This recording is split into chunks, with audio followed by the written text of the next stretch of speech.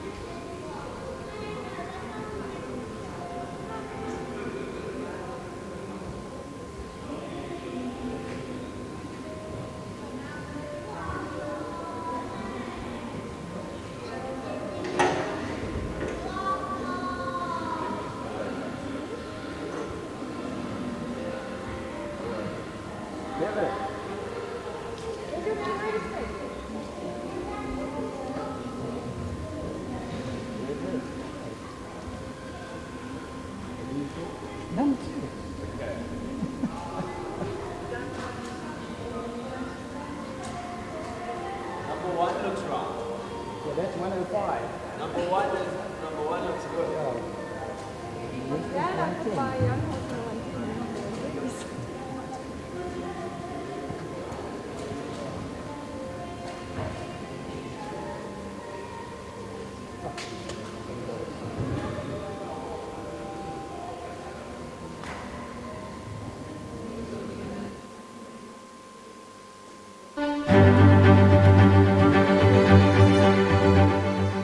My name is Govert Triggle.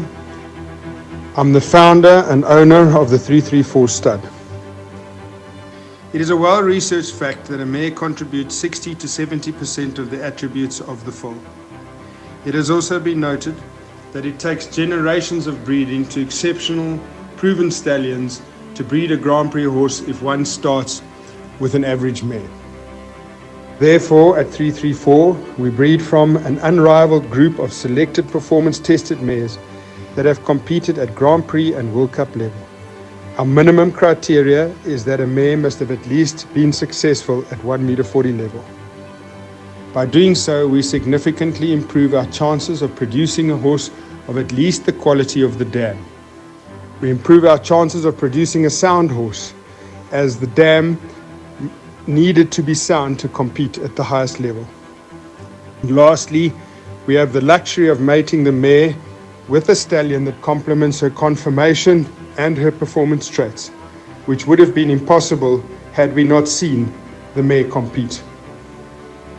By meticulous attention to detail of the breeding, growth and development of our future champions, under the watchful eye of our world-class team, I am sure we can provide you with a horse to fulfill your show jumping dreams and aspirations.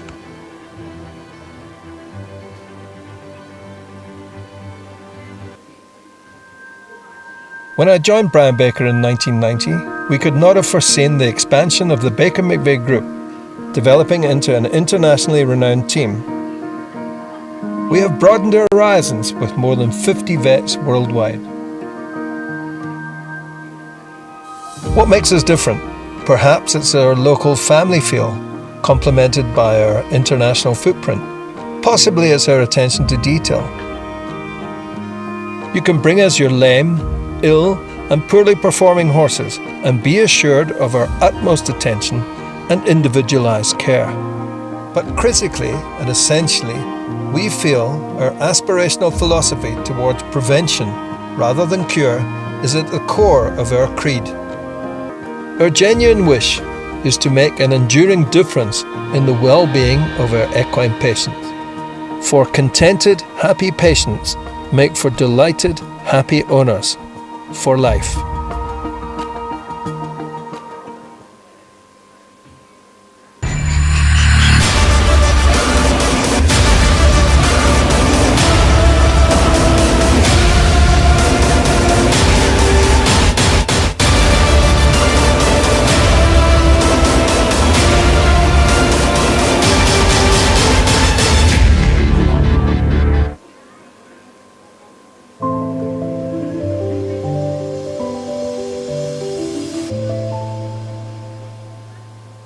Country Life Properties, a boutique real estate company specializing in sales of equestrian properties, sale of residential, agricultural and country lifestyle estates in the Greater Kyalami area.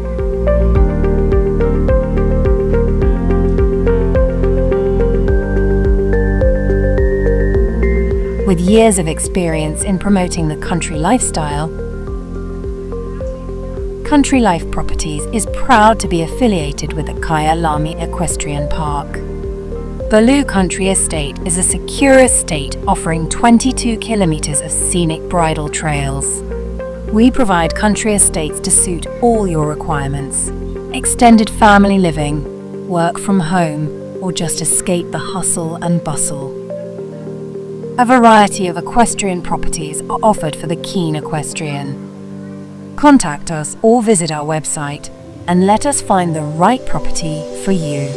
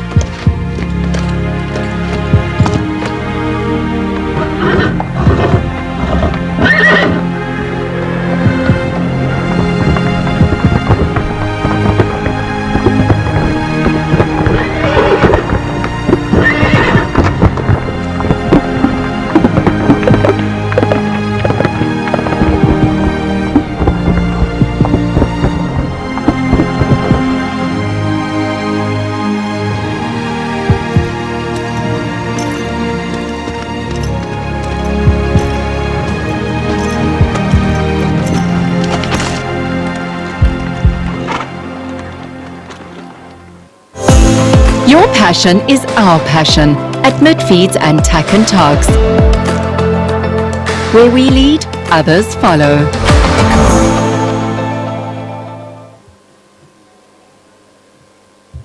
Hi, I'm Stacey from SHB Financial Services, specializing in the best payment solutions for your business.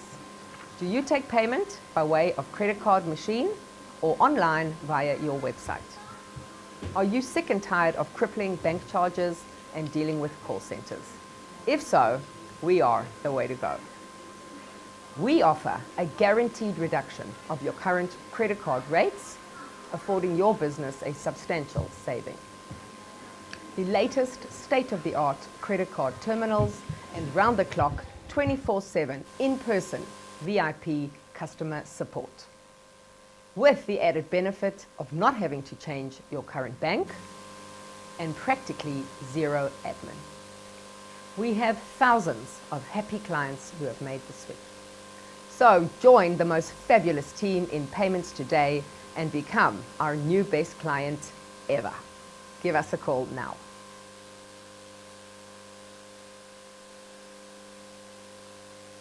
Yeah. Bet you're wondering what it is. Bet you're asking how. Come on. Check this out.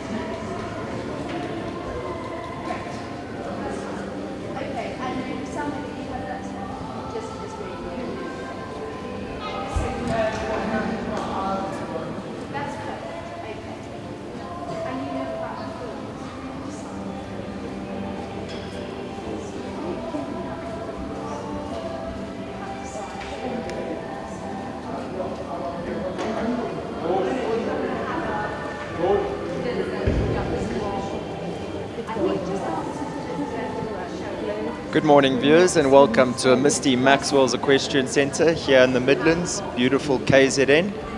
We're lucky enough to have Equilive on board for the show, so we'll be bringing you all the show jumping over the next 4 days.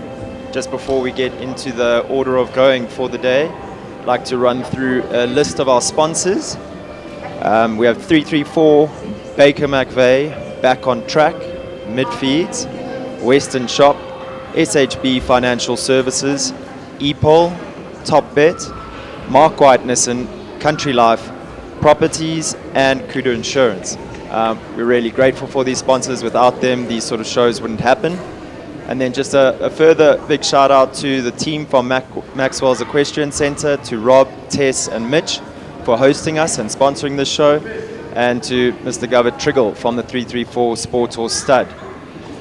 So our order of going of classes for the day, we're going to be kicking off with the Pony Rider A2 competition. They're all speed classes today, so lots of quick riding expected.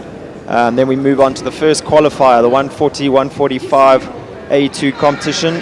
First qualifier for Sunday's big indoor Grand Prix, followed by the 135s, the 130s, the 120s, 110s, 1 meters, and then rounding out the day with the 90 centimeter A2 competition and the 90 centimeters / 1 meter Pony Rider A2 competition.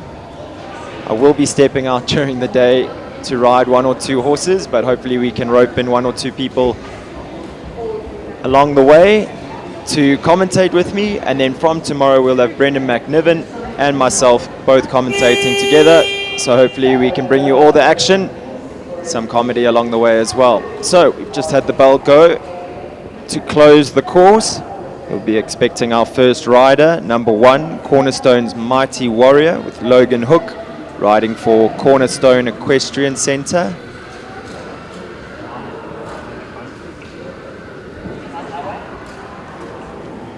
We've managed to walk this track this morning.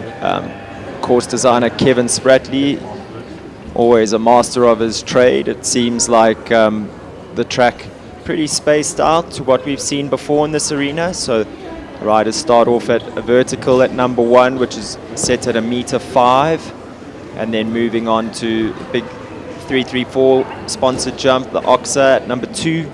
Then they make a left turn to number 3, 9 strides in a straight line up to the wavy blue plank at number 4. Number 5 is a double on 2 strides. Then the riders make their way around to a skinny Oxa, the Radium Oxa on the short side here, closest to the judges' box.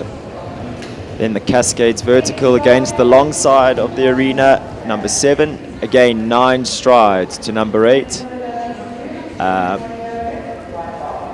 Right turn to an Oxa at number 9, and then finishing off left to another big Oxa, the Maxwell sponsored jump at number 10.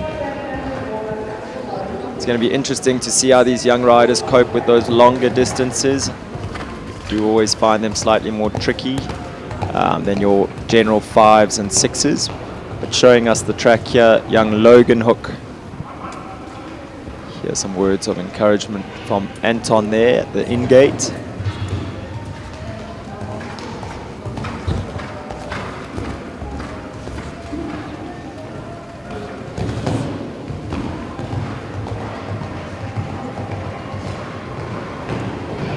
Logan turning inside to number 3, so electing to do the 10 strides down to number 4.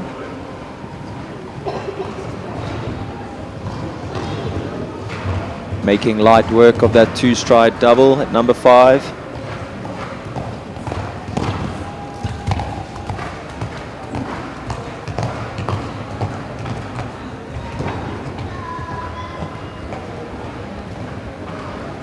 Again, electing for the extra down there from 7 to 8, doing 10 strides.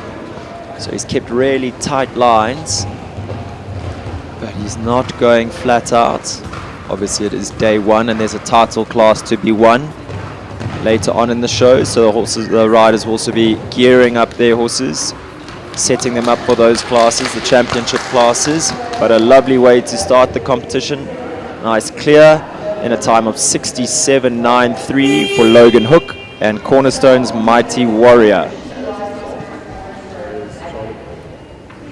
Number 2 up next, Cornerstone's Magic with Miani Stain.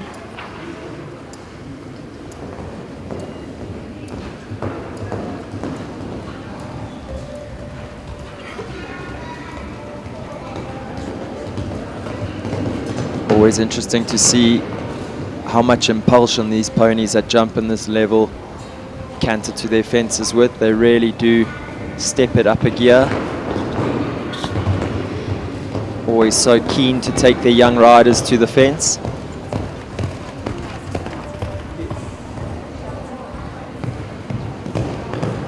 Good shot at number 3. Again, another rider electing for the extra down there from 3 to 4. So it looks like these young riders today definitely thinking about setting their horses up for the championship classes.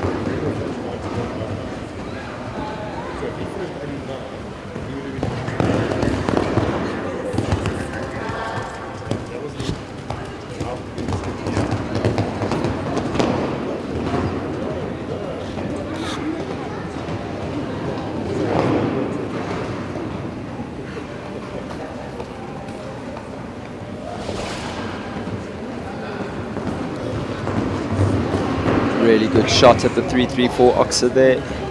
Just the last to go. Leaves it up. Comes home in a time of 79.51. Clear for jumping. Unfortunately caught by the clock. 2 time faults. Time allowed 78 seconds for this class. But a lovely way for that young lady to start her competition here at Maxwell's Equestrian Centre, this beautiful indoor arena.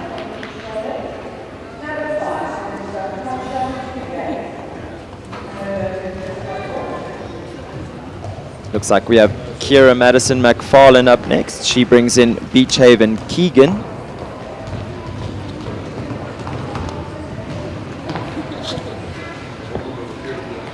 Setting a good ground speed here from jump number 1.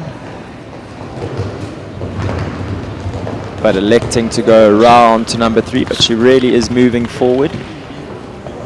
Venture to say this is one of the quickest rhythms that we've seen so far here this morning. Gets the 9 strides from 3 to 4.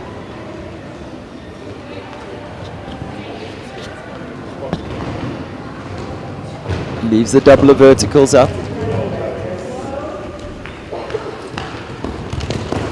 She's moving. She can keep this speed up. That time of 67.93 of Logan Hooks might be under pressure. Oh, and unfortunately just having that vertical down at number 8.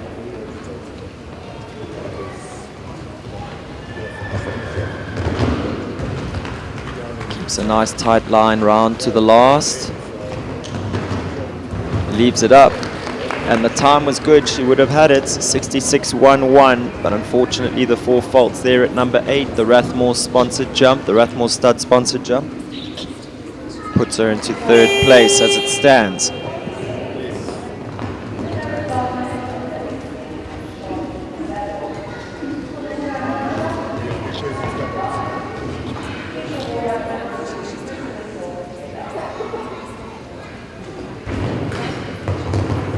Number 4 on track at the moment, Charlotte Kelsey. She rides Bling.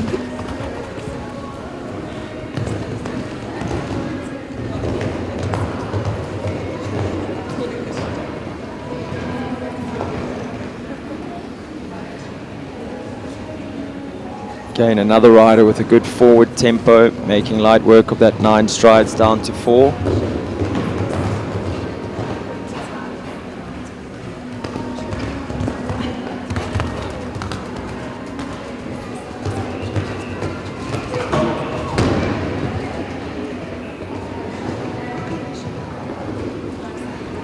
This pony really does have big step. Kelsey getting down all the distances very easily.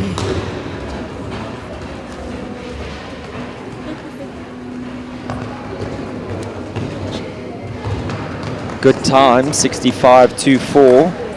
So unfortunately that one blemish at number 7. She finishes on 4 faults.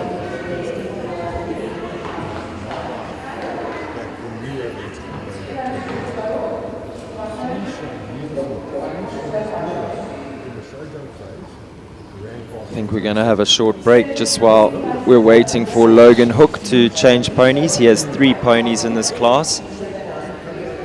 So he'll be coming in next on number 5, Cornerstone's Hot Shot.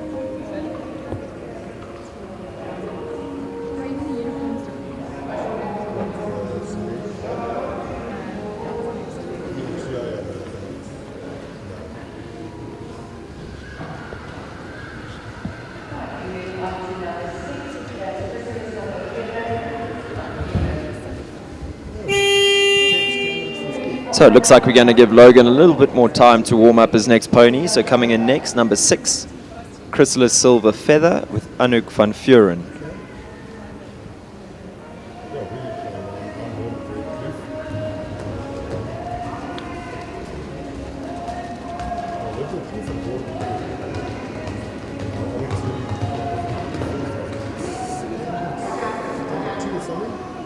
Keeps it nice and tight, 1 to 2. Only makes a big effort there at number 2 to leave it up.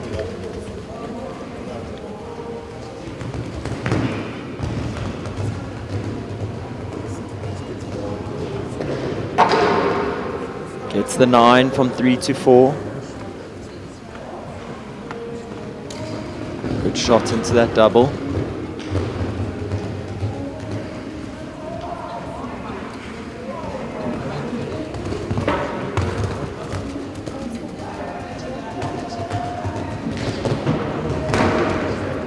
Second rider we've seen have that cascades fence down. It can sometimes be a little bit distracting for the horses when the jumps are placed up against the edge of the school like that on the long side. Pony maybe just losing a little bit of concentration. But her time is quick. Comes home in a time of 65.70. Unfortunately, that one rail going down, meaning she won't be good enough for the prizes today.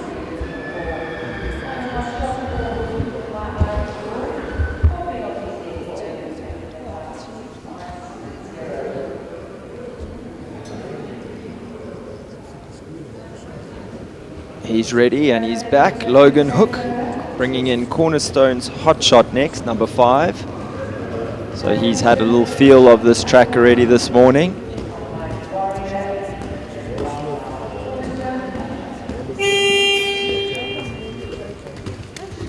So he'll know exactly what's expected of him to be able to beat his own time of 67.93. He needs to leave them all up though.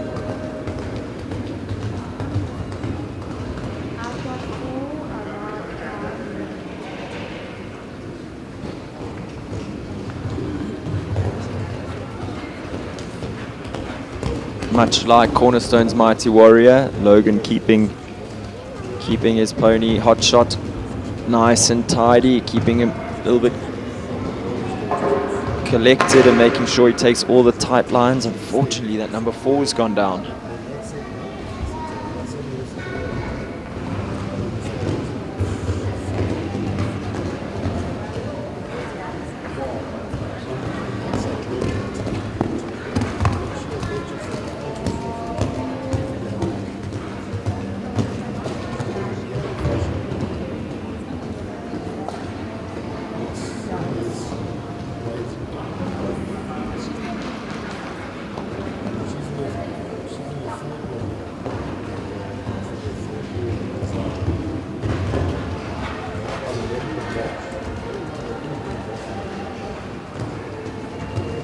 Gets a little deep at the last, leaves it up, comes home in a time of 71.13 with the 4 faults.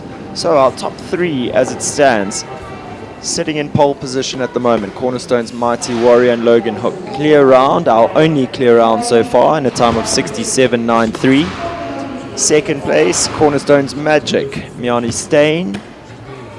She sits with just the 2 time faults in a time of 79.51, but clear for jumping. And then our fastest 4 faulter so far, Charlotte Kelsey and Bling.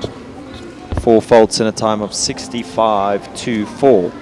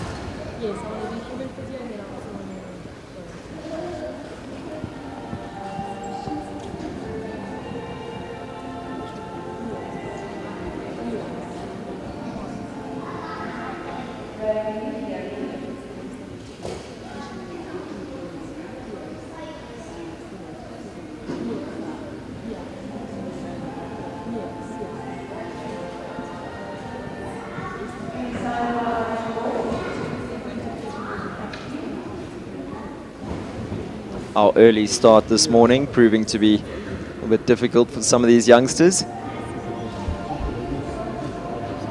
But there we have it, Oliver Neal making his way in next on number 7, My Irish Boy, riding for owner Jade Anderson.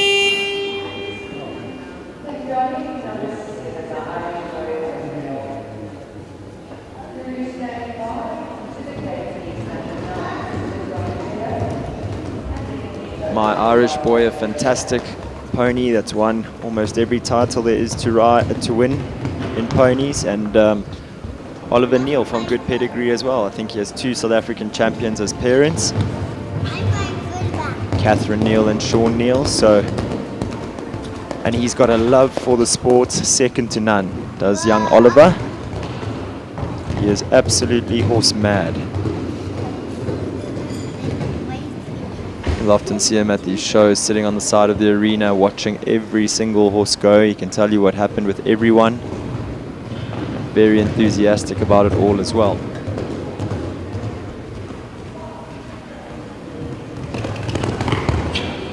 Very stylish young rider. He rides with Johan van Achterberg from the Kincardine setup. Ooh.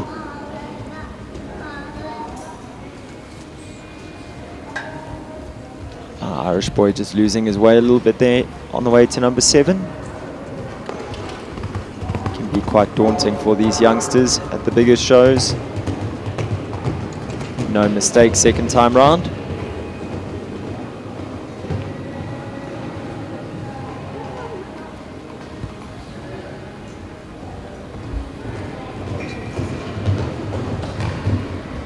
Good shot there at number 9. Moves around to the Maxwell's Oxer at the last.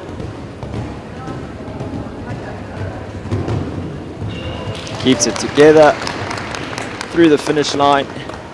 There'll be a handful of time faults there and 4 faults for the stop. But he'll be looking towards that championship class on Sunday.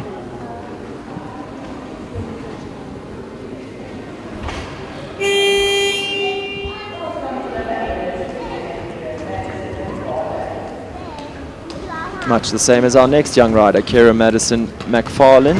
She brings in very talented Voodoo. I know Voodoo quite well from when she was piloted by young Cody Sander, who's not so young anymore. He won a lot of classes on this mare. Kira does a super job with her. She's quite buzzy, but has talent in bucket loads and really loves her job.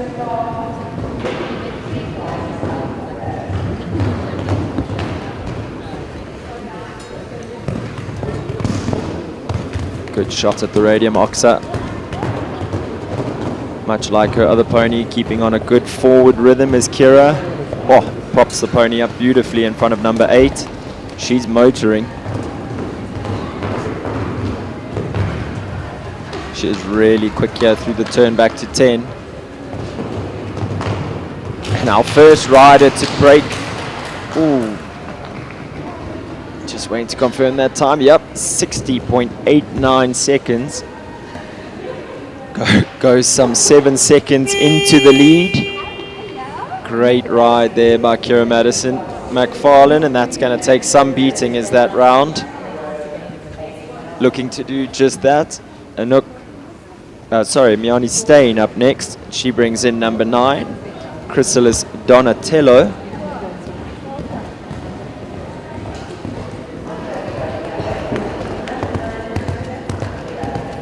She's going to need to go some if she's looking at beating that time of Kira's 60.89. Lightning round there that we've just seen.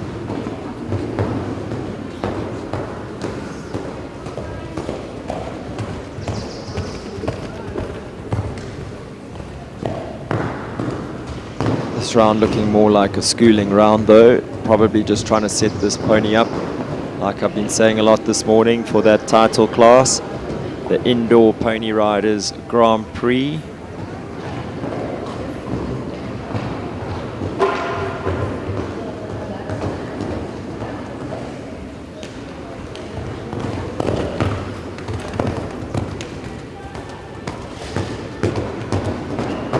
Good shot at the Cascades vertical. Leaves that Rathmore stud jump up.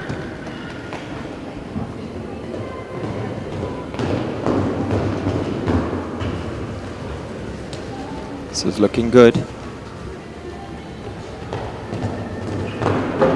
Oh, and 4 at the last. So unlucky. Time was good, 70.26. Would have been good enough for 3rd place, so she nearly put herself onto the podium there here on day 1 at the Maxwell's Equestrian Indoor Grand Prix. Unfortunately, front rail of the last going down. So, looks like with just 1 rider to go, Logan Hook, who will be bringing in Cornerstone's Arabella. Your top 3 as it stands, sitting in pole position, Voodoo with Kira Madison McFarlane, electric time of 60.89. 2nd place at the moment, Logan Hook riding Cornerstone's Mighty Warrior. Only 2 clear rounds. His in a time of 67.93. And then in 3rd place at the moment, in 3rd place at the moment, Cornerstone's Magic with Miani Stain. She was clear for jumping, just those 2 pesky time faults.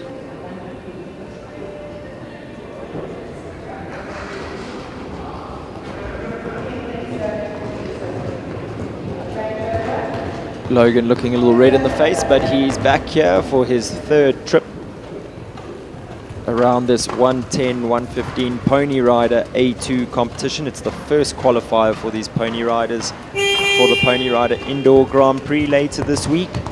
Title that young Zara Pappalardo won in 2024.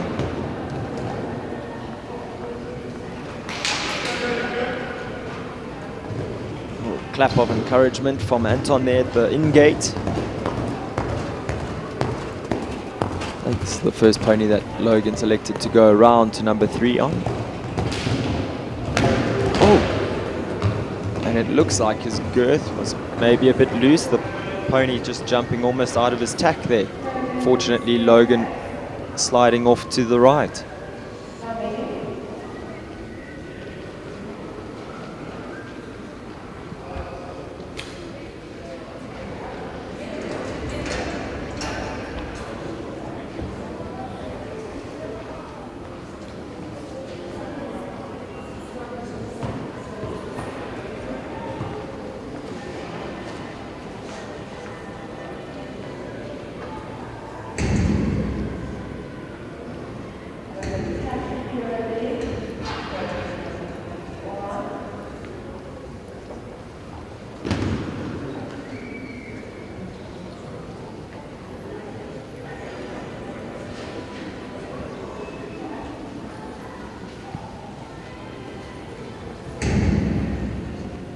So hopefully nothing too serious there with Logan. The medics are with him. He is up and about. So we wish him the best for the rest of the show, hoping that nothing sinister happened there. Viewers, just for our viewers at home, on the YouTube channel, we are aware that there's a glitch at the moment with the live streaming on the main link.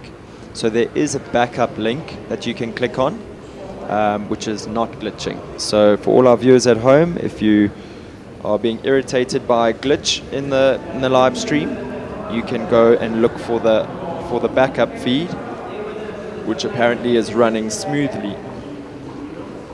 So we do hope Logan Hook will be up quickly because he needs to get to the podium. We have a result for this class. First place, taking the win here in our first qualifier, Kira Madison McFarlane, riding number 8 Voodoo. Taking second place, Logan Hook. He rode Cornerstone's Mighty Warrior. And Miani Stain comes in third place, riding Cornerstone's Magic. So we need 2 clear rounds in this first qualifier of the Pony Riders competition. So Kevin Spratley showing that he means business this week. To earn those clear rounds, these riders are going to have to really ride at the top of their game. While we watch Kevin setting up for our next class, the 145-140 A2 competition, also the first qualifier for the Adults Indoor Grand Prix. We're going to take a short break, and when we come back to you, we'll have our top 3 winners from our Pony Rider class.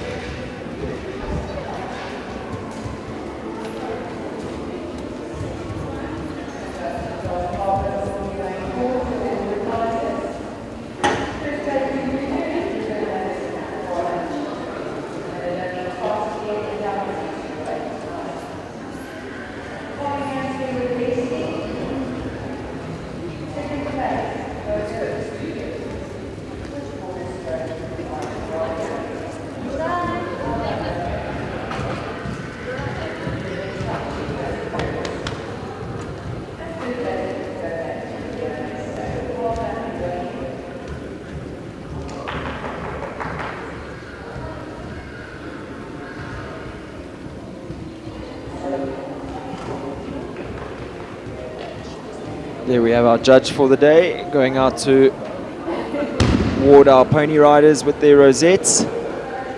Kira Madison McFarlane taking the win in a very quick time of 60.89. Logan Hook and Cornerstone's Mighty Warrior second place. And rounding out our podium, Miane Stain riding Cornerstone's Magic. So the Cornerstone stables well represented here on the podium today. Good day out for them. Well done, Anton Hook. And big shout out to Kira for taking the win as we watch our pony riders head off on their lap of honor. Would imagine there's going to be quite a course change now. Quite a big step up to a 145 A2 competition now. The first qualifier for the adults for their indoor Grand Prix for this Sunday.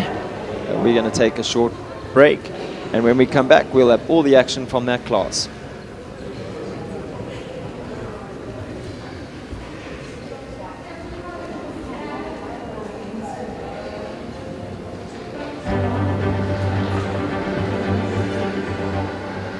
My name is Gavin Triggle.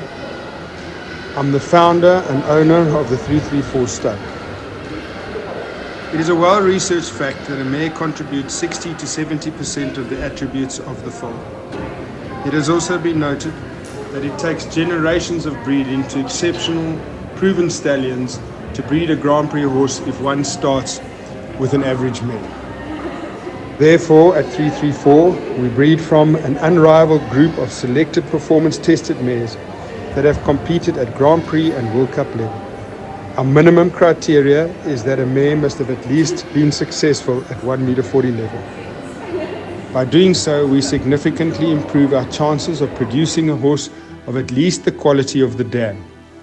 We improve our chances of producing a sound horse, as the dam needed to be sound to compete at the highest level. And lastly, we have the luxury of mating the mare with a stallion that complements her conformation and her performance traits, which would have been impossible had we not seen the mare compete.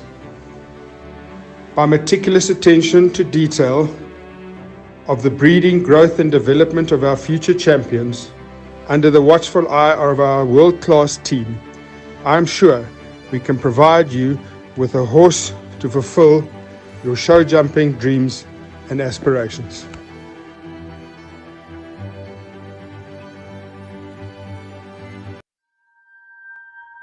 When I joined Brian Baker in 1990, we could not have foreseen the expansion of the Baker McVeigh Group, developing into an internationally renowned team. We have broadened our horizons with more than 50 vets worldwide. What makes us different? Perhaps it's our local family feel, complemented by our international footprint. Possibly it's our attention to detail. You can bring us your lame, ill and poorly performing horses and be assured of our utmost attention and individualised care. But critically and essentially, we feel our aspirational philosophy towards prevention rather than cure is at the core of our creed. Our genuine wish is to make an enduring difference in the well-being of our equine patients. For contented, happy patients make for delighted, happy owners for life.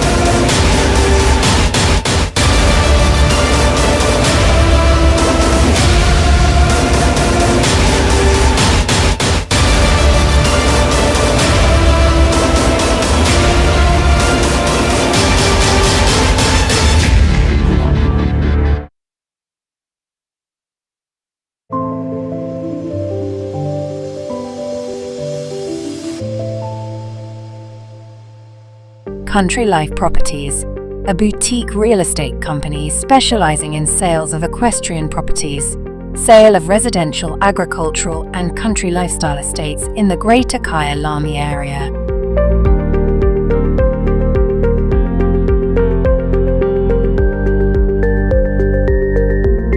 With years of experience in promoting the country lifestyle,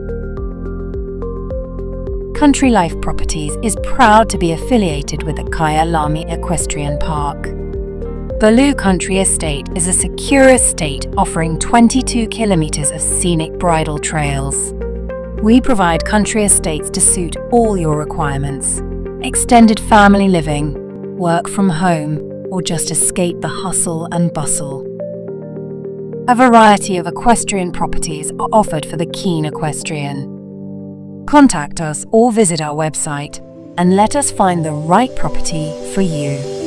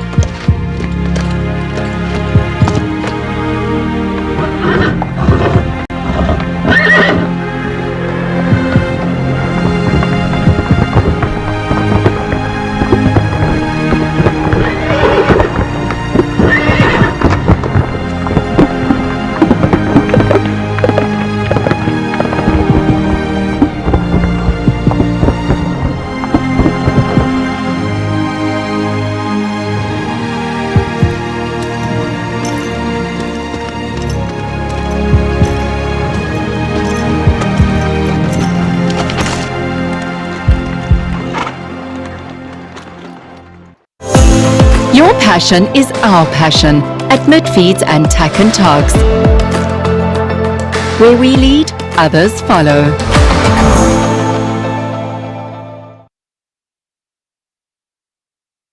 Hi, I'm Stacey from SHB Financial Services, specializing in the best payment solutions for your business. Do you take payment by way of credit card machine or online via your website? Are you sick and tired of crippling bank charges and dealing with call centers? If so, we are the way to go. We offer a guaranteed reduction of your current credit card rates, affording your business a substantial saving. The latest state-of-the-art credit card terminals and round-the-clock 24/7 in-person VIP customer support, with the added benefit of not having to change your current bank and practically zero admin. We have thousands of happy clients who have made the switch. So join the most fabulous team in payments today and become our new best client ever. Give us a call now.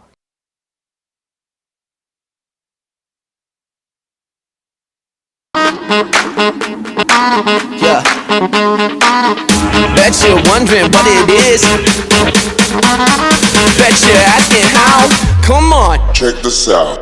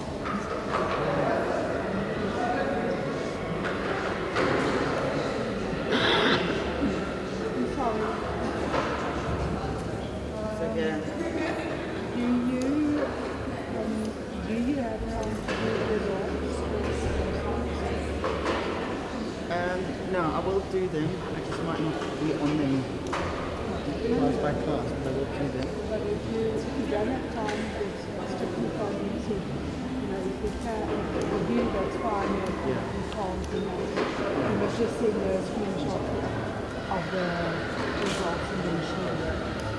Yeah, I will do that.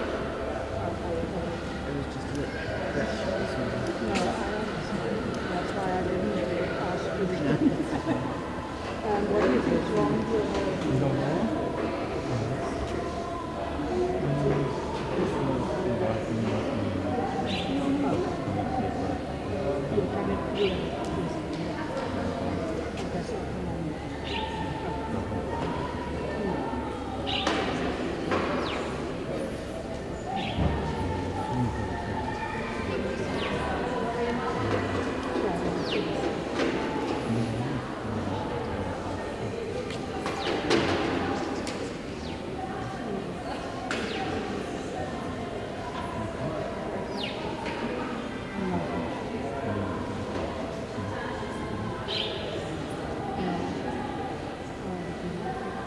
Well done, Team Cornerstones. Logan, okay? It's fine. They make it.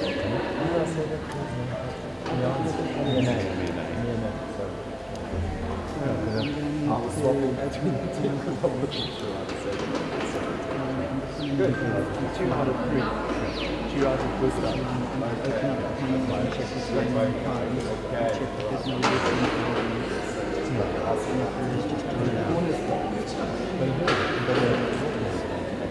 Yeah.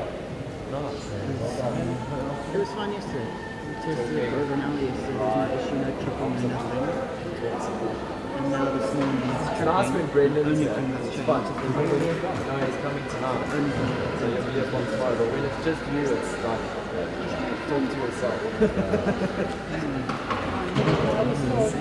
You guys know that. stand outside with the rain. It has done. I've As left long it as it doesn't lie down, it's fine. It's been in storms before. So I'm visiting a guest, just one of the power connectors has been that much sticking out.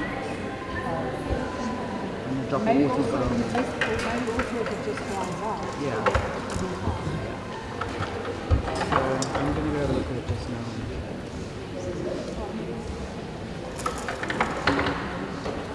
Never simple. No, it's not. It's never simple as simple life. Always an issue for sure. Anyway, what can we do? I'll sort it out just now. Monday, guys, I'm keeping my hand. Using the screwdriver. Morna is here. Is he about? Morna and Ian, they're both here. We're not in the break today though. No. Okay, that's fine. So I'll just get it done this afternoon. I don't think we're going to be finished right now. That's fine. I think we're probably going to be finished by 4:15, half past 2. That's fine. At least it's not that. Yeah, so I'll just sit. Hopefully it's dried out by then, if that's what it is. Otherwise I'll just get a screwdriver, we'll connect it up down here and see what's what. And if it does need fiddling, then I'll do it together. Otherwise, the next day she'll try and get Philip to bring things, the other ones through. So at least that is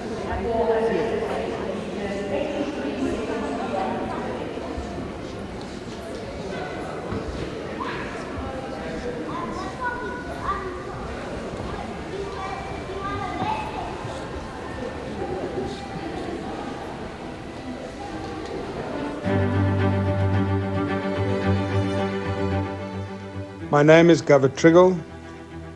I'm the founder and owner of the 334 Stud.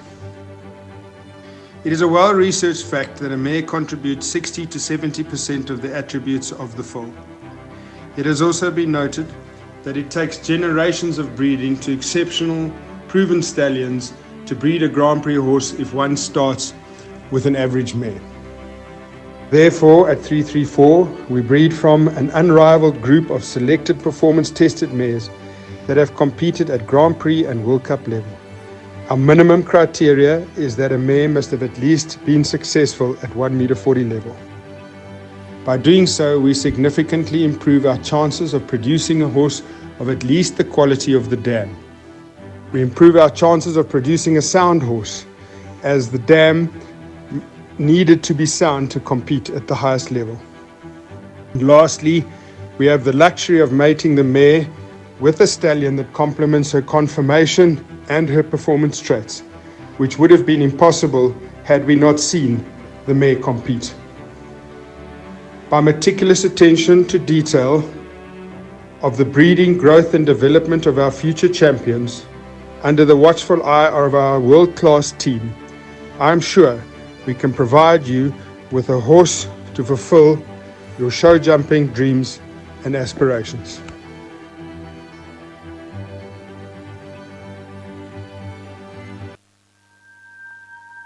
When I joined Brian Baker in 1990, we could not have foreseen the expansion of the Baker McVeigh Group, developing into an internationally renowned team.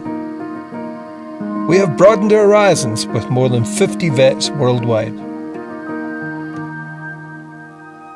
What makes us different? Perhaps it's our local family feel, complemented by our international footprint. Possibly it's our attention to detail. You can bring us your lame, ill and poorly performing horses and be assured of our utmost attention and individualised care. But critically and essentially, we feel our aspirational philosophy towards prevention rather than cure is at the core of our creed. Our genuine wish is to make an enduring difference in the well-being of our equine patients. For contented, happy patients make for delighted, happy owners. For life.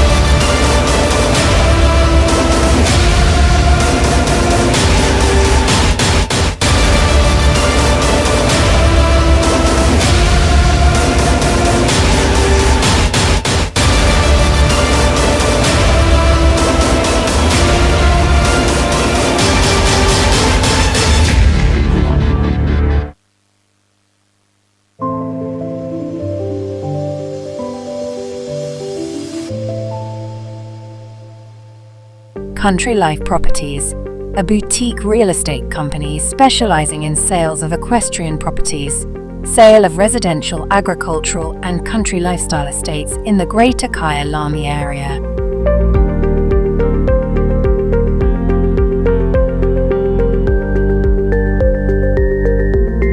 With years of experience in promoting the country lifestyle,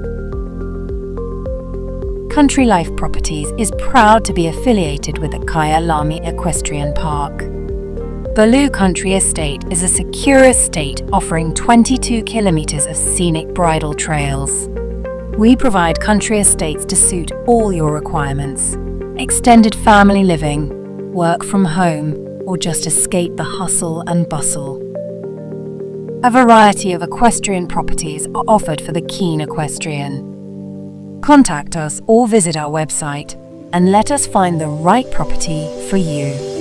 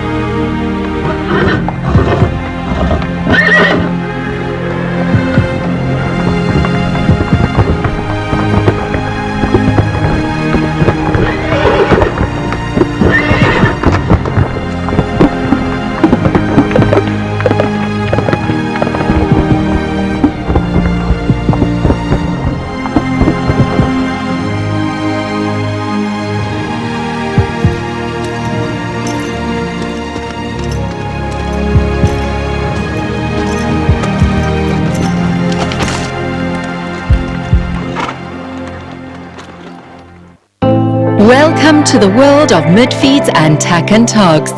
South Africa's largest animal feed retailer and a haven for equestrian enthusiasts and animal lovers. Friendly and knowledgeable staff are at your service. We pride ourselves in offering a vast range of premium products that we know and trust. Your passion is our passion at Midfeeds and Tack and Togs. Where we lead, others follow.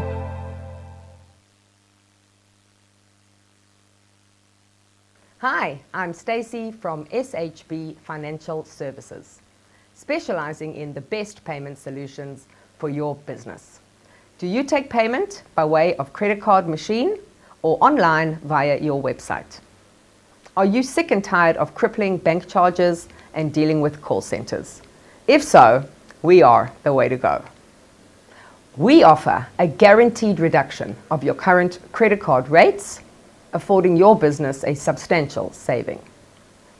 The latest state-of-the-art credit card terminals and round-the-clock 24/7 in-person VIP customer support, with the added benefit of not having to change your current bank and practically zero admin. We have thousands of happy clients who have made the switch. So join the most fabulous team in payments today and become our new best client ever. Give us a call now.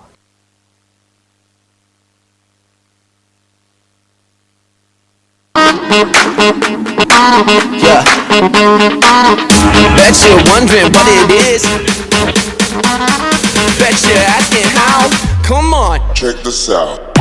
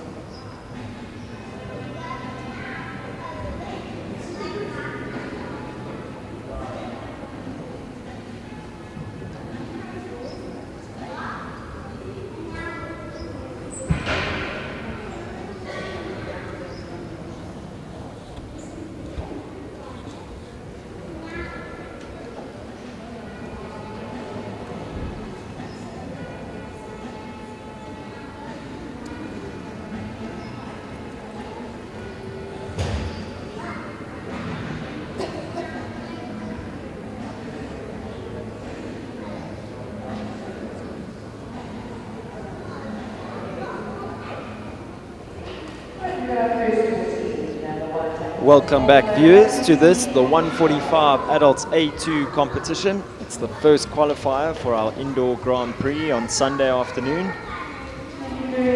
Coming in to take the salute on behalf of the class, Shari Michaelis, and she brings in number 1, Takan Togs, Ultimo WC.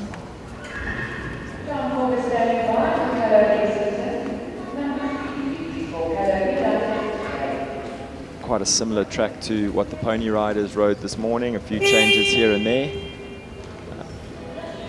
Shari's a lovely rider for us to be able to watch. She sets off here around this Kevin Spratley design course. Nice easy approach to number 1, that vertical. Riders will turn back pretty tight to the E-pole oxer at number 2. Time allowed of 83 seconds, so they can't be too patient as they make their way around this track. 7 strides from 3 to 4. This left turn back to the doubler verticals. Shari's trainer, Raina Korber, watching on carefully from the end gate. The riders make their way to this radium oxer, skinny oxer on the short side.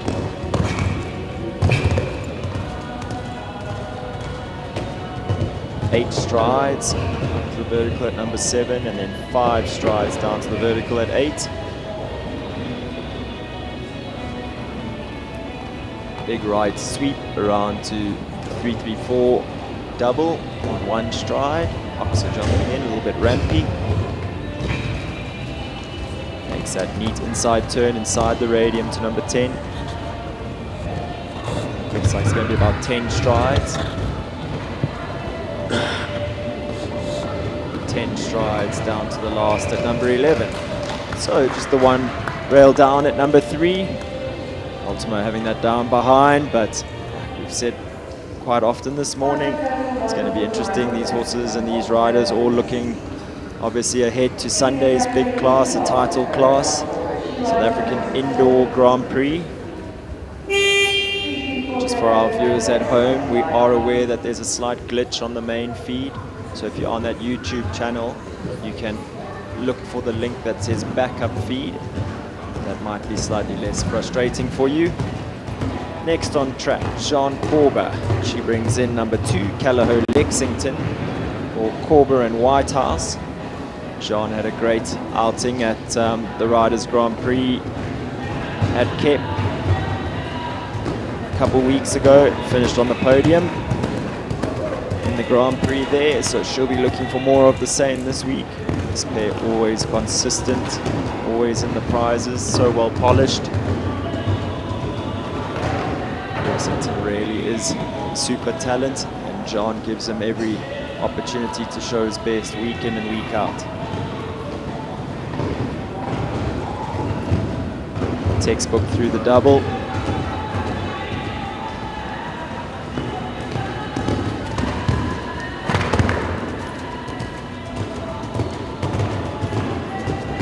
Eight strides there to 7, then a slightly balancing 5 to the vertical at 8.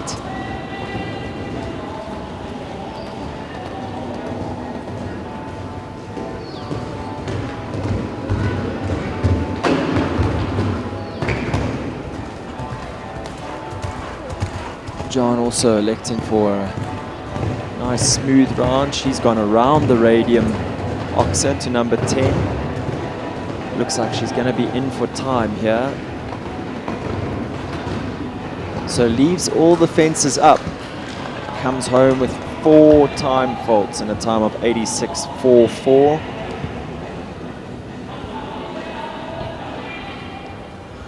So if she'd been just a fraction quicker, she could have been in that underneath that 4 faults, which would make her ahead of anyone that has a rail down. But as it stands at the moment, still puts her into pole position. Next up, Leona van der Merwe. She brings in number 3, 334 Calaho Vedante, riding for the 334 Sport or Stud.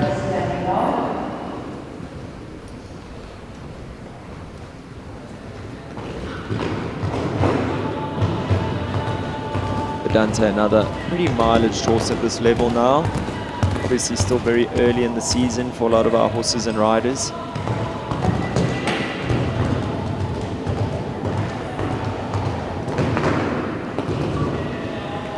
So it will be more the seasoned horses that we will see jumping up at this level this week. Props herself beautifully in that double.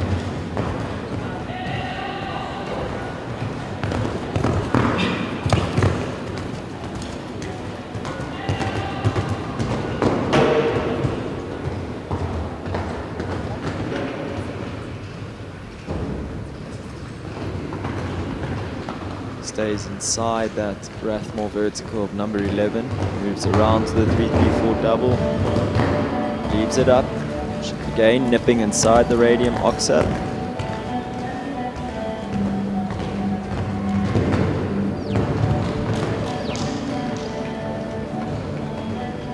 Getting to the last, oh, little spook or little left right, loss of concentration, but leaves it up.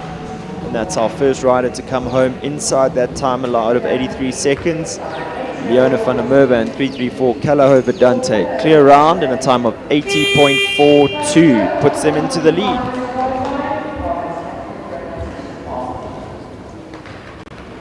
Now, a partnership that I'm sure is expecting big things this year. Tamar Glixman.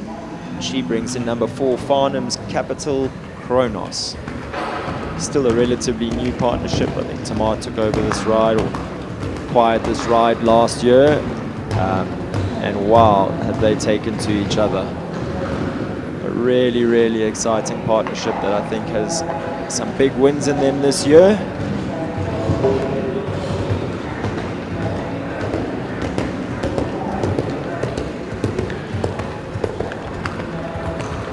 Looks like this is going to be a nice, easy schooling round for Tamar.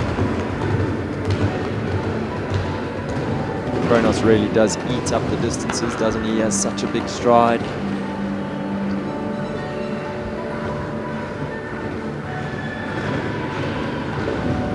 He's looking very relaxed and organized here today.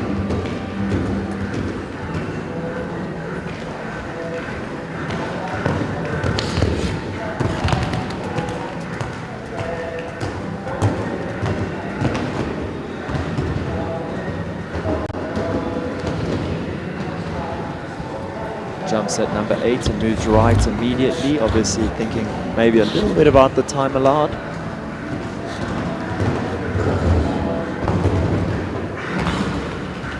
Big extravagant jump out of that double. 2 from home. Do fear she's going to be in for time here. Good shot at the last.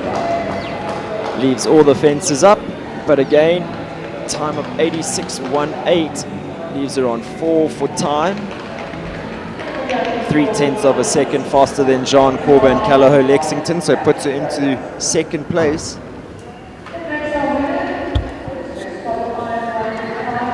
So with two prizes, our result here today, Callao Vedante, 334 Callao Vedante, and Leona van der Merwe taking the win, our only clear round in that class, time of 80.42.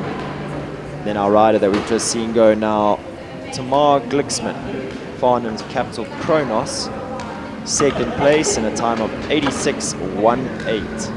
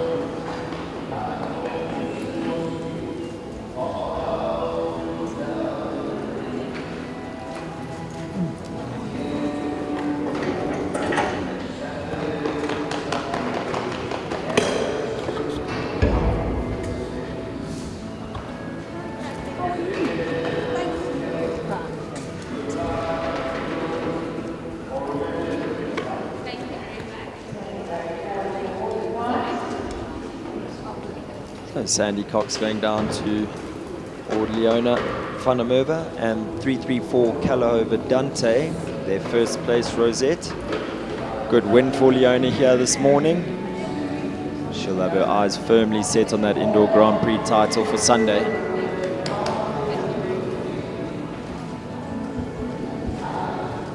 Always a treat to watch is Leona, very stylish rider. She loves her horses and it shows in the results that they give her. Well done, Leona van der Merwe. And just while we have a moment, viewers, I'd like to take this opportunity to thank our sponsors for the show. 334 Sport Horse Stud, Baker McVeigh, Back on Track, Midfeeds, Western Shop, SHB Financial Services, EPOL, Top Bet, Mark White Nissan, Country Life Properties, and Cuda Insurance. Next up, we're going to have our 135 A2 competition. We have 22 riders riding in that competition. So we're going to give them a moment to walk that track, and we'll be back with you shortly.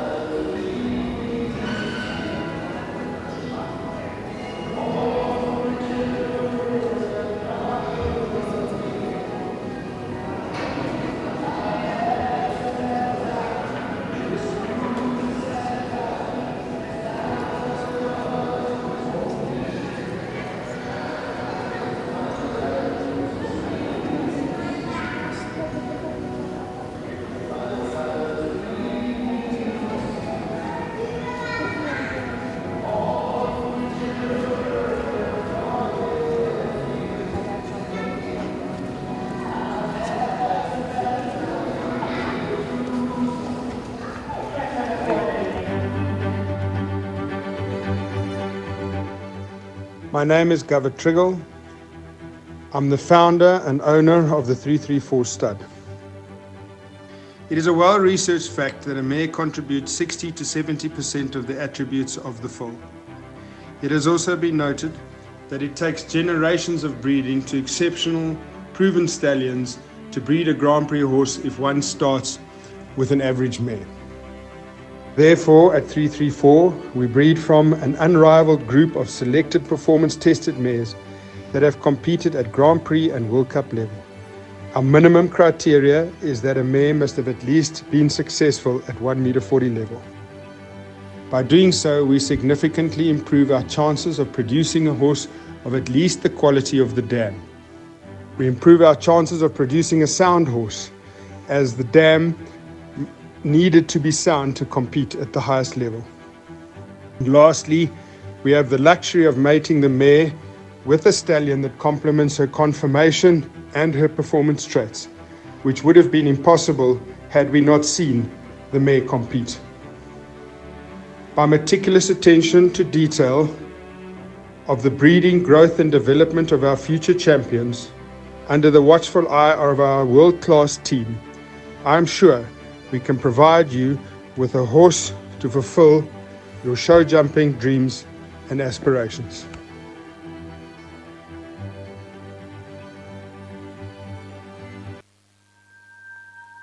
When I joined Brian Baker in 1990, we could not have foreseen the expansion of the Baker McVeigh Group, developing into an internationally renowned team. We have broadened our horizons with more than 50 vets worldwide. What makes us different? Perhaps it's our local family feel, complemented by our international footprint. Possibly it's our attention to detail. You can bring us your lame, ill and poorly performing horses and be assured of our utmost attention and individualised care. But critically and essentially, we feel our aspirational philosophy towards prevention rather than cure is at the core of our creed. Our genuine wish is to make an enduring difference in the well-being of our equine patients. For contented, happy patients make for delighted, happy owners. For life.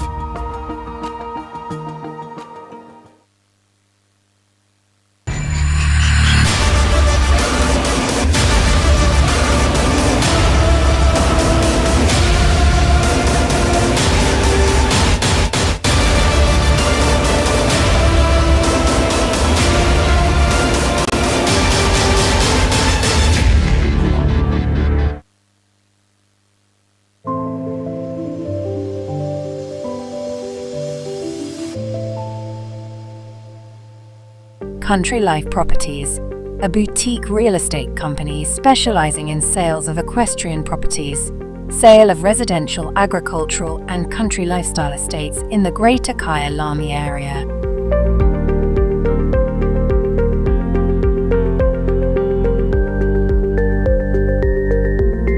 With years of experience in promoting the country lifestyle,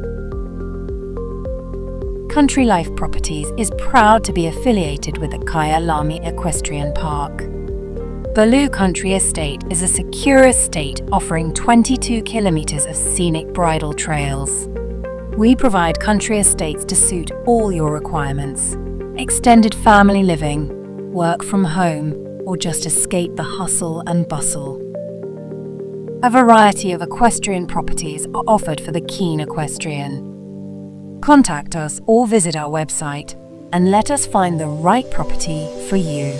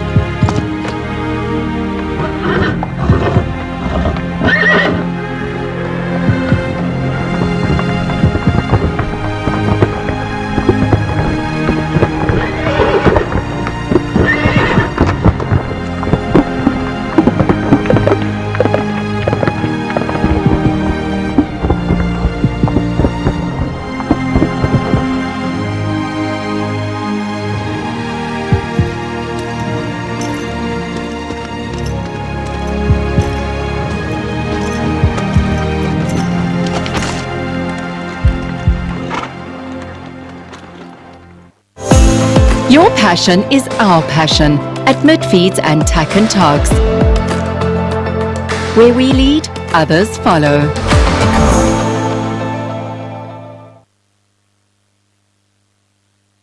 Hi, I'm Stacey from SHB Financial Services, specializing in the best payment solutions for your business. Do you take payment by way of credit card machine or online via your website? Are you sick and tired of crippling bank charges and dealing with call centers? If so, we are the way to go. We offer a guaranteed reduction of your current credit card rates, affording your business a substantial saving. The latest state-of-the-art credit card terminals and round-the-clock 24/7 in-person VIP customer support, with the added benefit of not having to change your current bank and practically zero admin. We have thousands of happy clients who have made the switch. So join the most fabulous team in payments today and become our new best client ever. Give us a call now.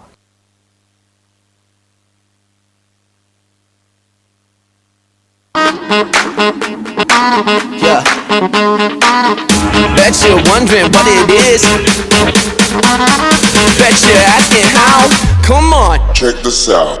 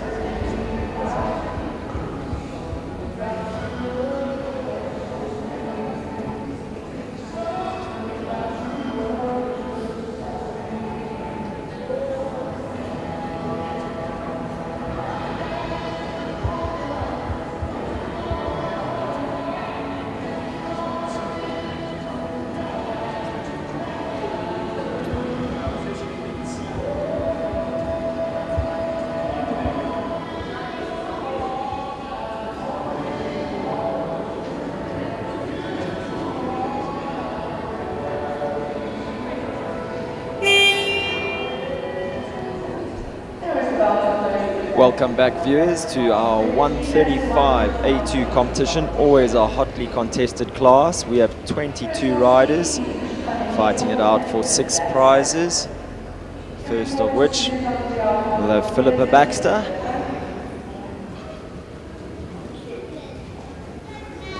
She brings in Uschi van het Nieterhof.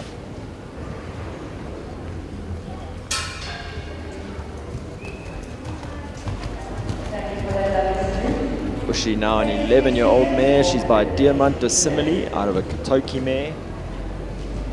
Saw Jonathan Clark and Bronwyn DeSantos campaigning this horse's mother, Kaya, very successfully in the country. She was such a lovely mare to watch. I must say Philip has done a great job producing Ushi.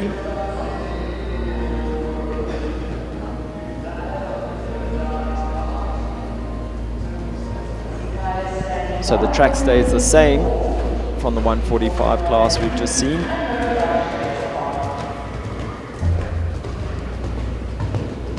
Big bold canter down to number 1.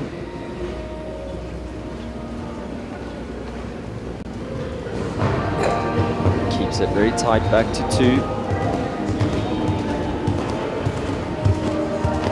Philippa electing to go around here to number 3. Do you think as these classes go on today, we're going to see the riders getting more and more competitive?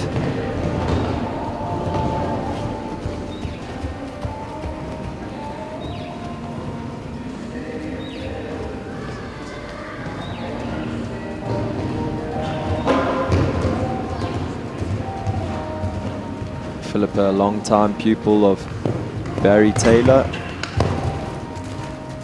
See how much confidence she rides with.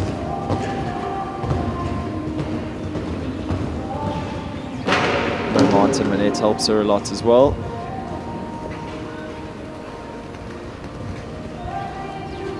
Another top professional who knows just how to make the riders feel like they could win any class on any day.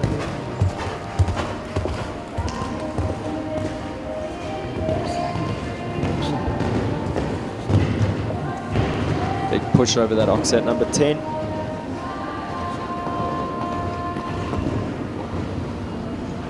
Clears the last, comes home in a time of 84.77, so a little over that time allowed of 83 seconds, and the 1 down finishes on a score of 6.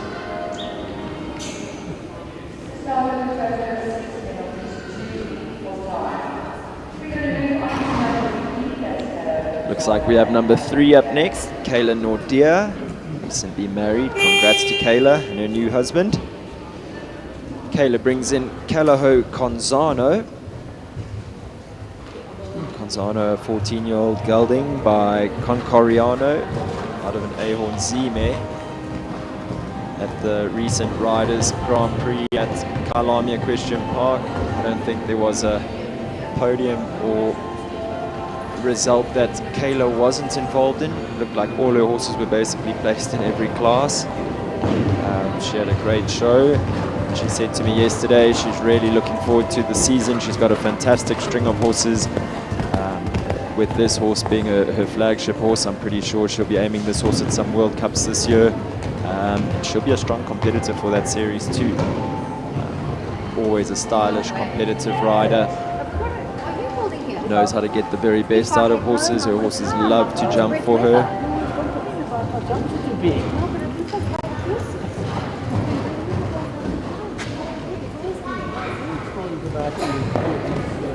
These two have only been together a little bit over a year, and already their partnership seems so well oiled. It'll rub at 7 and 8. 7 goes down, but for horses like this, sometimes jumping down a level or 2 on day 1, they can feel that there's not that same sort of fire in the belly to jump the bigger fences and win. This horse has a great season ahead of him.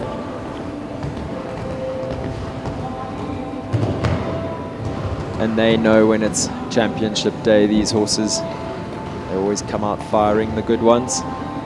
Lovely round from Kayla. I would imagine it's that horse's first time in the indoor. I didn't see her here at the show last year. So nice easy trip for him on day 1. Great way for him to get used to this arena.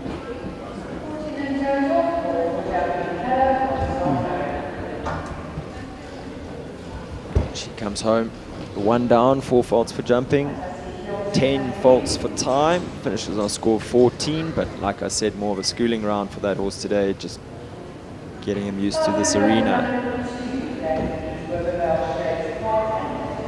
Number 2 up next, Hilton Ford, riding for owner Renee Ford, Rivervale's Shades Apart.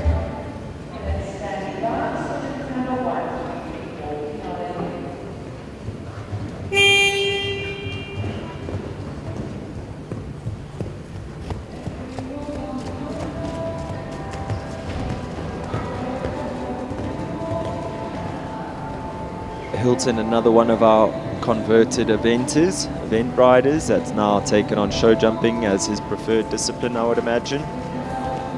Much like the likes of the great Graham Wynn. Seen Hilton make light work of climbing up these open grades in the show jumping discipline. Rides a lot of different horses, very competitive on a lot of different horses. He rides out of the Langley Equestrian setup. Grant Langley and his team.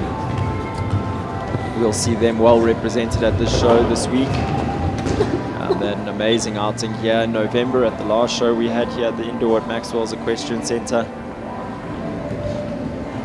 Almost looked like they needed an extra truck to take all their rosettes home, and I'm pretty sure they'll have much the same here this week.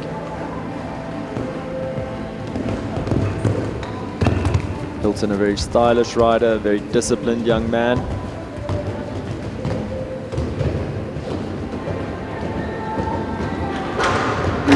Now Grant would usually tease him. He's born on a long weekend. He's a very tall guy, so he has to really work on his upper body control, and he does it perfectly. He's always in great balance with the horse. Very, very organized rider.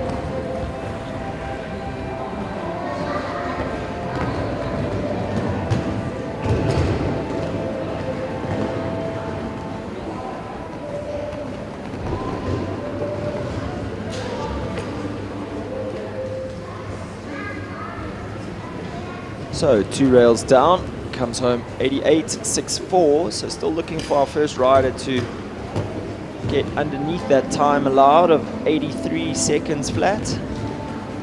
Looking to do just that, and very capable of doing just that. Up next, we have Calaho Liberia, number 4, with young Helen Kritikos.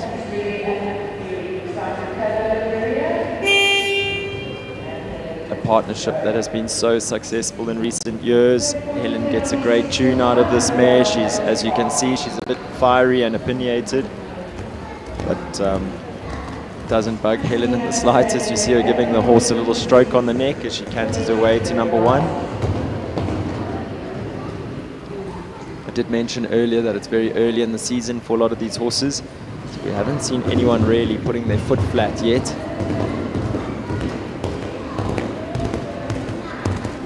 Hoping maybe we'd see Helen giving it a go, but it looks like she's also in for a schooling round here.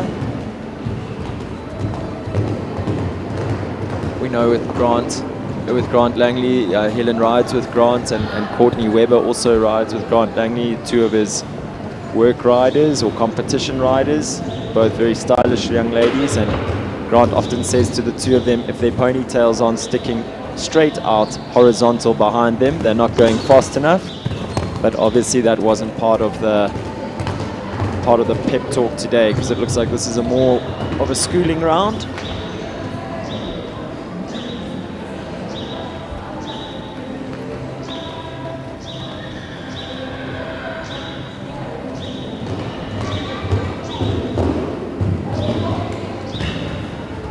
Like equitation there through the double.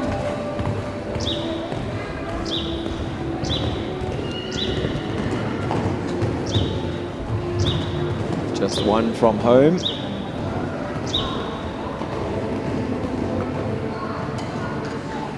Oh, and just outside that time allowed again. Leaves all the fences up. Just waiting for our officials to confirm the time.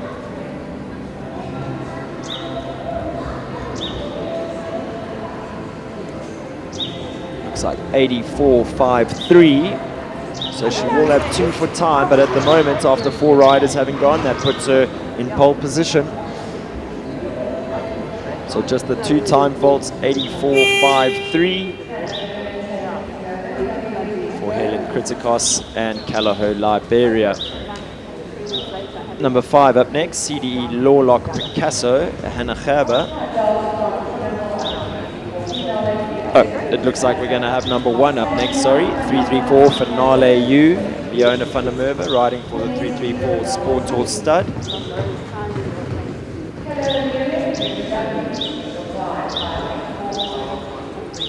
Now the horse obviously getting back into full swing for the season. Nice easy trip for this experienced competitive mare on day one here at Maxwell's Equestrian Centre.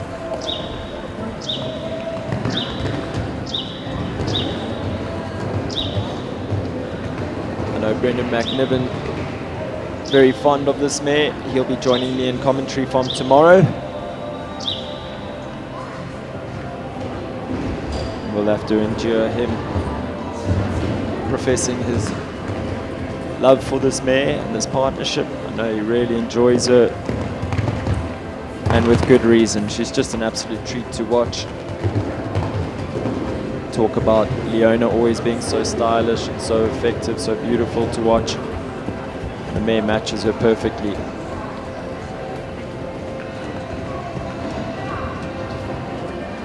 It's amazing to see that 334 Finale U. She's only 11 years old, so she's still got a long career ahead of her. She's already won so much.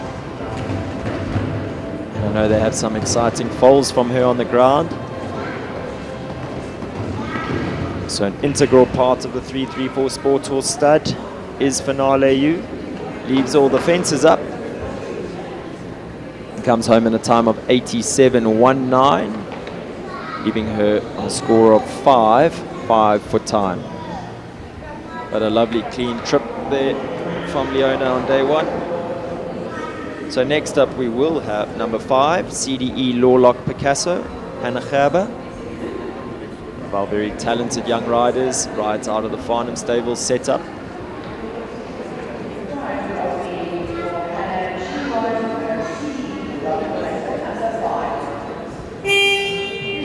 Another young lady who has amazing body control at the fence. Very good at giving her horses a little bit of room and allowing them to use their scope.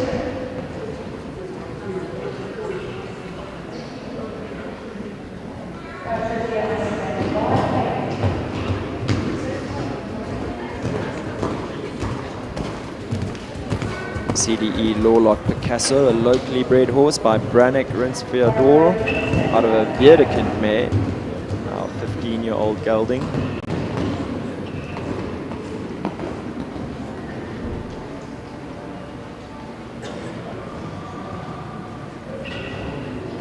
See there, space that I was talking about just now. She's so good at giving her horses a bit of room at the fence.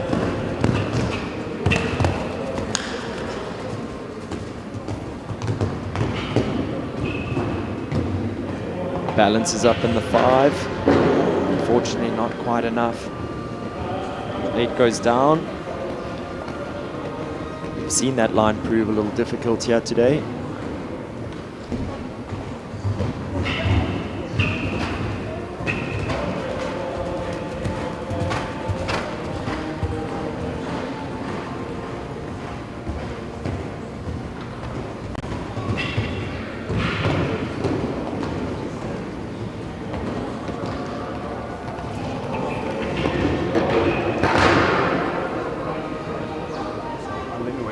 Horse maybe just holding itself towards the gate a little bit down there to the last.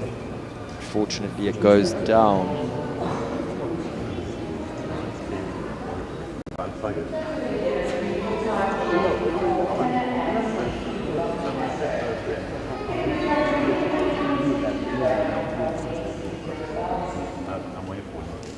So with 6 having started so far, we still haven't seen a rider to come inside that time allowed of 83 seconds. Riders in the last class prove that it is doable.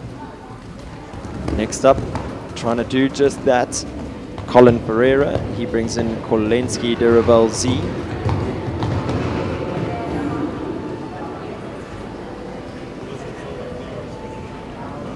Kolensky, an 8-year-old stallion by Kornet Obolensky out of a Quidam de Revel mare.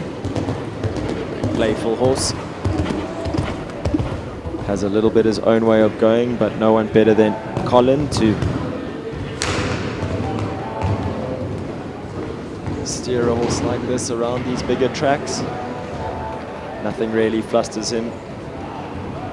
It's probably one of the best jockeys this country has ever seen. He has amazing feel. can ride anything, absolutely anything. This horse has a really big jump, but I think the rideability can be quite tricky. Colin putting on quite an exhibition here.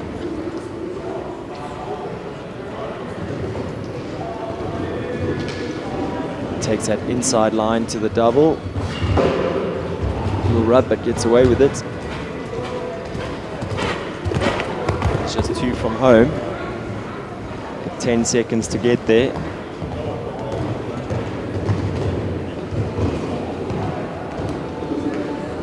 There's that playful streak we're talking about. Leaves the last up. But unfortunately another victim of the clock. Comes home 85.94. Gives him 3 for time, but good enough to go into second place as it stands. 3 less little plays or bucks from Kolensky, and he could have been inside the time, but that's just part of his makeup. Oliver Bishop goes next, number 7, Gaucho de Emma. Another World Cup rider, World Cup horse. Starting off their season early on here in the 135s.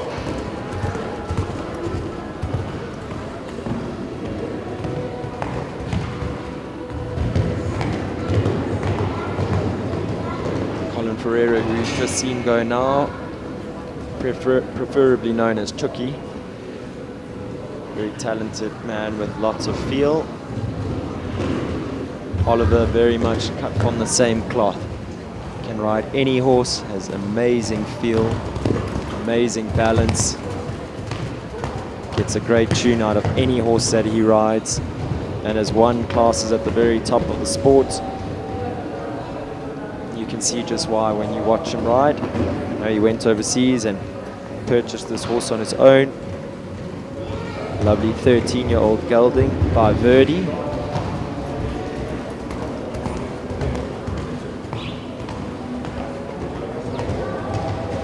Is so smooth, always forward, always easy off the turn, makes the horse's job really uncomplicated for them.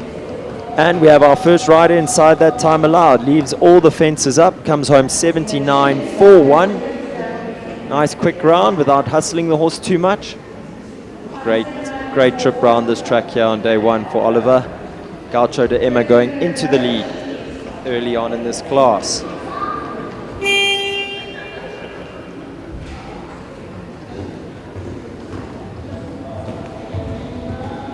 So from one horse bred by Sancho Fuhrman to another one bred by Sancho Fuhrman. Number 8 up next, Oripo de Emma. Lorette Knowles-Taylor in the saddle for Farnham Stables.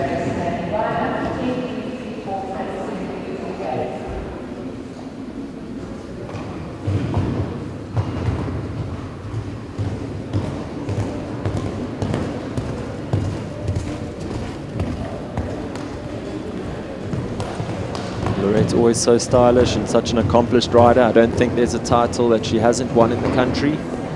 She's had a little bit of a break from the top of the sport, but for sure this horse is her ticket back to the World Cup classes. I mean, he's just got it all, and he suits her down to a T. Maybe a little bit more rideable, a little easier to ride than some of her horses that she has been so amazing on. That was very well sat. The horse cleared that jump by about 2 meters. Lorette doing a good job to stay in the saddle. She has lost a pedal though. Hopefully she can get that stirrup back. That's always a relief when you get your foot back in the stirrup on a big jumping horse like this.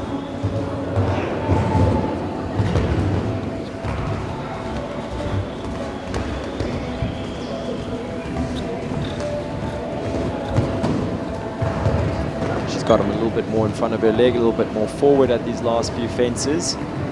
Just making sure he doesn't jump too high, and comes home inside that time allowed. 81.55, good enough to go into second place at the moment. That was really, really well sat there over this Radium Oxa.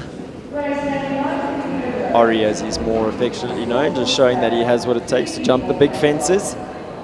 he wants them to go up.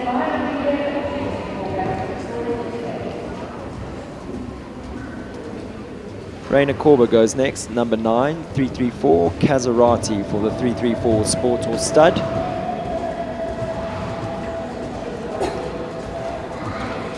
Kazarati, an 8-year-old gelding by Cassell out of Diorado, out of a Diorado mare.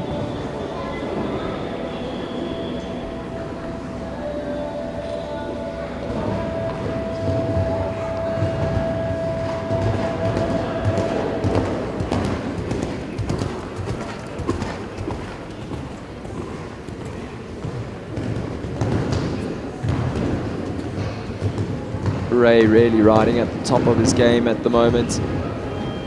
It shows in the number of pupils that he has. A very, very busy man, rides a lot of horses. And has one of the biggest groups of pupils, I think, in the country at the moment. It's a very quiet, calm, relaxed way of training his pupils. Always see him filling them with confidence before their rounds. Much the same as the way he rides, he never flusters the horses. Always seems very organized and confident. He's always thinking 3 steps ahead.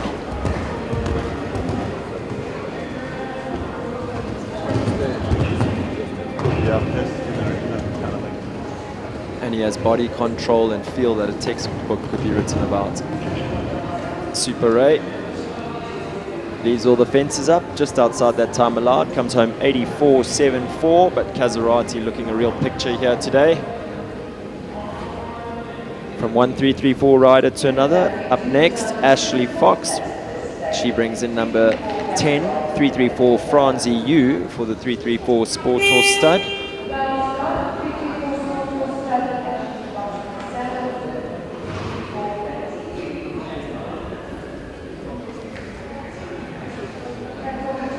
Ashley and Franzi jumped their first Grand Prix together last year. Also a relatively new partnership still, so it shows how much she really enjoys this horse.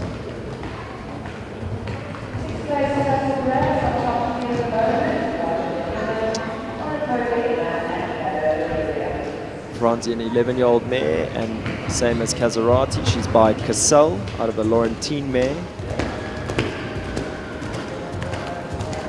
Previously competed by Chris van der Merwe. And Ashley's taken over the reins and does an amazing job with this mare.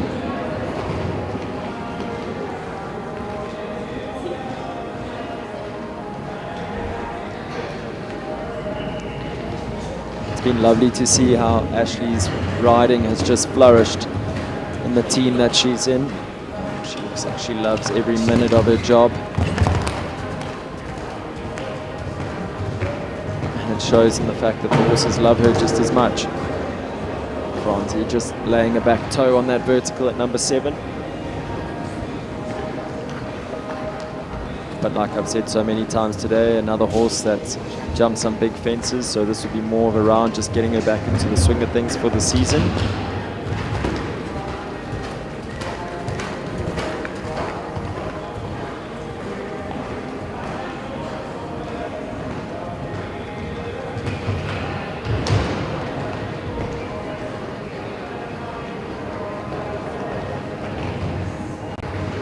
Clears the last, so comes home with just the 1 rail down and a few foot time. Gets a big pat. I wonder if we'll be seeing Ashley back in the Grand Prix again at this show, or if it's maybe a little bit early in the season, but I think an exciting season for her and Franzi ahead.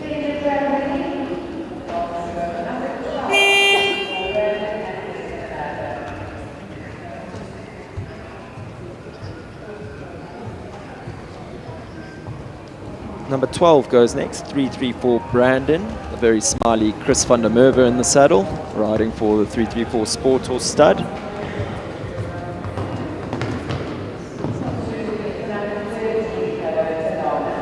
I watched Chris schooling this horse yesterday in very simple tack, a snaffle, no martingale. The horse is looking an absolute picture in his body. Chris said he's feeling great. Still a very young stallion. Just 9 years old by Bransau out of a Coleman mare. Already having jumped some Grand Prix last year. Chris has done an amazing production job, and such a treat for him to be able to sit on quality like Brandon.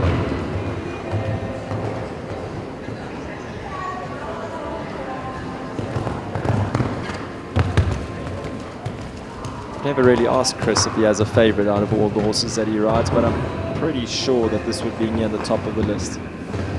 He's an absolute acrobat, this horse. Uses his body in pretty freakish ways.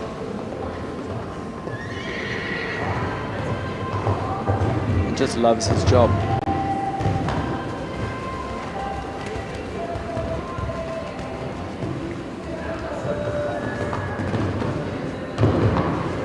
Big expressive jump over number 10 there, the Maxwell's Oxa. Lovely over the last, jumping into the corner there, comes home with a few foot time, but leaves all the fences up. Another lovely round from that young stallion. He's got a big season ahead of him. Lovely to see him looking so fit, fine and well.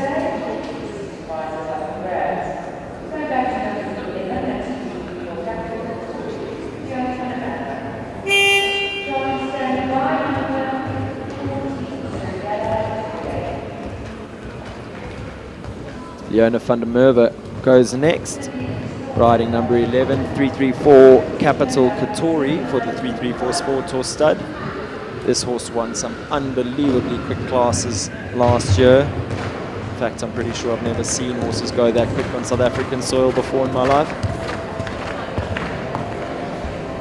Leona gets a great tune out of her. She's not the biggest mare, but she's got a big heart and again loves to jump.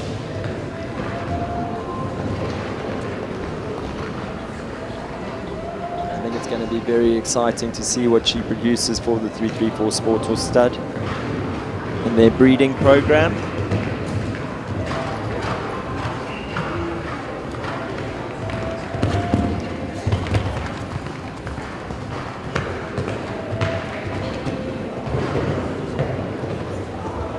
Katori bred by the Capital Stud. She's by Katoki out of a My Lord Carthago mare. Still just 9 years old. So another one of Leona's rides that has already won so much, and I think has a lot of winning still to do in her career.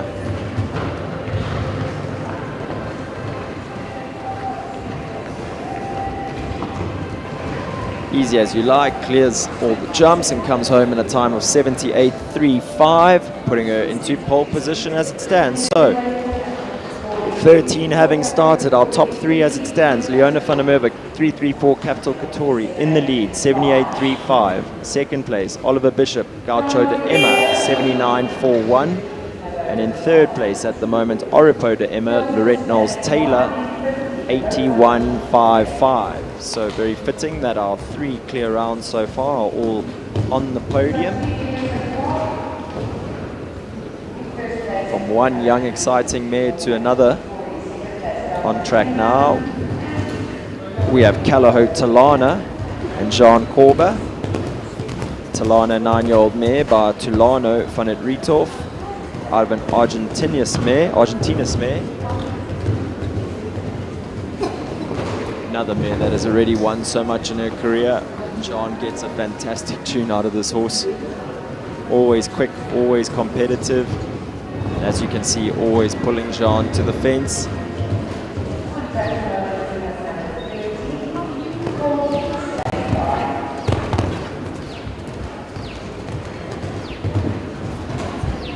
Good ground speed here.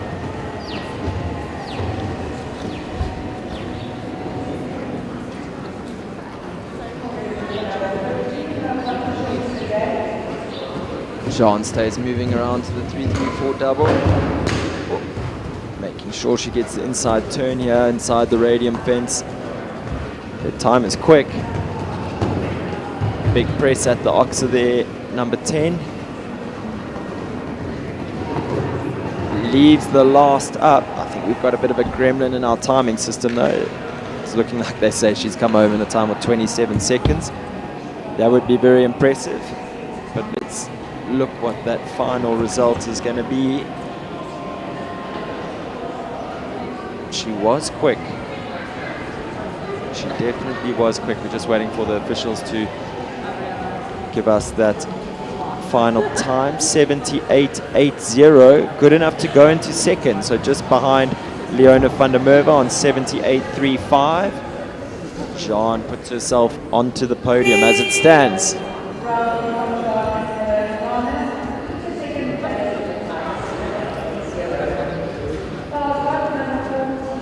Hilton Ford returns, this time on Sir Galahad, number 14.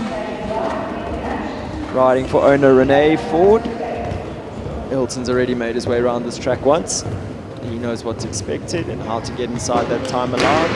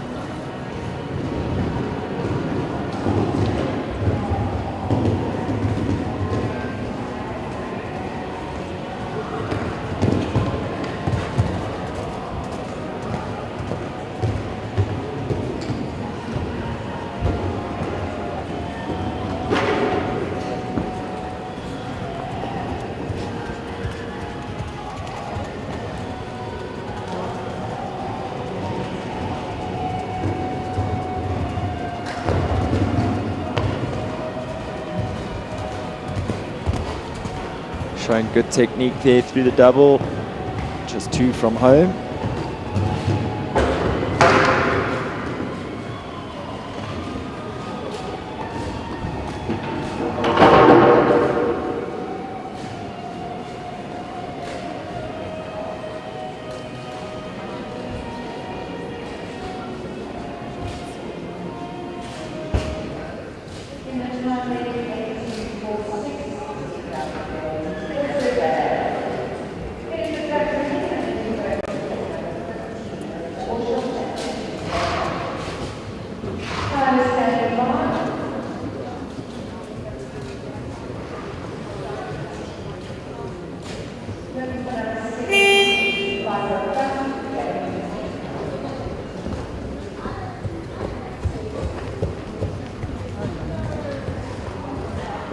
Number 15 up next, Hope van Oorsorg with Ashley Taylor riding for Farnham Stables.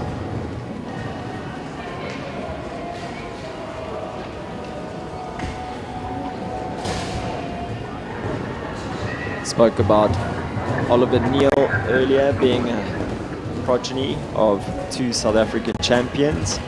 Ashley Taylor, a young lady that's further on in her career than Oliver, but much the same as 2 superstar show jumpers for parents. And just rides absolutely immaculately.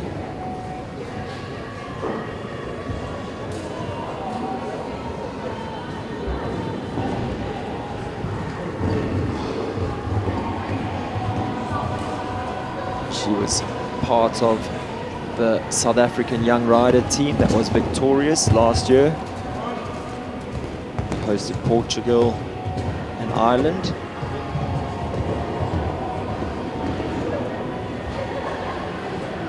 So she knows how to ride under pressure.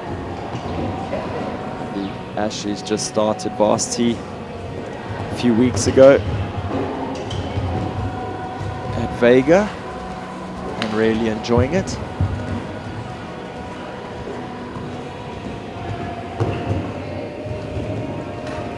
Hope looking a little spooky there down that line on the way to the last. Leaves it up. Comes home just outside that time allowed with the 1 rail down. But Hope looking very good after his December holiday.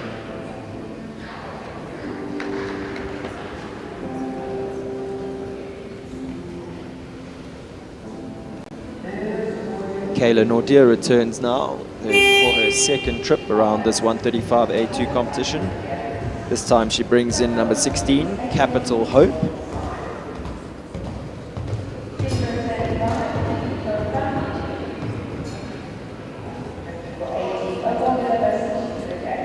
Hope was originally purchased by Chris van der Merwe off the Capital Stud auction and produced for a few years, and then Kayla has taken over the horse. She purchased the horse and does an amazing job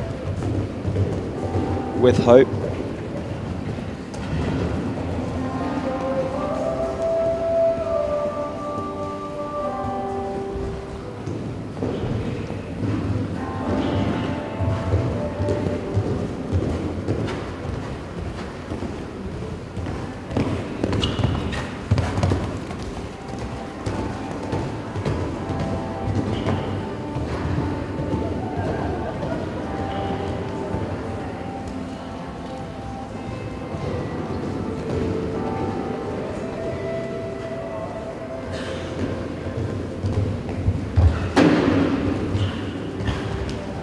Touch on that oxer jumping in, but leaves it up. She's 2 from home and her ground speed's good.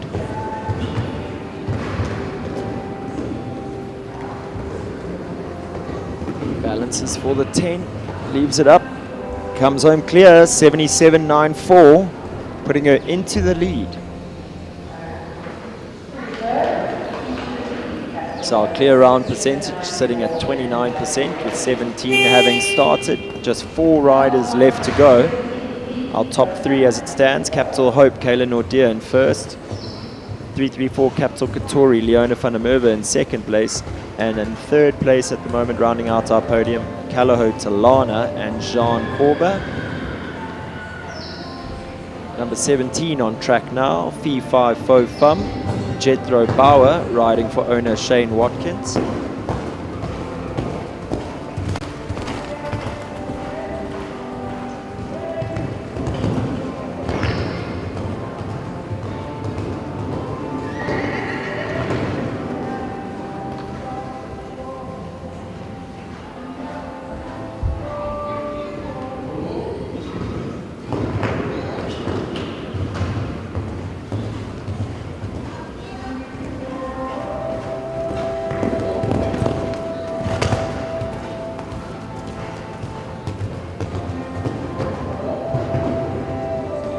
Jethro really using his voice to good effect here around the track. You hear him just saying whoa to the horse on the takeoff, just trying to slow him down a little bit at the front rail. Makes that inside turn to the double, rides it beautifully. Jethro, a young man that really is growing in leaps and bounds. He's got a good following here in Natal. Very competitive young rider. Leaves the last up, 76.49, puts him into the lead. So Jethro topping the ladies at the moment, puts himself in pole position on that podium.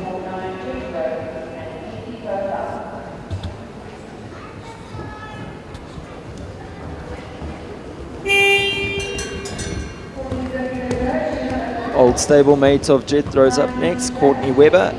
She brings an Opal de la Bastide, riding for Shelly Ann Moore and Courtney Webber. She had a great result in a World Cup class, her first World Cup last year. She gets a fantastic tune out of this horse. Long-time pupil of Grant Langley. In fact, I think it's the only person she's ever ridden with since she was just a tiny tot on ponies.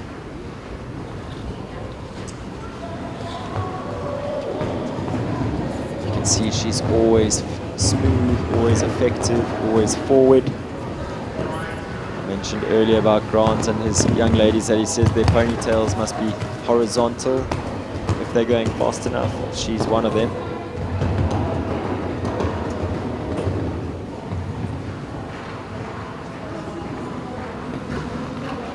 She's got a very exciting season as well with this horse lined up.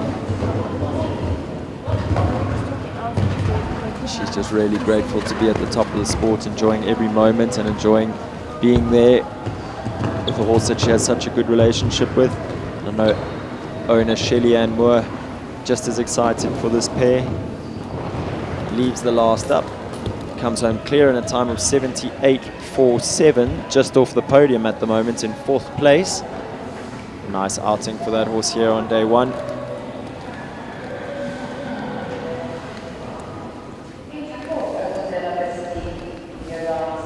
So from pupil to coach, Grant Langley next up at number 20, riding Foresight Bengston. Well mileaged horse. He's jumped World Cups, he's jumped derbies, he's jumped at the very top of the sport. I know he had a injury layoff where he tried to jump out of the walker, so it's good to see him back. Ooh. And he's having a little look at the shadow, I think, behind that fence.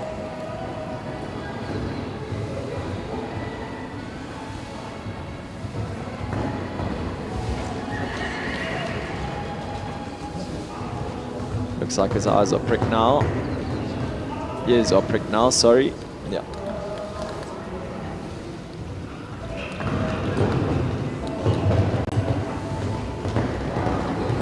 Getting a little pat on the neck there from Grant after number 2.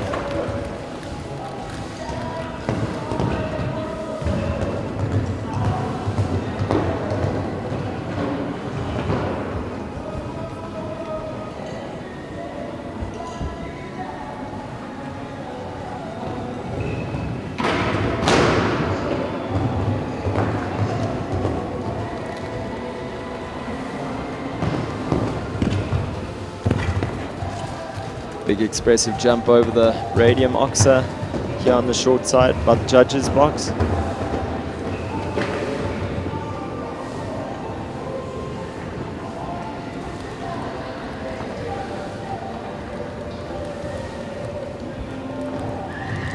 Bengston always looking very keen to get on with it and do his job.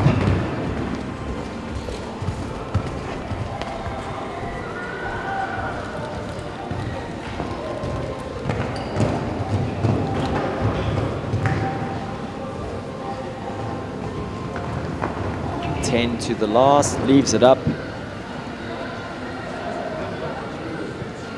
Big pat from Grant, and lovely to see Bengston back in the ring. Grant must be pleased to have his top horse back.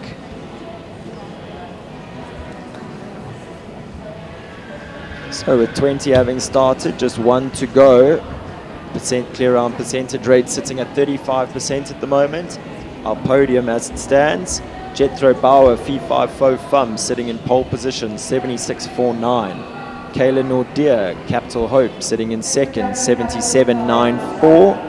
And in 3rd place at the moment, 334, Capital Katori with Leona van der Merwe, sitting clear on a time of 78.35. Just giving Leona a minute to swap horses, and she will be our last horse to go, riding number 21, 334, Hey, I'm Wilma.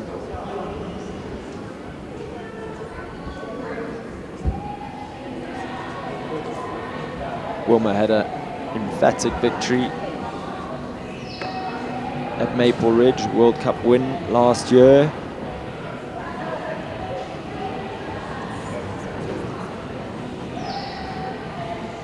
How are you? Good. Good.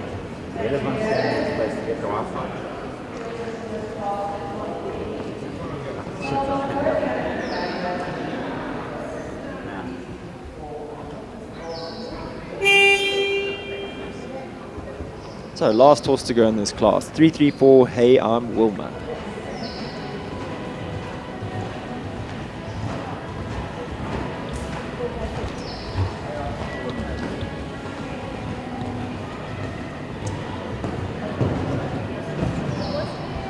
Wilma now an 11-year-old mare by Cassini 1 out of a Quidam de Raval mare.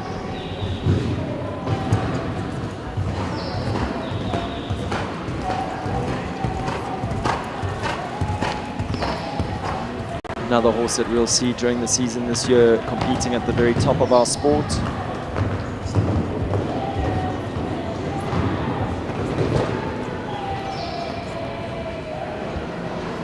Really kicked off the ground there at number 4.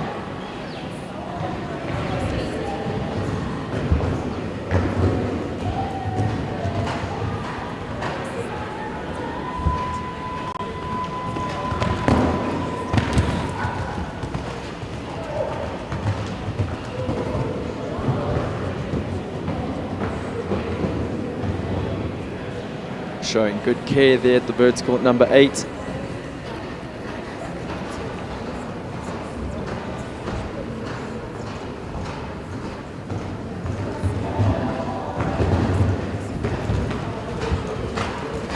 Little pat after that 3-3-4 Sport Horse Stud double.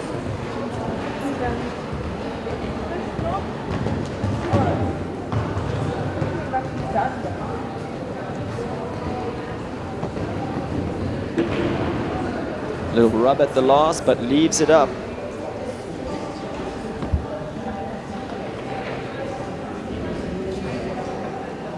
So leaves all the fences up. Again, just dealing with a bit of a glitch here with the timing system. I'm going to just tally up those results. I'll be back with you shortly for a full set of results from the 135 A2 competition.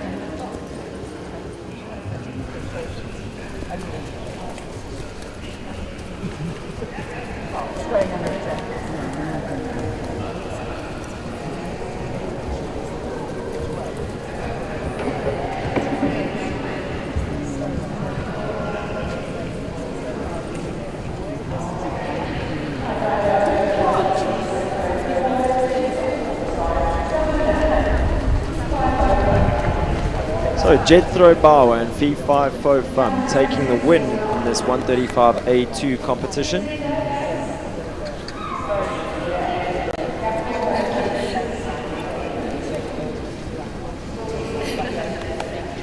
Second place, Kayla Nordia.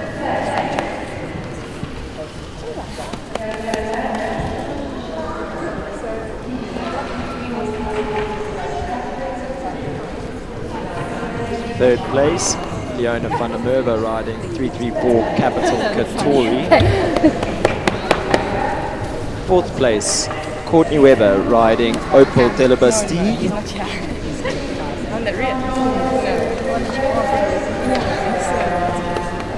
Jean Corber was in third on Calaho Talana.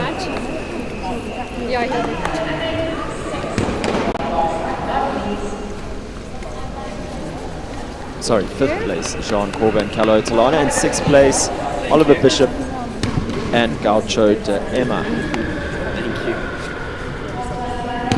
So a great win there for Jethro Bauer. Lovely way for the JDE team to kick off their show here at Maxwell's Equestrian Centre. Just a reminder to our viewers, if that main link is glitching, go onto the YouTube channel. There is a backup feed that you can click on and follow. Maybe that's much smoother. So watch these riders head off on their lap of honour. So we're going to give the course designer, Mr. Kevin Spratley, just a minute to change the course. And when we come back, we will have the 130A2 competition with 55 riders fighting it out for 14 prizes in that class. Don't go away, we'll see you shortly.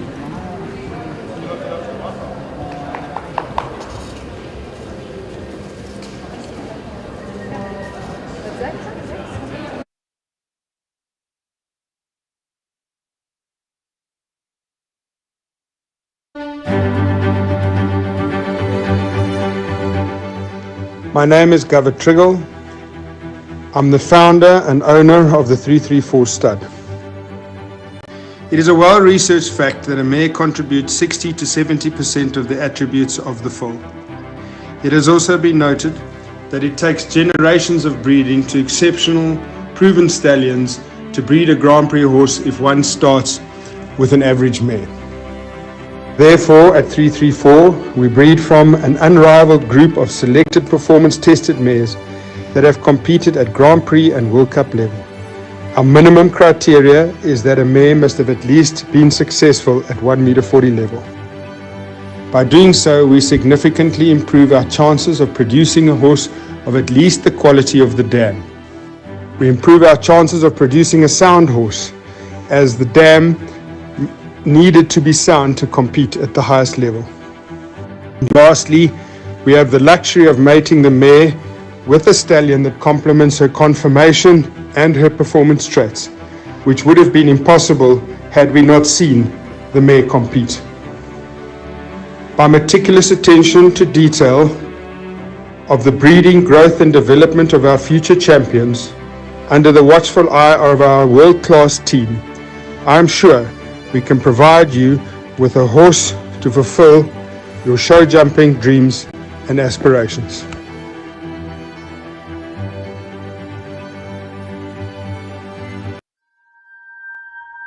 When I joined Brian Baker in 1990, we could not have foreseen the expansion of the Baker McVeigh Group, developing into an internationally renowned team.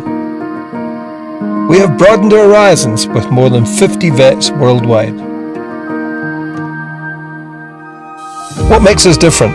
Perhaps it's our local family feel, complemented by our international footprint. Possibly it's our attention to detail.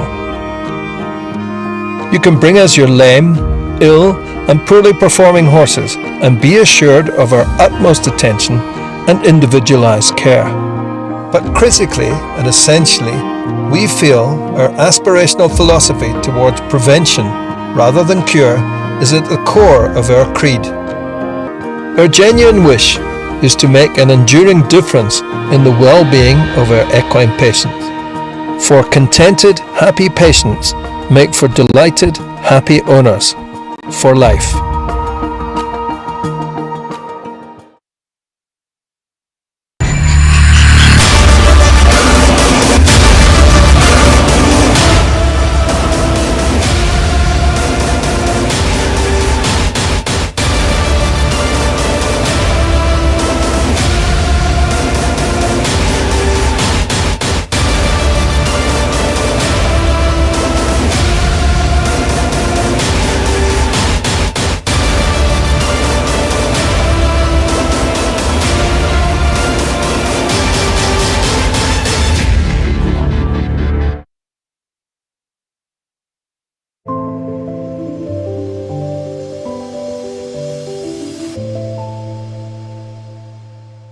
Country Life Properties, a boutique real estate company specializing in sales of equestrian properties, sale of residential, agricultural, and country lifestyle estates in the Greater Kyalami area.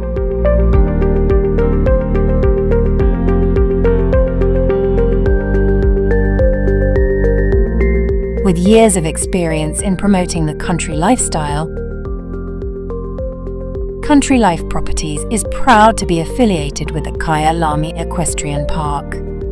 Baloo Country Estate is a secure estate offering 22 kilometers of scenic bridle trails. We provide country estates to suit all your requirements: extended family living, work from home, or just escape the hustle and bustle. A variety of equestrian properties are offered for the keen equestrian. Contact us or visit our website and let us find the right property for you.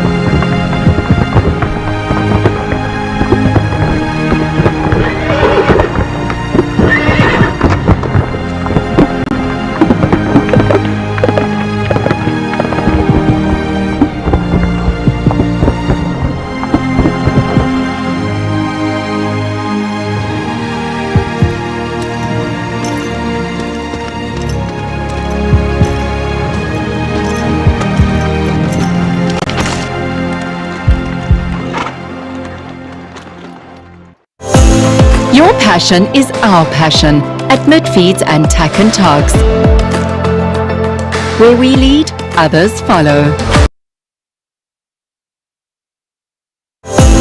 Your passion is our passion at Midfeeds and Tack and Togs.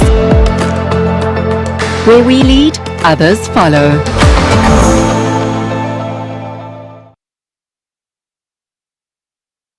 Hi, I'm Stacey from SHB Financial Services, specializing in the best payment solutions for your business. Do you take payment by way of credit card machine or online via your website? Are you sick and tired of crippling bank charges and dealing with call centers? If so, we are the way to go.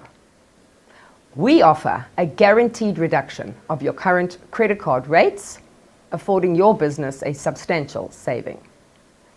The latest state-of-the-art credit card terminals and round-the-clock 24/7 in-person VIP customer support, with the added benefit of not having to change your current bank and practically zero admin.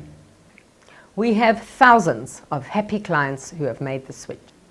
So join the most fabulous team in payments today and become our new best client ever.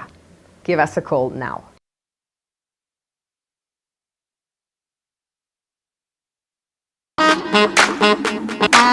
Yeah.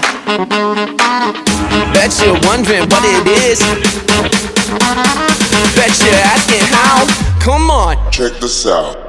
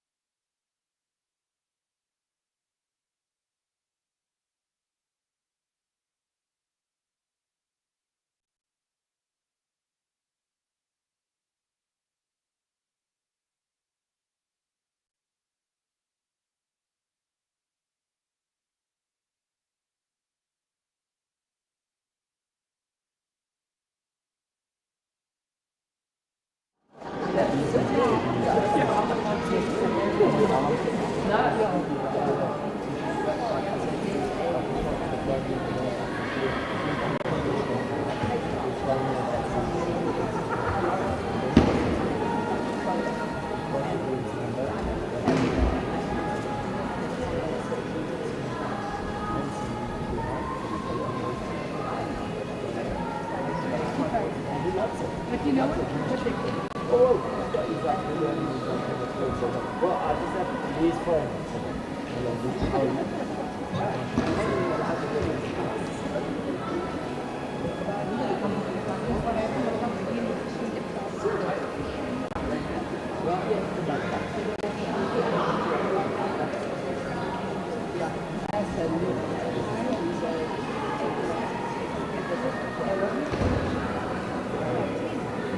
Yeah.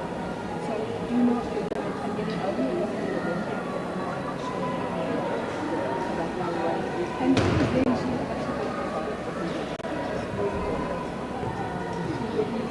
wouldn't just wait.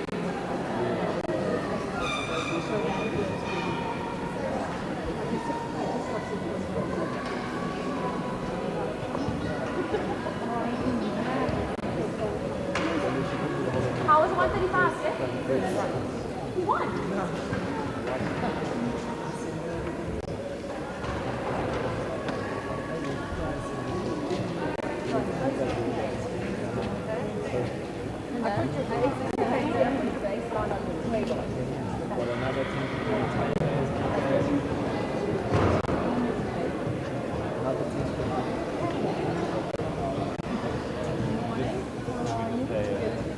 It is still morning. What, I don't have like this yet.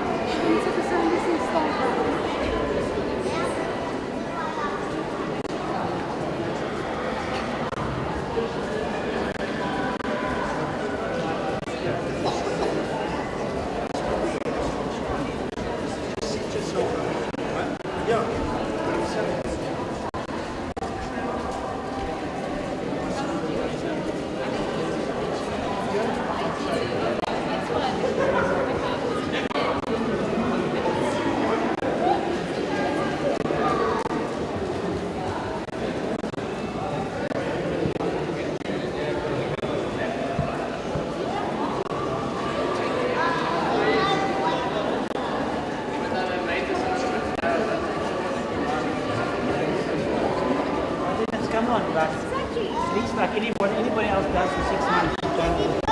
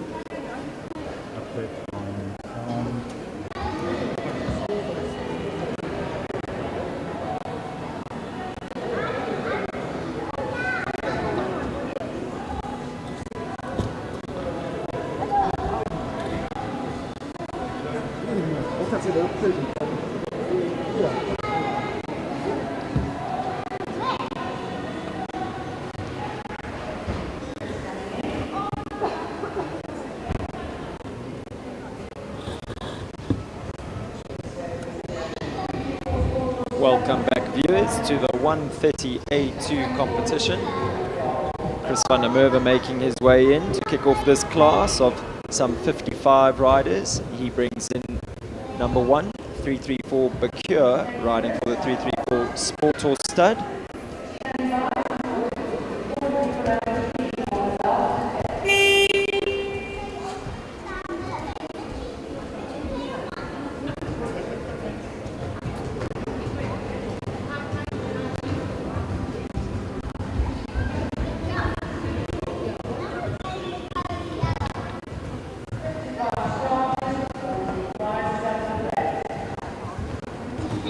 For Bakure, another young stallion who made his debut at Grand Prix level last year. In some fine style.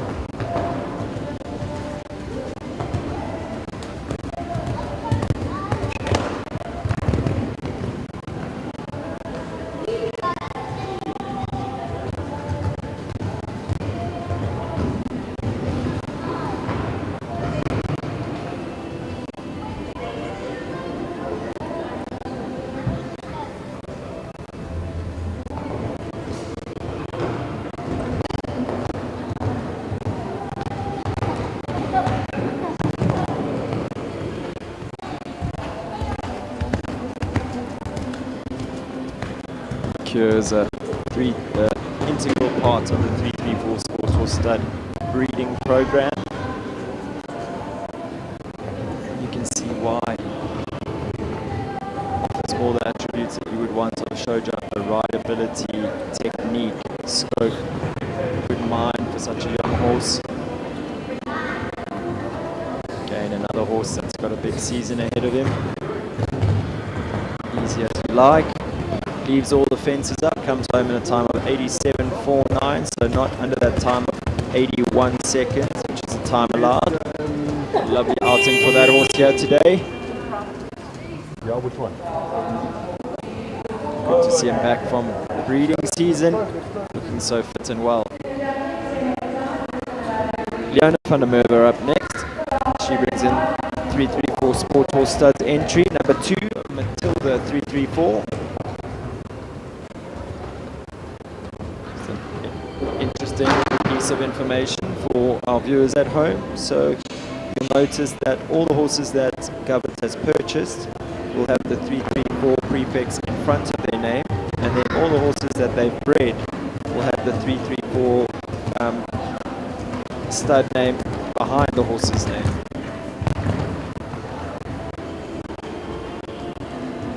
Matilda already showing her class up to 140 level last year.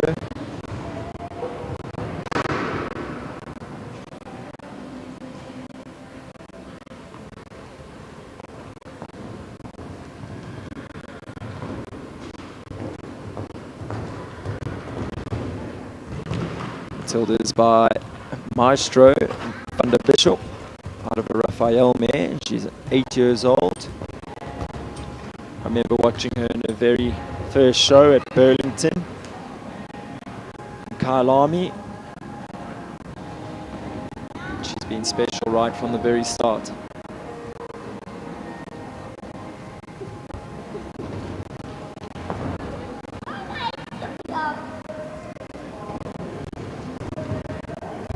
Good shot at the last.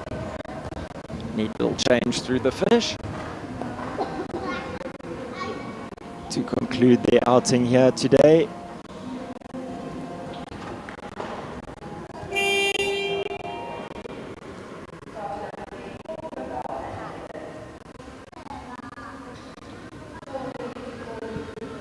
Number 3 up next for Cabal with Helen Kritikos. Cabal, much like Liberia that we saw Helen ride earlier, slightly smaller, fiery horse. Very careful, very quick against the clock.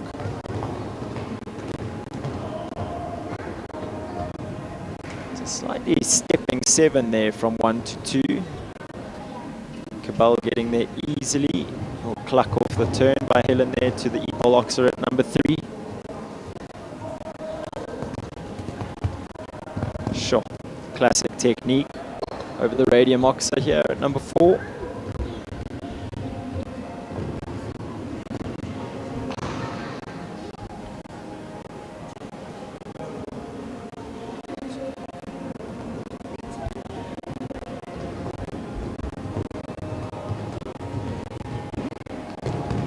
For our young riders at home watching, if you watch Helen, the way she carries her hand, she always lands with her hand up off the neck, allowing her to have such good upper body control, keeping the horse in perfect balance all the time on landing.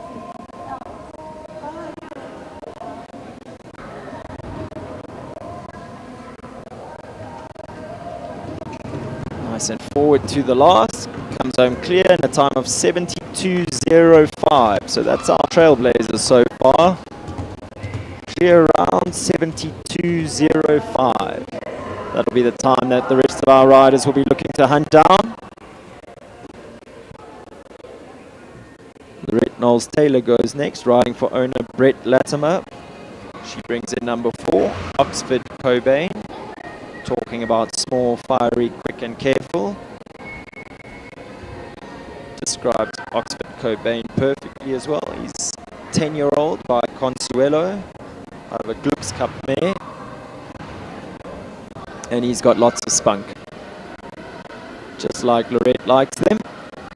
Much the same as Barry.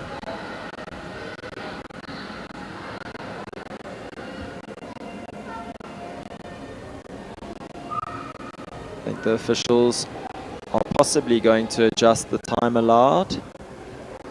They have, so they've moved it out from 81 seconds allowed to a time of 83 seconds allowed. So making it a little more generous for our riders here today. Kevin has been a little tight on the time here. So the riders are going to have to make sure that they canter up to speed. Good 350 meters per minute.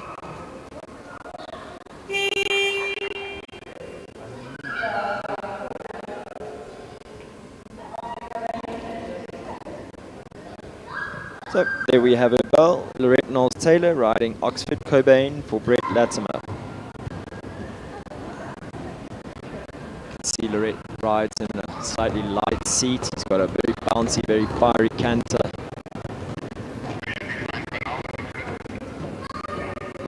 Electing to do the 8 from 1 to 2, but he is quick across the ground. So she shouldn't have any problem with the time allowed. You see she's gone inside that vertical to the Epol Oxer.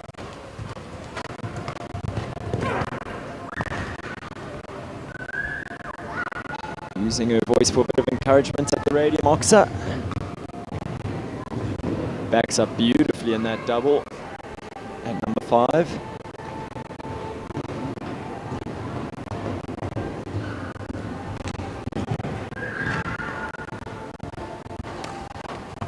This is looking quick. I think Helen's time is going to be under pressure here. A little toe on that vertical jumping out of the double at 8.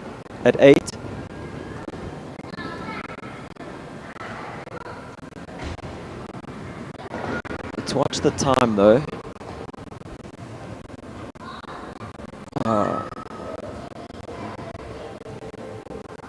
We're just seeing that she wasn't on a grade 1 there to the last.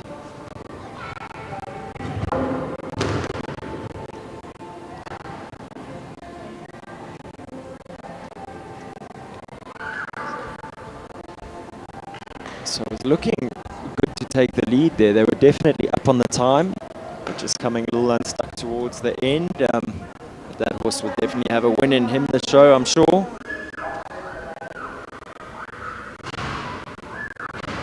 Carol Nurden goes next. She brings in number 5, Zonjati Gemini.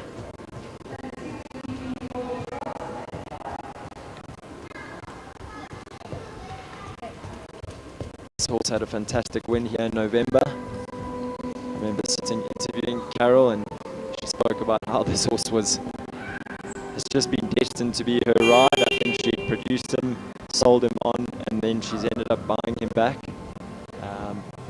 They really are a partnership that just really get each other.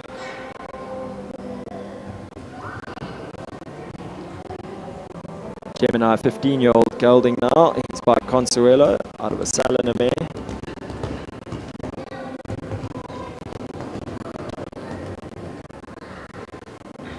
See Carol using that inside line to good effect to get the 7 from 1 to 2.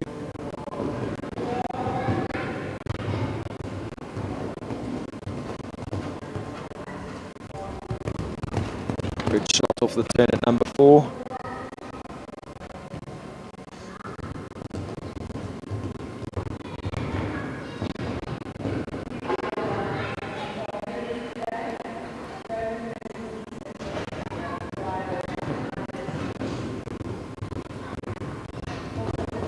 Keeping nice tight lines here, moving along.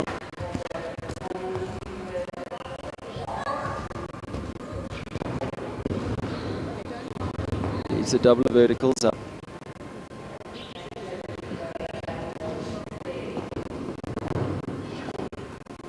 Gemini showing clean pair of heels there, that wide vertical. 1 from home. Time's looking good. Leaves it up, comes home in a time of 72 seconds flat. That puts her 500ths of a second inside the time of Helen Criticus and Paul Cabell. So Carol Nurden taking the lead early on in this class. I'm sure all her pupils at Bergview Stables will be watching on proudly there. Well done, Carol. Next up, Kaylee Pisara. She brings in number 6, 334 Giselle for the 334 Sports Horse Stud.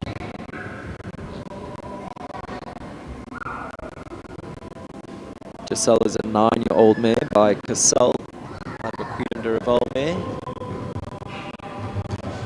Big expressive jump for a smaller horse. Sure. Really giving that Oxford number 4 big air.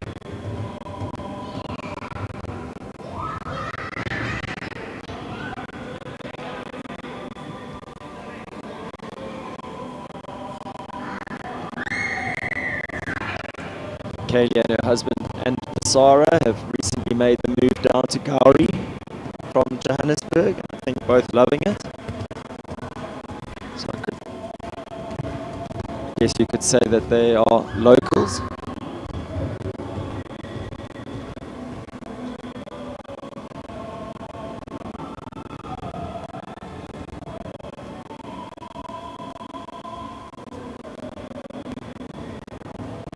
It really does have outstanding technique, neat in front, flicks her tail out behind, gives the jumps a foot of room. Looks like she loves her job. Leaves all the fences up and comes home in a time of 81.46. That's our 3rd clear round of the competition.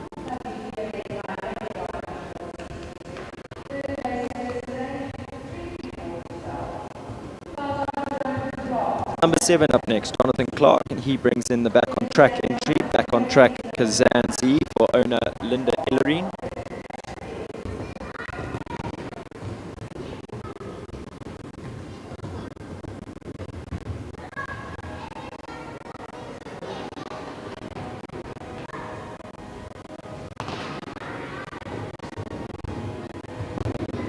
Little stumble there in front of number 3, but nothing that could fluster a rider like Jonathan Clark. Always cool, calm and collected.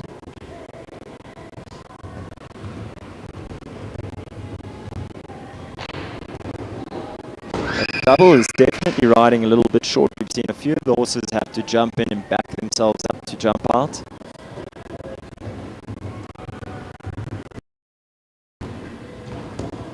easy down that 7 from 6 to 7.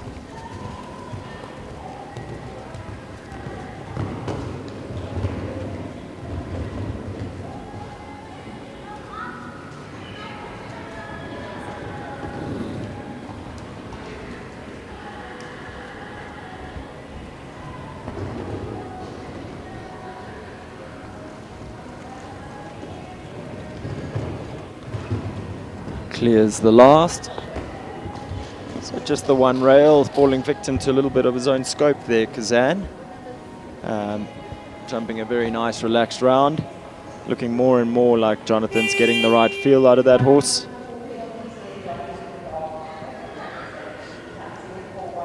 Jenna Odell up next. She brings in number 8, Liberty Lord Cassini. 13-year-old gelding by Lord Z out of a Cassini mare. Talk about horses that know how to go fast. This young lady won a Grand Prix last year where she absolutely lit up the arena at Kyalami Equestrian Park. She was lightning quick.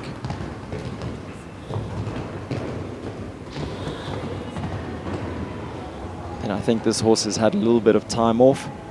So lovely to see the pair back in the arena.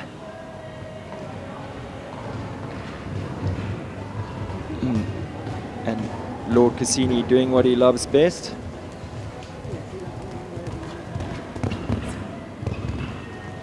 He's now a 13-year-old gelding by Lord Z out of a Cassini mare.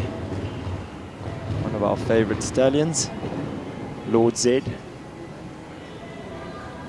Bred some very competitive show jumpers that we've seen in South Africa. You can think of Lord Chris, ridden by George Cutlass, Callow Lord Chris. Also a very competitive horse at World Cup level.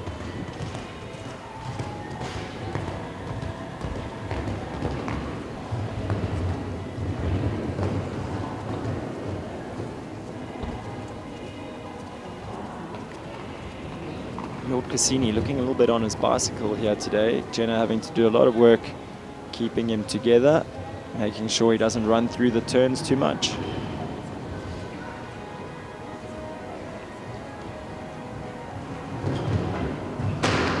Oh, and the lightest toe on the front rail of the last there.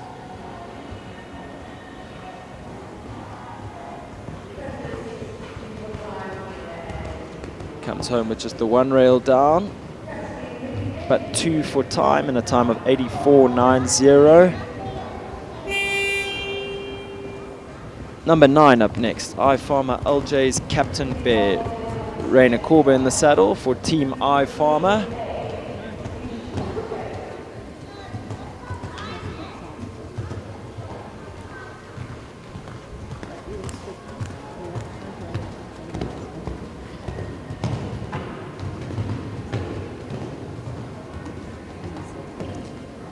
Another rider using that inside line from 1 to 2 really well to get that long 7.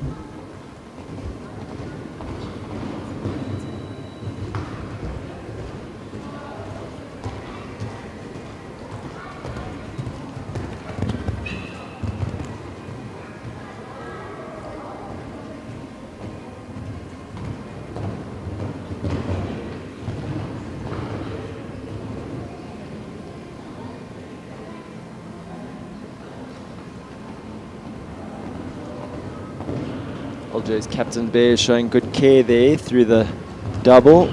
It definitely is short, that double at number 5.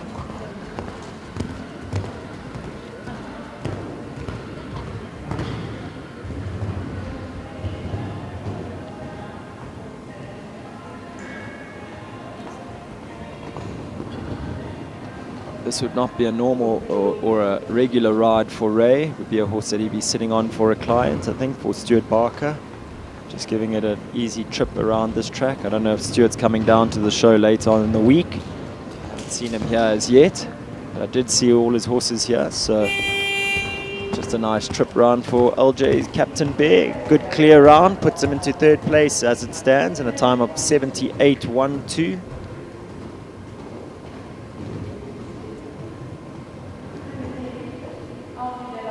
Georgia Scribanti up next. She brings in number 10, Altine de Lapi. Another young lady that was a part of that young ride, that South African young riders team that was victorious last year.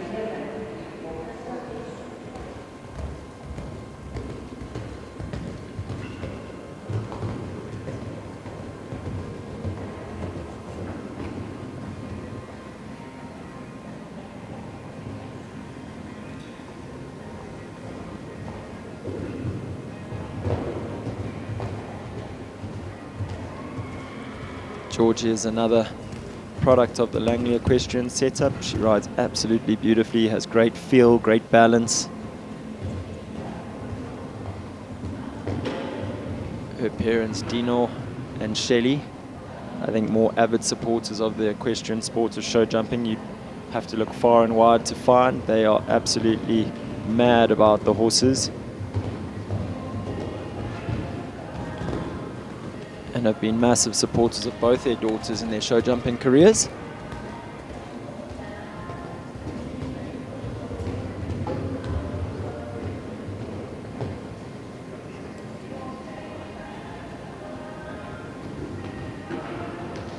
Little rub there at number 9, but leaves it up.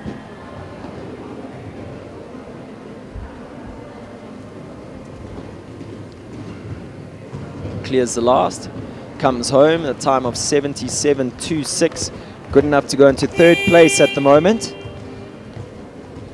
Easy, smooth, quick ground without ever hassling the horse. It's what we've come to expect from Georgie.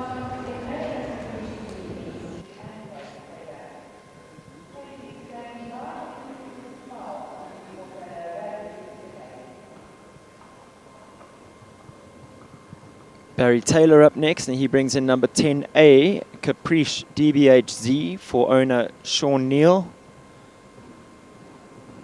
I believe Sean not feeling that great as of yesterday, so if you're listening, Sean, we hope you feel better soon. Wishing you a quick recovery.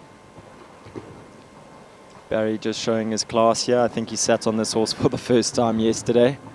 Of course, he is Sean's trainer, so he would know the horse from the ground. But always very impressive how these pros can hop on a horse, ride them once, and then come in and compete at this level. Actually, you see Sean there standing at the in-gate, watching on closely.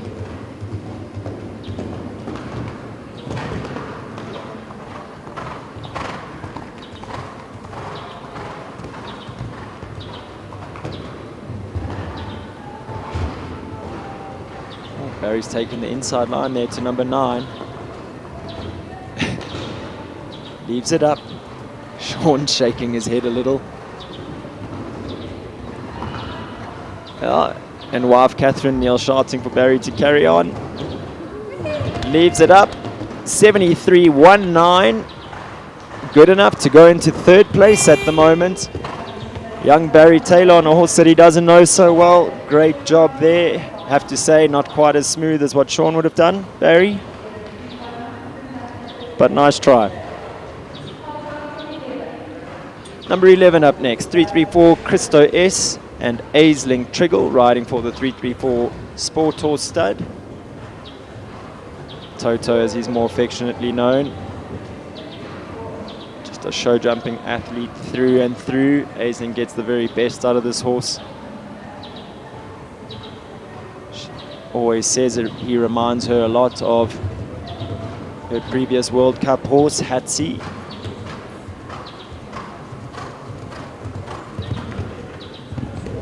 And this is another horse that looks like he's got everything to compete at the very top of the sport. See how he backs up in front of the double there.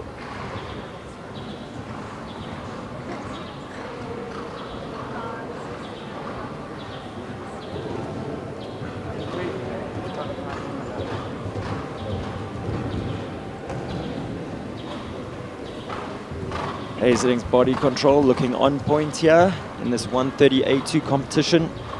Always a very stylish rider. Also trains out of the Farnham stable setup, where she trains with Barry Taylor and has done so for many, many years.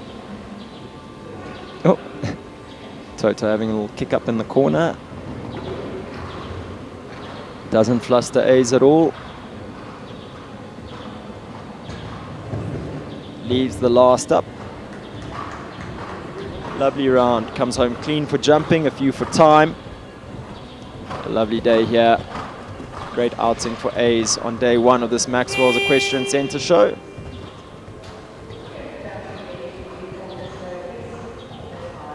Number 12 up next, 334 Callahoo Larraboo. Ashley Taylor riding for the 334 Sport Horse stud.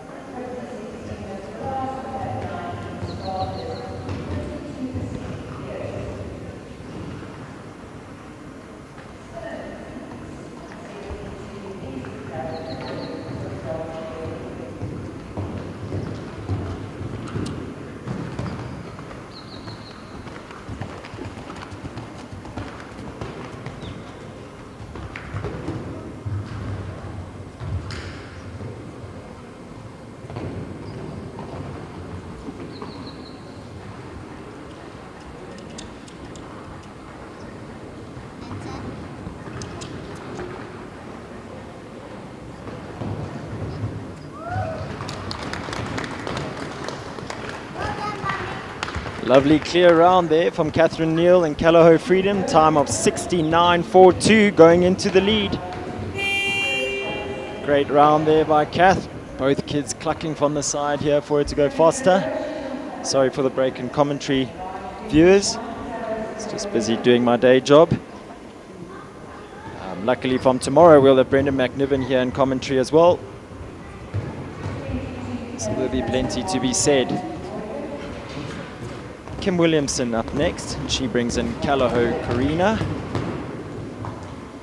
Lovely 11-year-old mare by Corinth out of an Argentinus mare. Jumped to 140, 145 Grand Prix towards the end of the year last year at Stain City. A very good round. She'll be looking to build on that this year. Now the horse just sort of getting up and running for the season. It's an easy start for them at the show.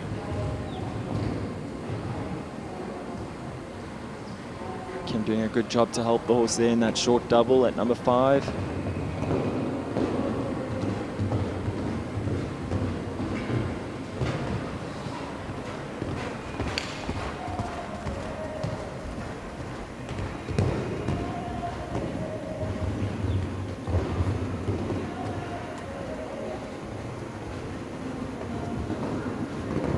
This mare always quick and competitive, so it's really just up to Kim to try and keep a lid on her.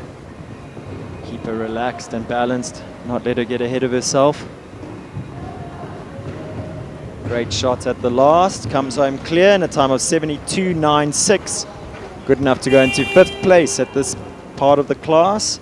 So with 21 having started and 35 still to go at the moment, our clear round percentage sits at 57%. Top 3 riders at the moment. Catherine Neal sitting in pole position, 69.42. Carol Nurdin in second at 72 seconds. And Helen Kritikos sits in third, 72.05. Geordie Byrne on track now. She brings in Callao Sequavella. 10-year-old mare by Callao Sampras. Callao Lissabon mare.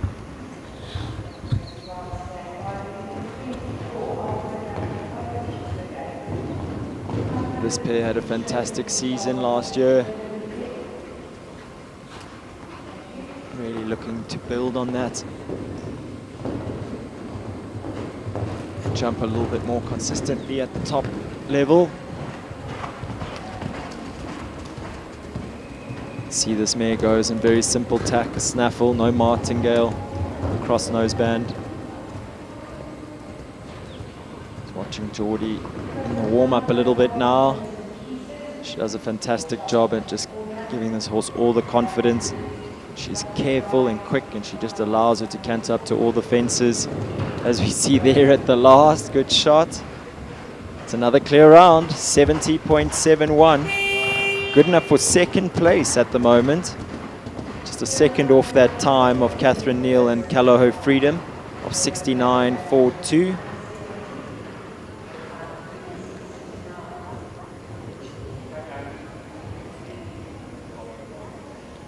Number 23 goes next, Tracy Khan, Emerald Isle Animo's Airbender.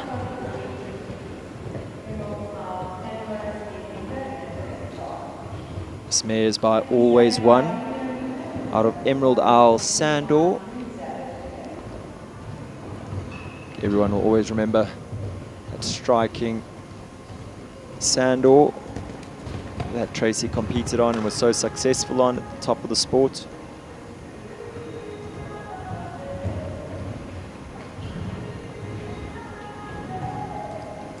Tracy and Pierre, her husband, very busy with their breeding program and producing young horses. Looks like Tracy really putting together a lovely string of horses at the moment.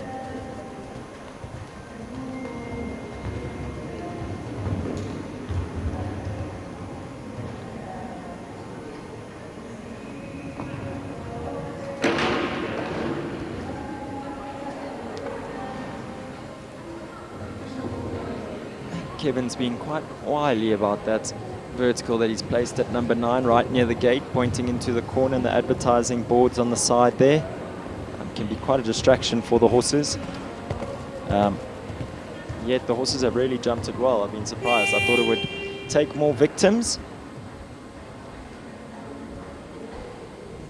Optima Capital Quality up next with Amy Jane Jempele, number 24.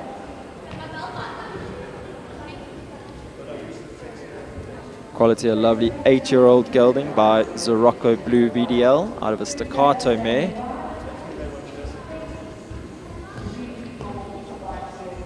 Lovely to see Amy back in the saddle, competing so regularly in the sport. I know she's got a young baby. She was up at Kyalami Equestrian Park just a few weeks ago, in the prizes a lot. You heard her name being called out a lot. She's always been a super competitive rider. So lovely to see her getting back into the swing of things and on such a lovely string of horses, such a talented string of horses, and a good team behind her as well.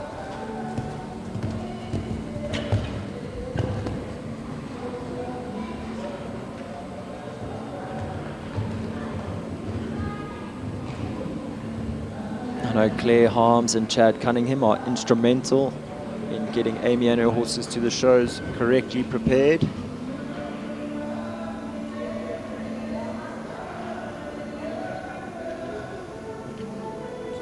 It's funny, I've watched this horse a lot in his career. I've never seen him do that at all before. But obviously the indoor arena can sometimes give a slightly different feel. He was super competitive here, his last outing here in November. So maybe just spotting something in the corner there, or spotting someone that he quite liked at the gate. But definitely not looking himself here today.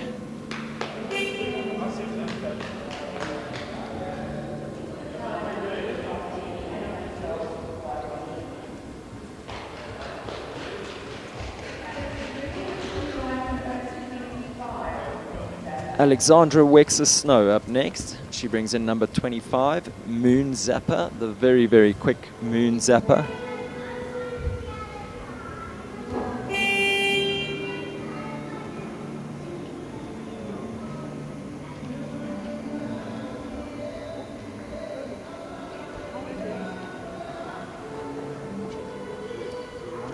Very lively character.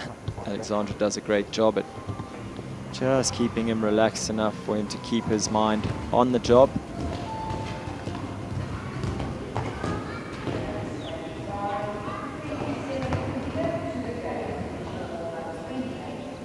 Sticking to the 8 strides from 1 to 2.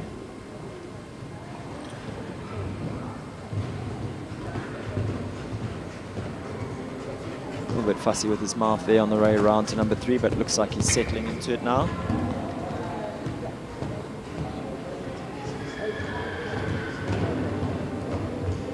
Whoa. Yeah, gets out that double. She turns up inside number 8.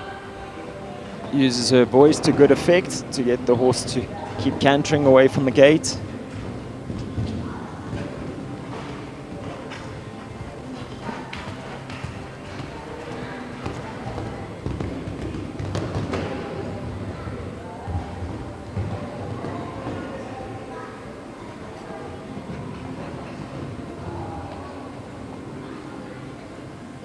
Leaves up that Rathmore stud, white vertical. She's won from home. Time still pretty speedy. Comes home clear, 74.86. Good enough to go into 9th place at the moment. We do have 14 prizes up for grabs here today, so she's into the tickets. With 25 having started and 30 left to go.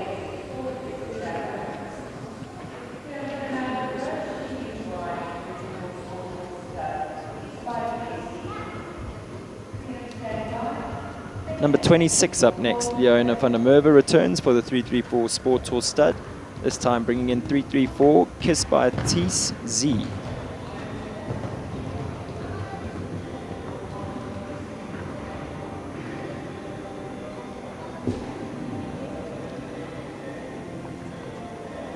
Leona was telling me the story about this mare a little bit yesterday. I believe she was ridden by Thomas Triggle, Govert's son, who's busy studying abroad. So she's only been in the country for about 3 months. I think she has competed up to the 135 level with Thomas. but he just sort of ran out of time with all his studies. He really battling to get to the horses enough, I think. So Leona has now taken over the ride here in South Africa, and she really loves the mare. I had a lot of good things to say about her, so it's going to be an interesting partnership to follow. She's an 8-year-old mare by Kanun out of a Heartbreaker dam line. So again, going to be another great addition to the 334 Sport Horse Studs breeding program.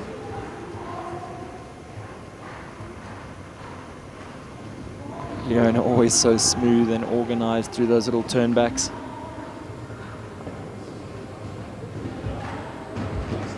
Clears the last, 82.31.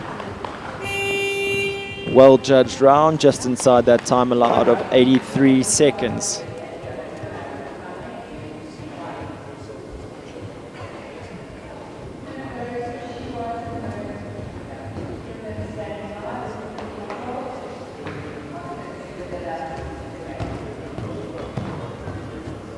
Number 27 up next, Freedom, ridden by Hannah Gerber.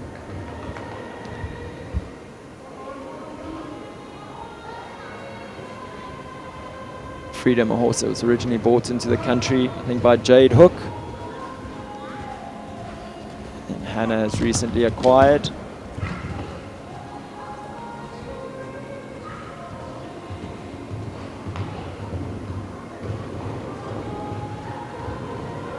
Hannah, a very sporty young lady. We saw her earlier on CDE's Lawlock Picasso.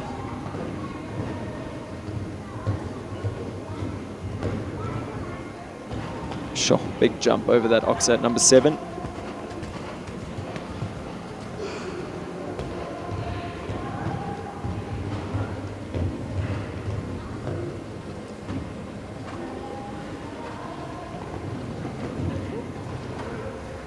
Forward and positive to that vertical at number 9.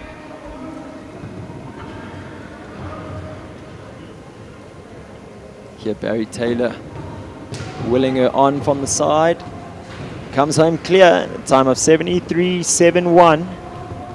Good enough to go into 9th place as it stands. So the clear round percentage is looking very healthy here in this class. 59% clear rounds.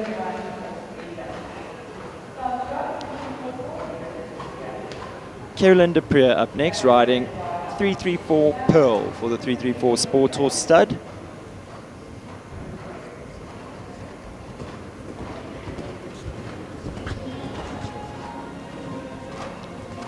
Had a great class in the 130 Grand Prix at Cape just a few weeks ago. She finished on the podium.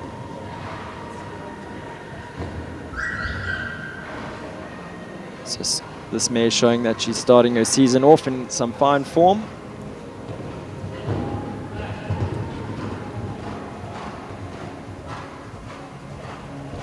Pearl is a 9-year-old mare by Pessoa VDL out of a Carlos DZ dam line.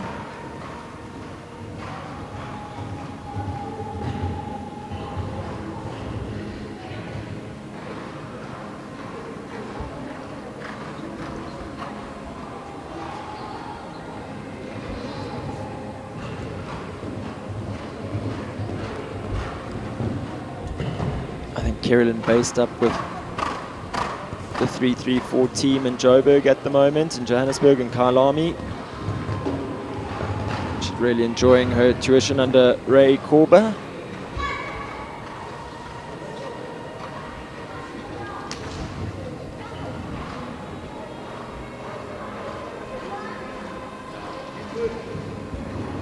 A little cluck off the turn there to number 10. And it's another clear round for Team 334. Comes home clear in a time of 80.26. Well judged round.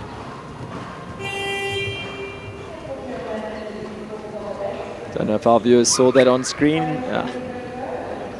The forever humorous Barry John Taylor just giving me a salute as he walks past here today. Always a kind word and a good joke from Barry at the shows.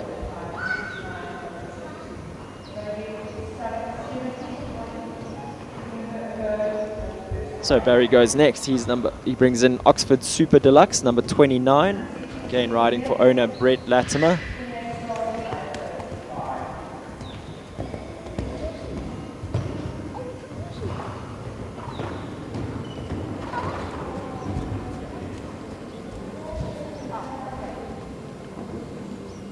Barry looking like he means business here today.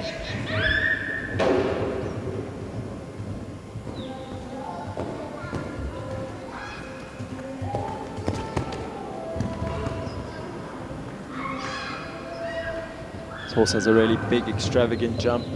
Really puts himself into the air, especially over his oxes.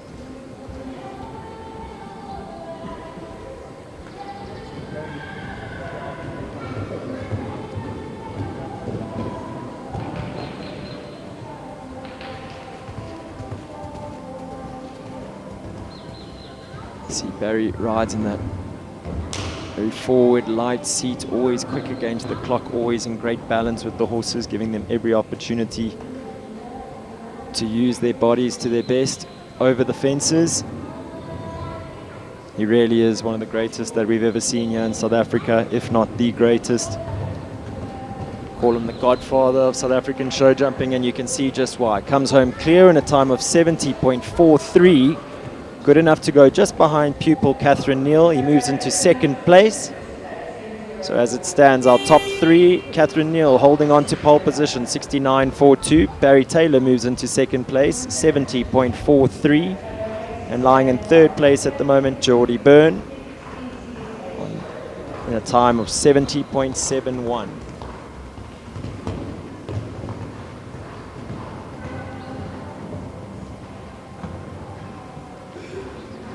Turn of the talented, beautiful, smooth Kirsty Muchner up next. Hope that gets me some brownie points. She brings in Permelia, a mare who also spent some time at Grand Prix level last year, placed in 2 of her first Grand Prix. One at Shongweni, one at Stockies Dry Equestrian Centre.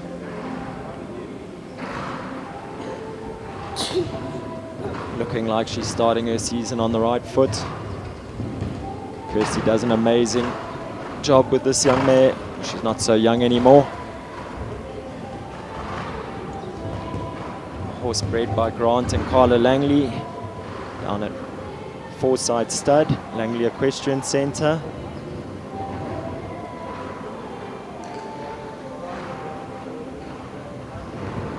She's by Preamble D, out of a Polydictus Lord mare.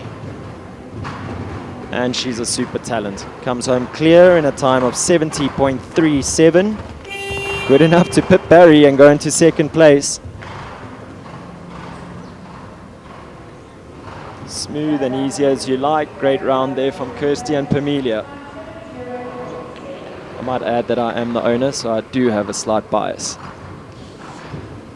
Number 31 up next, Callahoo Casey. Georgia Scribanti returns.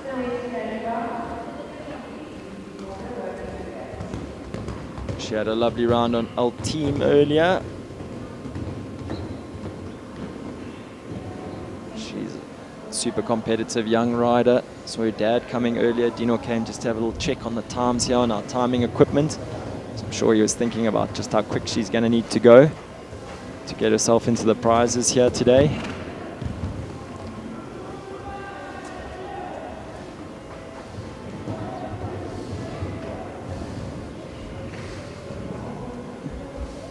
Dino races some very fast cars, so he knows all about going quick, and he knows what it takes to run against the clock. Georgia just always looked so composed, so organized, so balanced.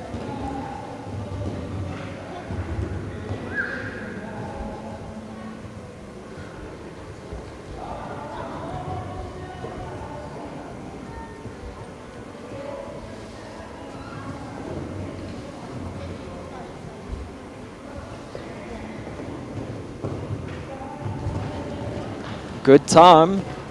Only our second rider to break that 70-second barrier. She comes home clear in a time of 69.78, good enough to move into second place, just behind Catherine Neal. So Catherine still holding on there, 69.42.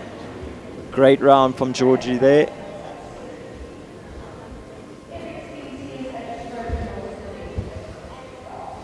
Her dad gives the nod of approval. Dino thinks that's okay.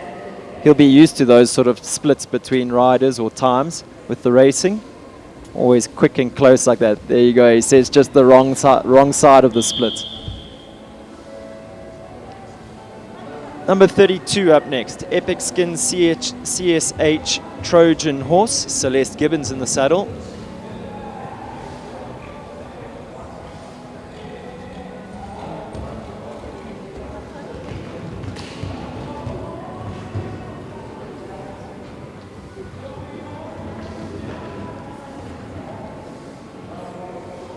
Celeste rides out of the Zambezi stable yard, out of Pretoria.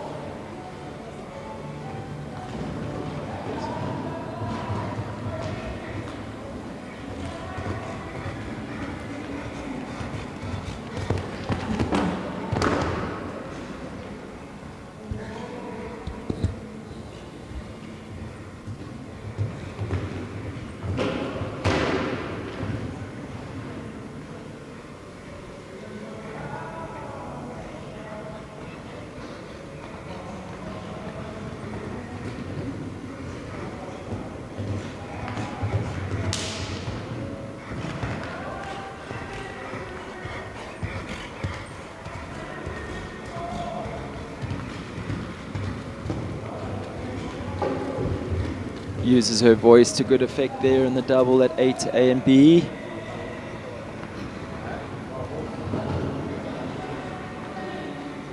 Horse showing good care there at 9.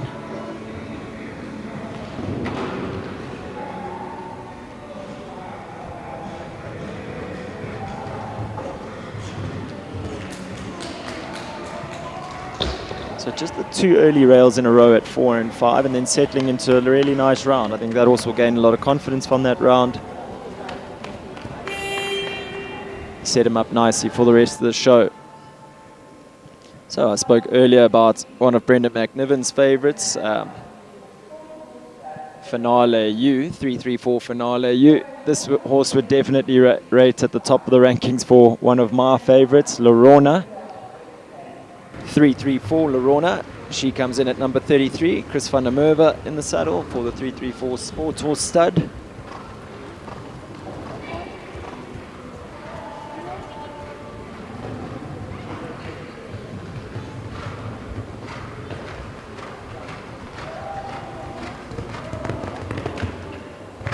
Another mare that I think you could use the adjective freakish to describe.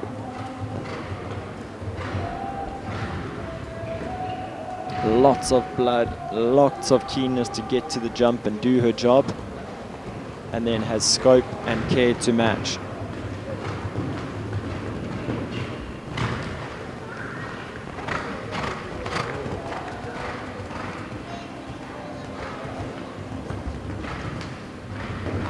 Chris holding his body really well there, jumping into the double of verticals. Just giving the mare all the support she needs to use her body.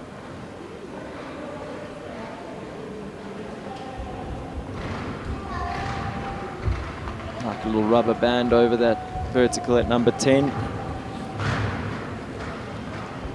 Comes home clear, 75.09.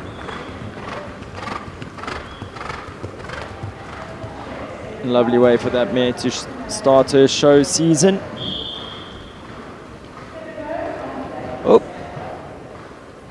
Brannick Cassandra having a little play there as her bell went.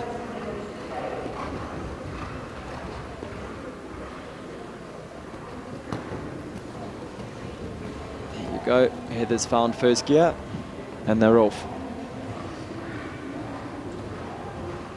Number 34 on track now, Brannick Cassandra, and Heather Joy Mostert riding for daughter Ella Mostert.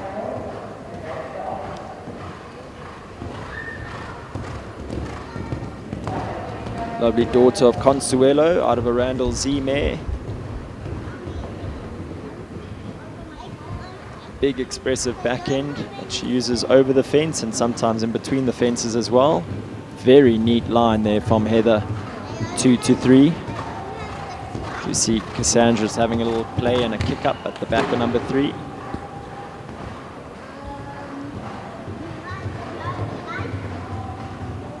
Whoa. She can lead them up. This is going to be quick and competitive.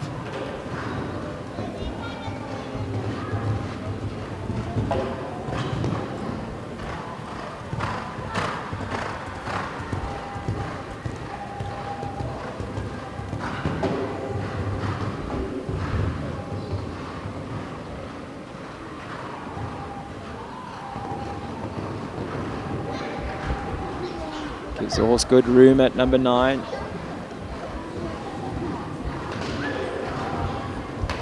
There's that little characteristic play that we always see from her. Easy as you like over the last, comes home clear in a time of 72.57. Good enough to break into the top 10 there. Brannick Cassandra and Heather Joy Mostert going to 8th place.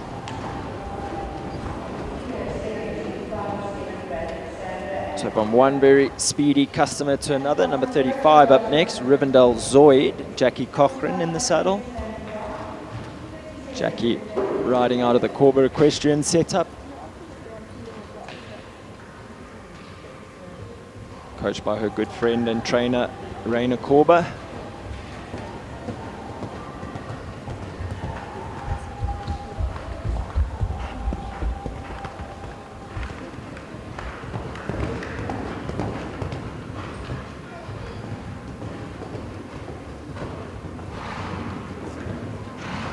Opts to keep the horse nice and collected in the 8 strides from 1 to 2. This would be a kind of horse that you would want to keep the lid on.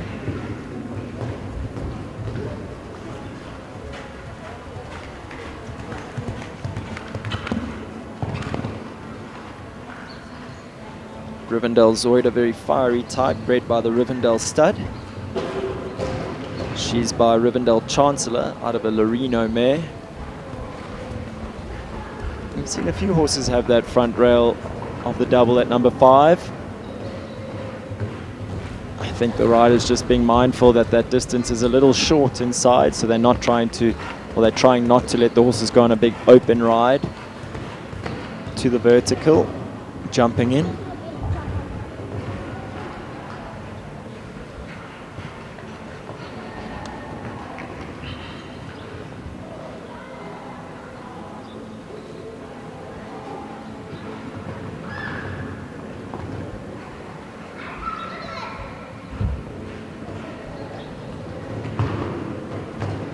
Good bascule over the last, Jackie Cochran and Rivendell Zoid coming over just the 4 faults, but a really good round on day 1. Viewers, I'm going to leave you in peace for the next few minutes and step out for a moment. I'll be back later in the class.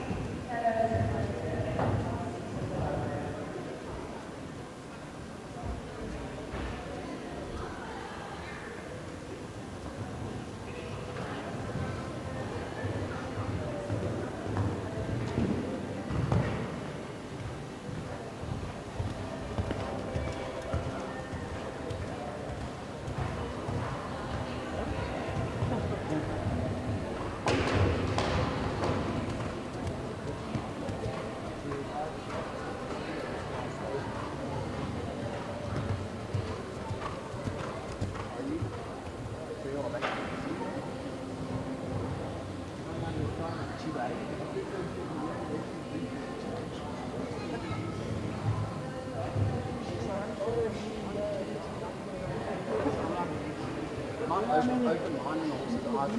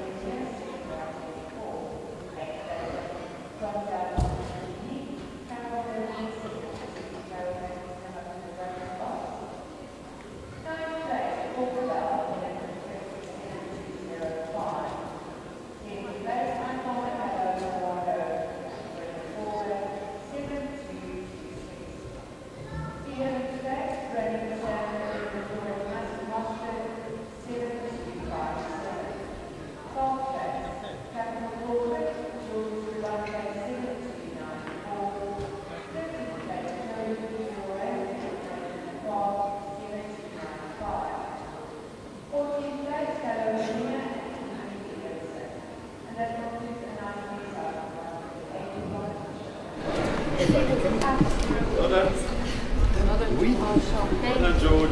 He was so good with his legs. Huh? And I mean, George, you didn't even push him or anything. He was only... I should have pushed him inside. I don't even know you could. No, but... I wish you said I could see when you came in that you were a little bit worried with him, so you're a little bit behind at times. But he was good, George.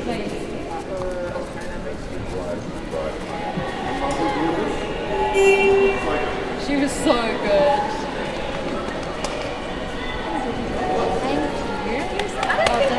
Thanks, man. You're so good. Thank you.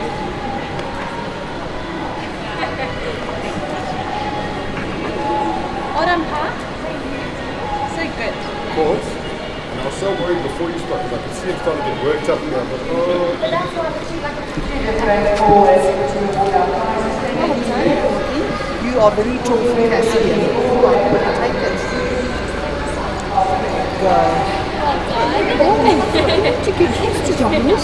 it. Well done. I know. Even me, I wasn't sure. Oh, I've got no treats. I'm so She's so sweet. Thank you so much. She's always a good We haven't boy. been in a line for donkeys. I know. How good was that? Well, let me do it. I Thank think you. you're gonna- Sorry about that. No worries.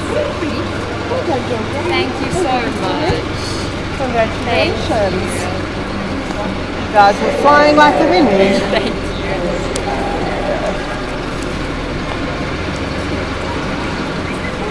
I get a pink rosette? No. Oh, dear. Well done. Thank you. Ready? Ready. Come on. Thank you. Sorry. Thank you. No worries. Special. He knows that tractor. It doesn't like that. Well done to you. Well done, baby. Excellent. Oh, sorry. Hey! Idiot. Just loves people. That's his problem. Shame he wants his treat. There we go. I think we need to walk around with some carrots or something.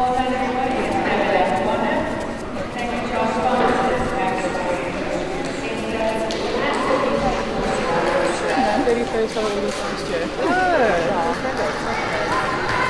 maybe last an hour.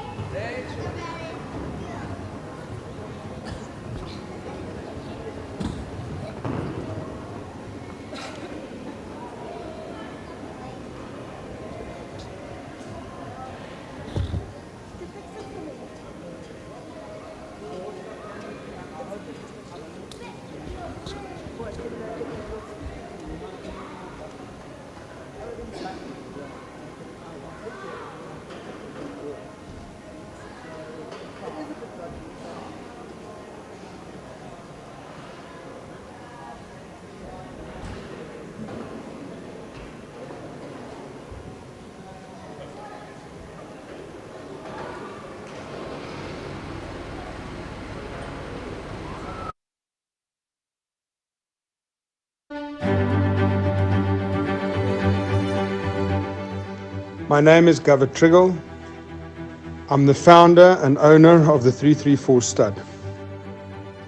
It is a well-researched fact that a mare contributes 60 to 70% of the attributes of the foal. It has also been noted that it takes generations of breeding to exceptional, proven stallions to breed a Grand Prix horse if one starts with an average mare. Therefore, at 334, we breed from an unrivaled group of selected performance-tested mares that have competed at Grand Prix and World Cup level. Our minimum criteria is that a mare must have at least been successful at 1.40 m level. By doing so, we significantly improve our chances of producing a horse of at least the quality of the dam. We improve our chances of producing a sound horse, as the dam needed to be sound to compete at the highest level. And lastly, we have the luxury of mating the mare with a stallion that complements her conformation and her performance traits, which would have been impossible had we not seen the mare compete. by meticulous attention to detail of the breeding, growth and development of our future champions, under the watchful eye of our world-class team, I am sure we can provide you with a horse to fulfill your show jumping dreams and aspirations.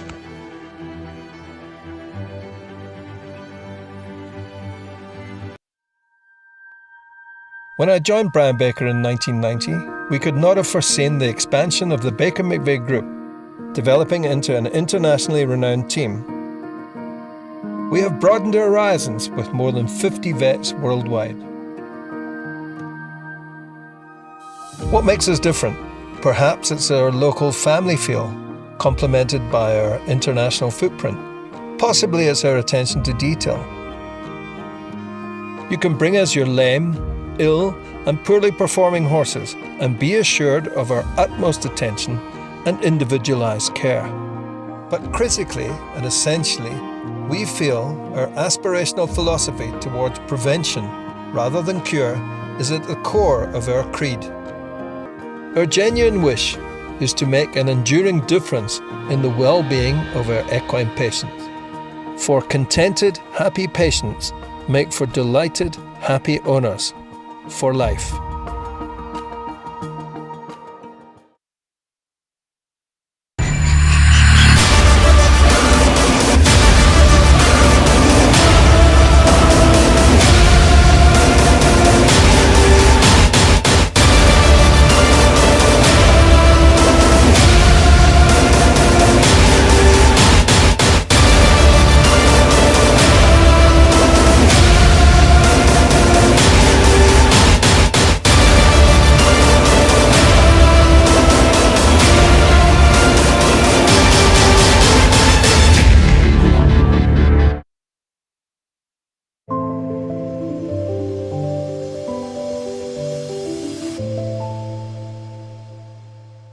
Country Life Properties, a boutique real estate company specializing in sales of equestrian properties, sale of residential, agricultural and country lifestyle estates in the Greater Kyalami area.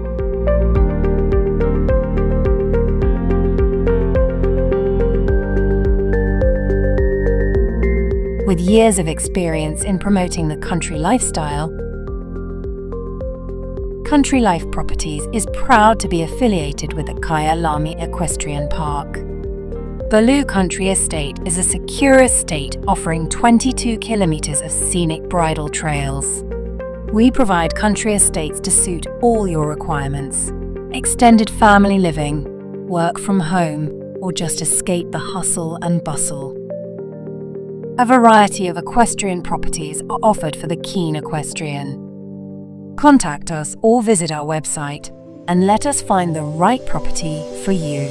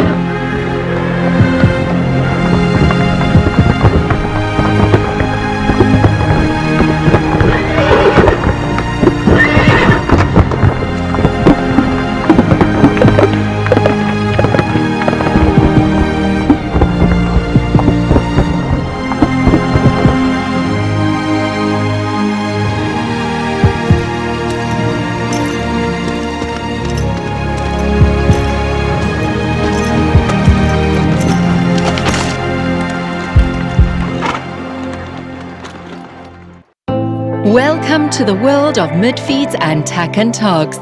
South Africa's largest animal feed retailer and a haven for equestrian enthusiasts and animal lovers.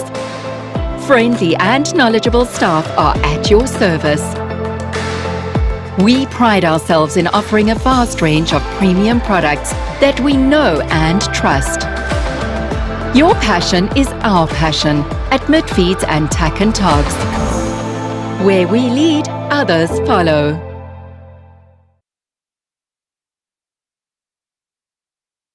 Hi, I'm Stacey from SHB Financial Services, specializing in the best payment solutions for your business. Do you take payment by way of credit card machine or online via your website? Are you sick and tired of crippling bank charges and dealing with call centers? If so, we are the way to go. We offer a guaranteed reduction of your current credit card rates, affording your business a substantial saving.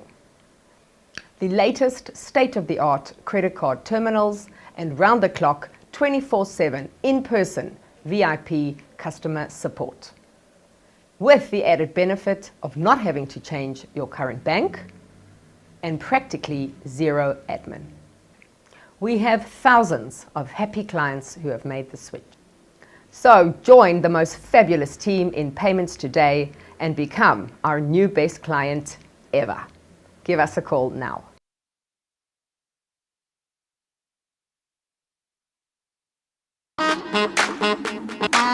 Yeah.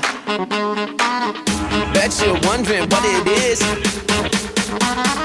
Bet you're asking how. Come on. Check this out.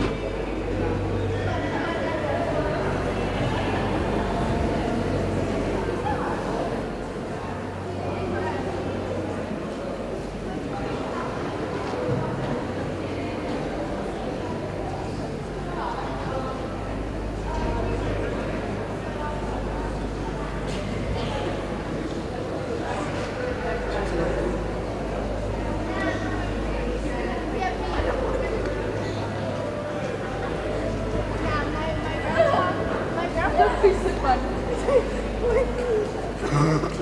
know, my grandpa wasn't anymore.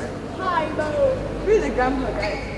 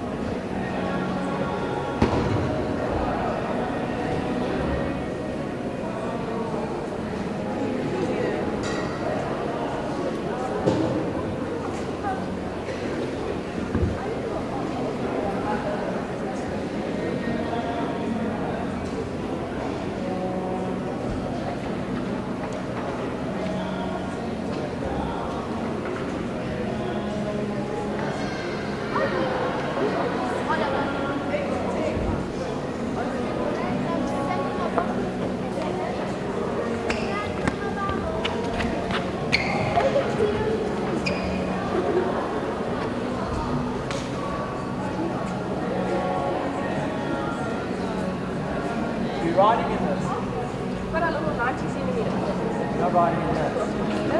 Very compensated and stuff. It's the car.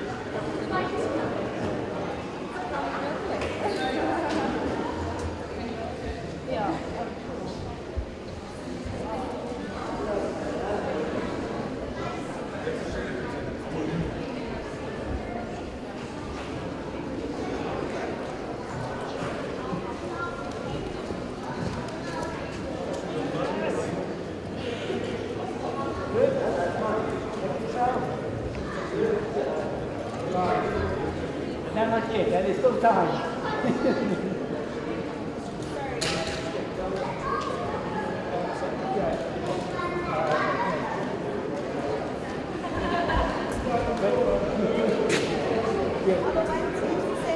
One thing's the same, 20 meters, 90. On the limit? Yes. Everything. Just the pump and the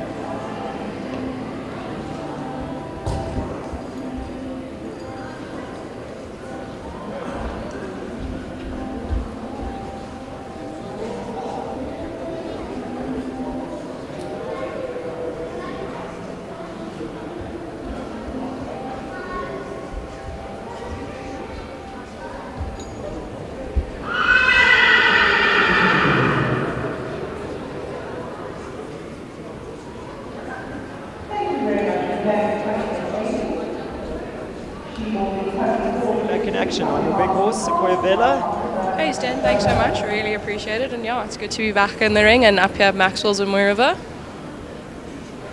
You guys had a little bit of a break from the sport, so he's probably feeling a little bit fit and feisty early on in the season. Tell us a little bit about your plans for the season with him. Feisty is definitely the operative word there. I'm feeling very fired up, definitely in the warm-up today. But yeah, our plan for the season is just to get back into the swing of things, hopefully get back into the bigger grades and be a little bit more consistent and work a little bit harder towards some of those goals. Yeah, you had a taste of the big stuff last year, so very exciting for you. Nice to get back there soon and be back on the podiums. Oh yeah, absolutely. You know what it's like when the bug's bit and you've got to run with it, eh?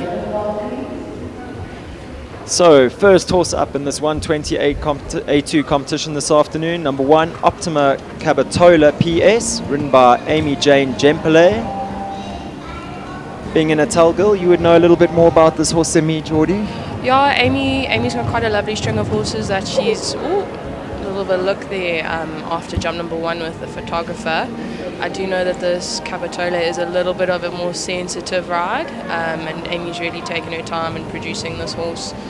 She's riding with Chad Cunningham at the moment, but she's got a super string of horses. She works quite closely with Claire Harms, and I think, she's got an exciting future for her, setting up her string and going forward. Yeah, after having a baby, lovely to see her back. This horse, like you say, very sharp. She did well to sit and stay in the saddle there after number 1, but you can see why she perseveres. The horse has a magnificent jump. Yeah, absolutely. I think I would have been quite smartly ejected after number 1 if that was me. Makes 2 of us. I don't stick like I used to. Yeah. Oh, and again, I wonder actually if it's that peacock wing at number 6. You know, often seeing the horses, they're not so used to these fillers, especially us in Natal. We often jump down at Shangweni. We don't often come to Maxwell's, and the fillers are just a little bit spooky and a little bit different, and that peacock has caused a lot of trouble in the past. Oh, that makes me feel better, because my horse definitely ran wide around that when we were moving around that in the last track. Just you wait until the train comes out there, you'll see what happens. I've been here to commentate before, so I've seen the jumps, but my horses haven't. So it's going to be interesting. Oh yeah, absolutely. Local girl or local lady up next, Kate Lepart. She rides number 2, Bull Sport Makeba.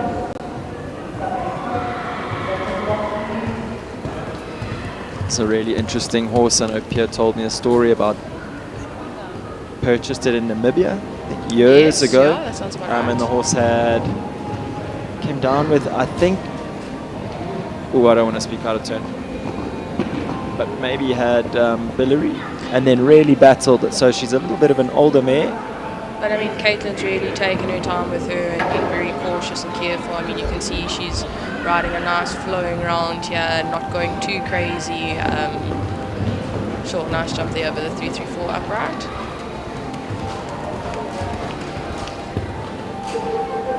And I mean, I know they're big shoes to fill, but this horse jumps in a very similar way to, was it Lakota? Caitlin's very good horse Lakota. that she had. Sure, that's a blast from the past. That was a phenomenal little horse, and she really operated for Kate, so I think there's a good future for the two of them going forward.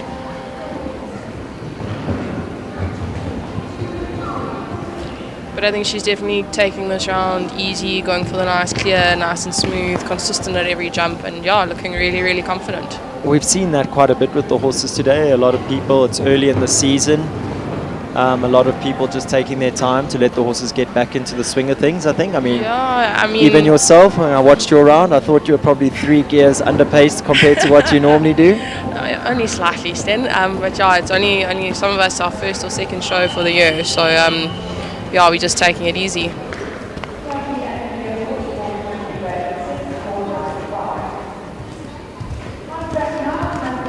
So lovely clear round in a time of 74.95 for Caitlin Lepart and Bull Sport Makeba.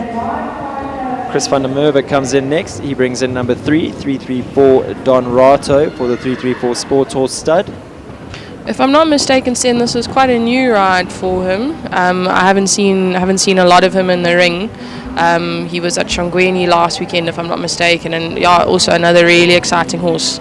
Really got some spring in his step there. Now Don Rato, 7-year-old stallion by Diamant de Simile, out of a Caratino mare. I know Chris has taken his time with this horse. They've had to make sure that he feels comfortable in his body and that everything is working the right way. But he really does. He springs off the ground. You're right. He does it a little bit in his own way. Oh yeah, I mean, it must be the most amazing feeling though, going over those fences. But often, with those horses that have got such a big spring in their step, you've got to be careful and you've got to nurture that up the grades. It's easy to get a little bit carried away. And I mean, Chris is definitely the man for the job.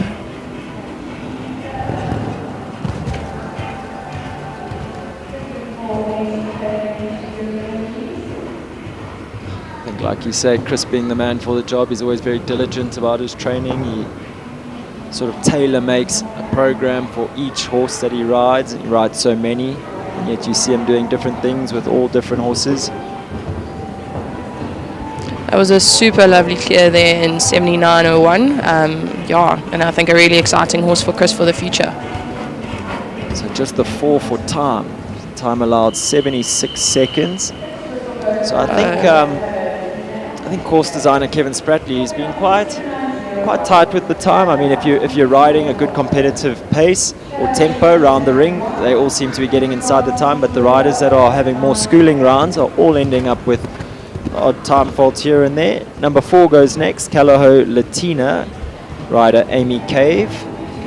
So Latina was actually previously ridden by Catherine Stainton when she was still riding and competing out of Grant's Yard.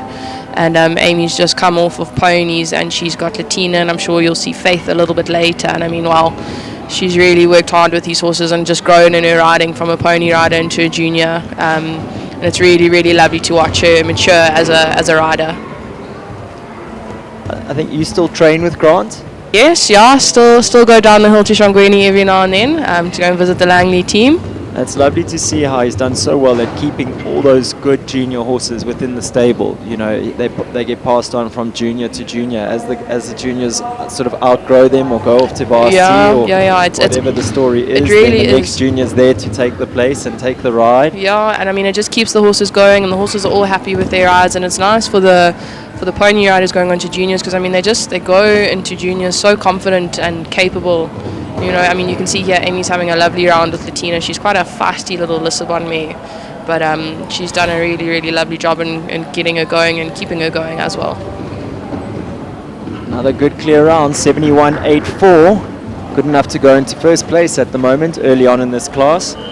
Like you say, Amy, very competitive young rider. Was lovely to see her here at the show in November. I think she had a really good show. Probably, I think it was in the 110s with both Faith and Latina. Yes, yeah, that is right, though. She was in the 110s. So nice to see her making the step up and looking like she's going to have more of the same at this show. Lots of prizes to come. Oh, yeah, absolutely. Next up, we've got the big boss man himself, Mr. Grant Langley, on Calaho Enzo. I was in the warm-up just now, Geordie, and I was asking Grant about that strap around his horse's neck. He said Enzo can still be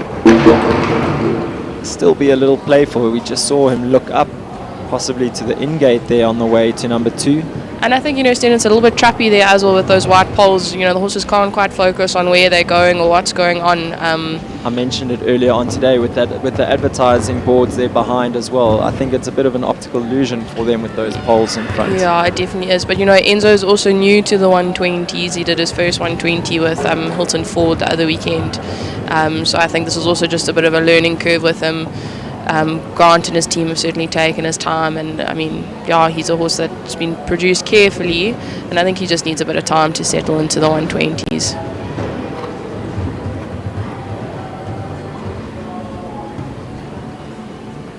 I think the last time I saw this horse jump was in November last year here at this show. I can't believe how much he's come on already since then. He seemed much greener that day when I watched him. Oh, yeah. It was when Brett Weber had the sheep next to number 1. Then there are lots of colourful fillers that come out of this place, I'm not going to lie, and it's good for the sport, but my word, the horses sometimes they don't know what they're looking at. So just that little miscommunication there at number 2. Otherwise, a very mature round there, shown by Calaho Enzo. Man you were just talking about now, Hilton Ford up next. He brings in number 6, Rivervale's back in time. Yes, back in time. This is one of Hilton's young horses that he's been producing. Looks very lively. It does look quite lively.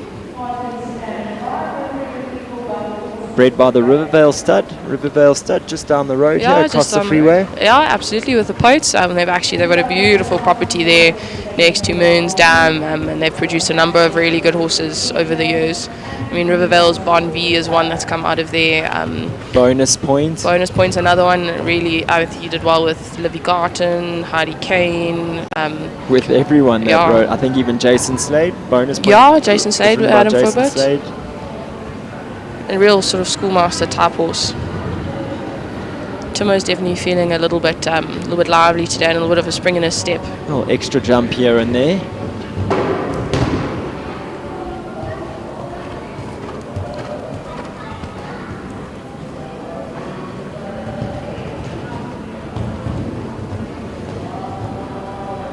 Just balancing him up nicely as he comes down to 6. So Rivervale's back in time, another Bono. Yes, Bono was definitely their their main stallion, which they used to breed for a very long time, and Bono Has produced so many superstars really out of that stud, hasn't yeah, he? he has. And I mean, Murray does a lot of the work. Murray Pote does a lot of the work out on the farm there, and he's so careful with the horses and producing them and taking their time. And it's nice to see them coming up through the ring, up the rankings in the ring, should I say?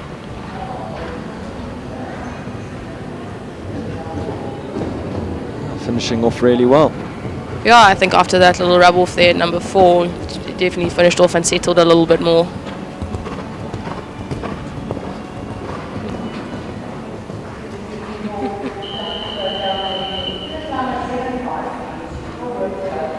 Martin Manette up next, number 7, riding C.S. Lazarus. I was having a bit of a chat to Martin earlier on the side before walking the 130s, and he said he had to quickly take this horse up to Carol Nurdens because typical Natal weather this time of year, we've had a whole lot of rain, and he jumped them just before the show, and he said this horse was feeling quite lively. So he was hoping for a little bit more of a settled ride today. But there could be some entertainment is what you're going at with that is essentially what I'm saying, Sten. You say you guys have had a lot of rain so far this season now. Joburg was underwater for a week last week, I think, as well. We had day after day after day of rain, which we're not quite used to up there. So unfortunately taking that 3-3-4 upright.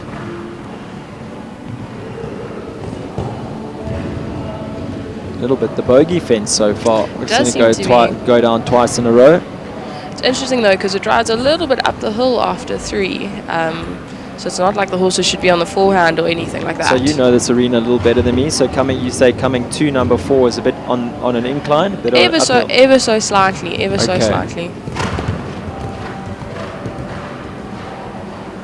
It's funny, I guess it's just because of our vantage point, but I always think that side is higher and this side is lower. Oh goodness, yeah, I guess it is a little bit. Oh, he nips inside. It's a sneaky little turn and jumps quite nicely over that last butterfly oxer. Martin even made 1 or 2 promises that he might come have a word with us at some point up here in commentary, so the viewers would be privileged to be entertained by some of his humour. Martin, always a good joke. Absolutely. Involved in a conversation with Martin, and a true horseman who has a lot to talk about from his riding career. Number 8 goes next, Tamar Glixman, riding Gondor Warsaw. Warsaw, an 8-year-old gelding by Wallenberg, out of a poor boy mare.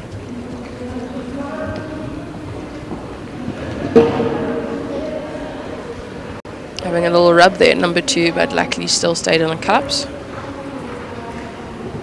See Tam setting this horse up for a bit of a schooling round, it looks like. Yeah. You know, it's tricky. We don't often compete in indoors here, you know, so horses coming here for the first time, it's nice just to have a bit of a schooling round, get a feel for the arena.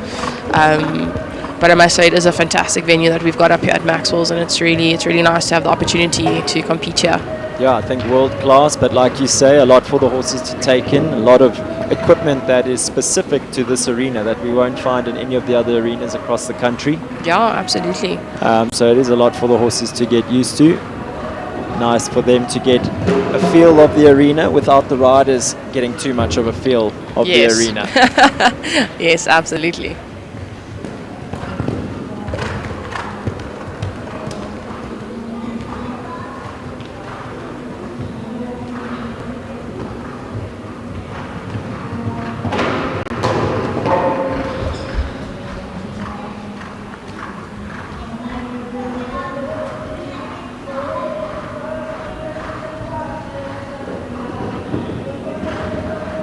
Leaves the last up, like we anticipated, a few for time, but a big pat and a well done from Tamar for Gondor Warsaw.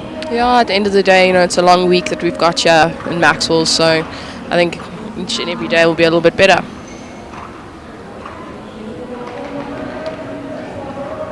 One of my favorite horses up next, Masculine Z, number 9, ridden by Heather Joy Mostert. I must say, I think Heather's quite excited to have this horse back in the ring after a little bit of time off. So it's nice to see the two of them competing again, and I'm sure it's going to be a really exciting year for the two of them.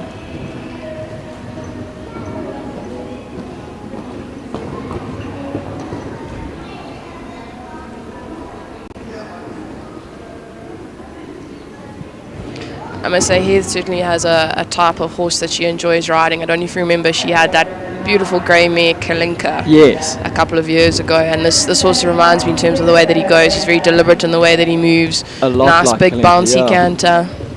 And I sort of kept quiet there for a jump or two in the beginning. Those two sort of plain verticals, 1 and 2, the horse didn't really kick off the ground. And then if you watch at number 3, then he starts to express his jump. I mean, even at that number 5, that was a beautiful take at number 5, and I'm sure he'll do the same here. Yep, didn't disappoint. Gives them a bit of room, flicks his tail. He's also just got the most lovely expression on his I face was about as to well. say, ears always firmly Yeah. pricked on the job. Definitely enjoying what he's doing and enjoying his jockey as well. Textbook back end, jumping out the double there. I think this is going to be a really exciting horse for Heather for the future and something for her to build on. I know she's itching to get back into the opens, and I think this is the horse that's going to take her there. Yeah, I don't think it's far off. Time of 75.09. Inside that time allowed of 76 seconds, so a perfectly judged round. Kristen Leeming up next. She's riding number 10, King HK. Kristen's been riding with Joanne van Achterberg out of the Kincardine setup. Really lovely for them to make the trip down the hill. This horse is a real superstar, purchased from Michelle van Eck. And Kristen does a good job with him. He can get quite hot and buzzy, but has a lovely canter and is always going to the fence. I think certainly pays tribute to that sort of chestnut stereotype of being a little bit hot and a little bit fuzzy. So he really tried, made a big effort there at number 5.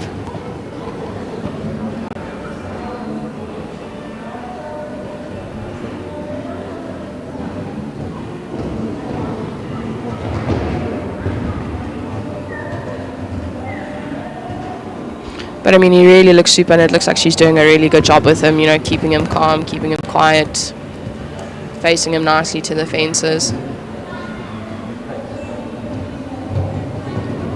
For Kristen as well, this would be her first time riding at this venue. Yeah, a little bit of a look as he went into 9A. Definitely. I think those seals to the right. Yeah. A little bit off-putting for the horses. Sure, lovely jump there over the last oxer Good though. jump at the last, yeah. And settled well as he went on through that round. Geordie, I'm going to step out for a bit to go help 1 or 2 clients. So I'm going to leave the viewers in your capable hands. Thanks, Dan. I've even given you a running list now. That's really kind of you. Thank you so much. Okay, up next in the arena we have got Ashley Taylor, and she's riding 334 Callow, Stand By Me.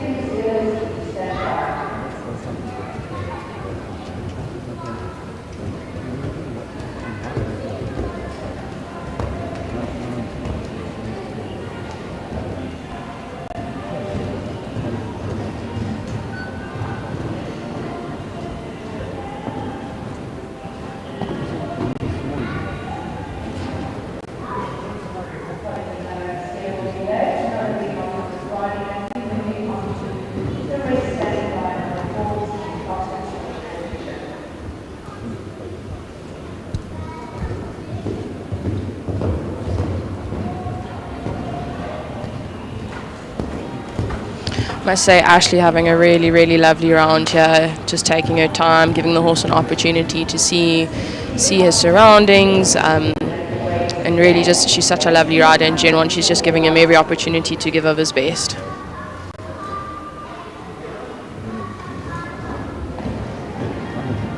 So Stand By Me is a Callawho Sampras mare. Nice to see the Sampras progeny slowly coming up through the grades.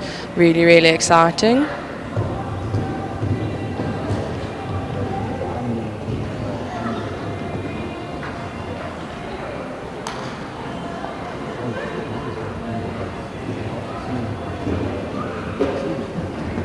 Lovely jump there to finish off at the last oxer.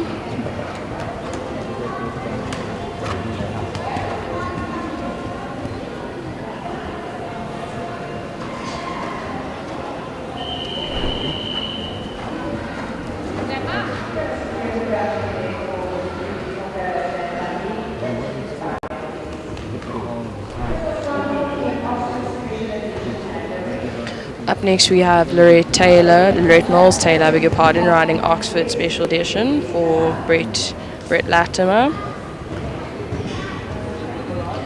Special Edition is a 7-year-old gelding by Arms Special Demuse out of a Nabab Darev mare.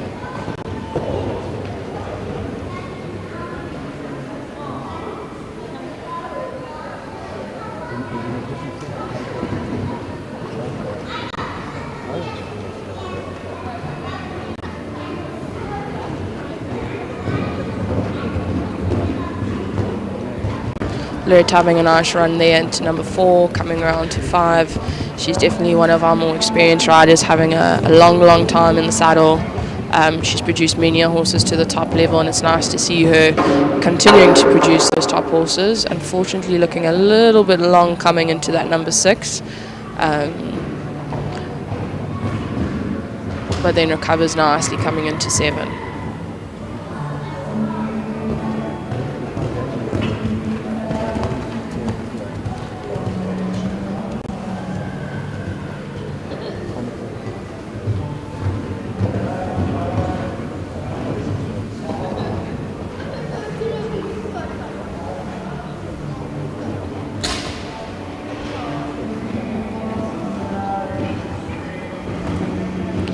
So Lorette finishing off there with 8 penalties, 4 of them being for time, and a time of 79.44.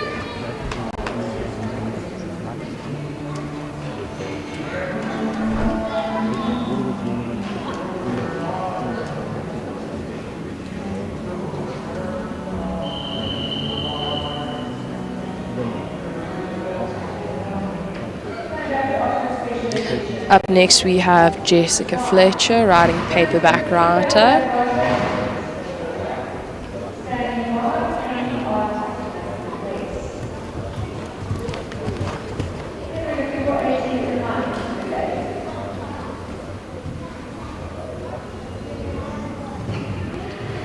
Jess Fletcher is a Natal girl. She rides out of Jethro Bauer's yard. I know he's got quite a competitive bunch of youngsters coming through the grades, and it's nice to see him working with a nice group of youngsters.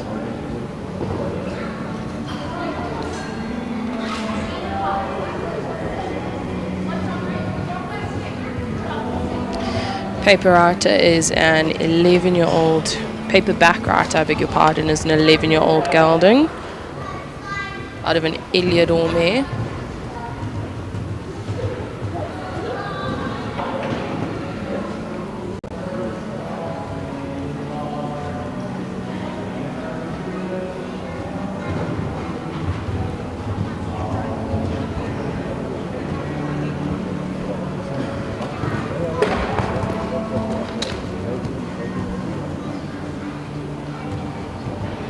Just really keeping a nice, lovely balance ride. Oh, a little bit close there into number 9A.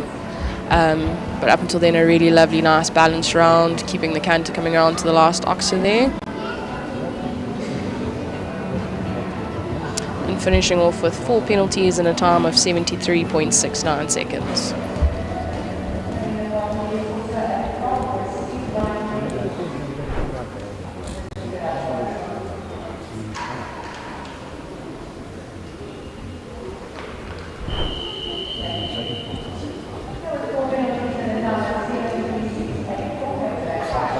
We welcome Amy Jane back into the arena, and this time she's coming in with Optima Key West, affectionately known as Kiwi.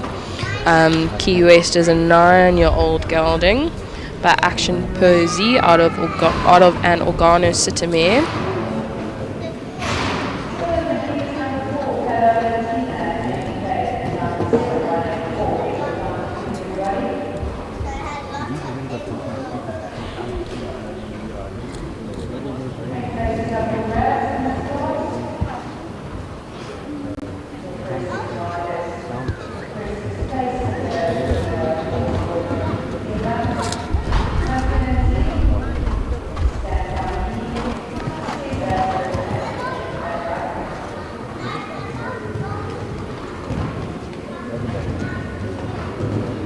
I must say it certainly is very nice to see Amy back in the saddle after having her little goal, and to see her with her string back in the ring again, and I'm sure she's excited for a very, very busy year with this string of horses. Key West really looking super cool and calm and collected in this indoor, which is really nice to see.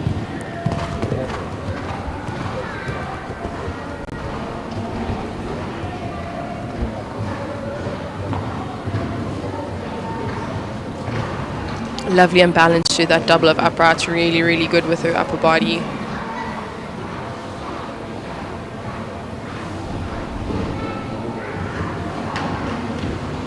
Unfortunately incurring some time penalties there, but you can see on Amy's face there's a big smile. She's really, really happy with that round, and I think it's a really exciting horse for her going forward.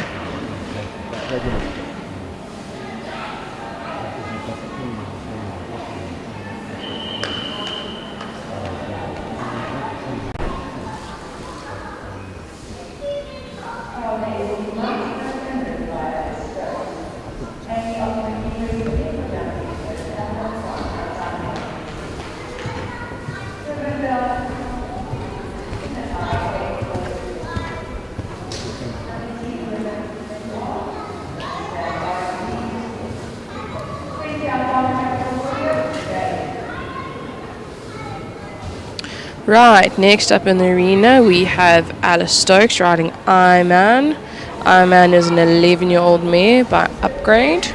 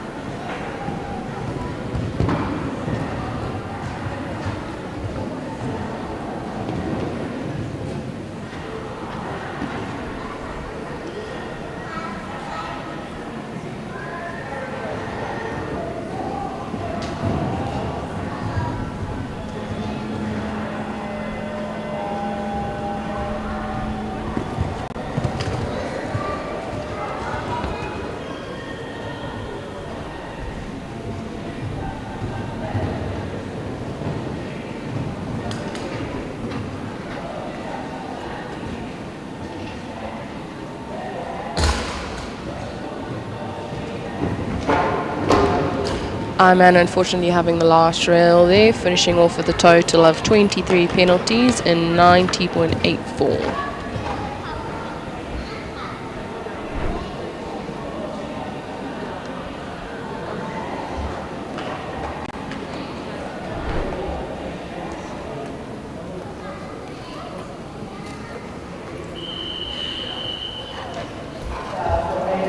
Next up in the arena, we've got Ada Rain Ferguson, and she's riding Rivendell Braveheart. Rivendell coming from Cape Town. Beautiful chestnut stallion, 11 years old, by Bello de Revel.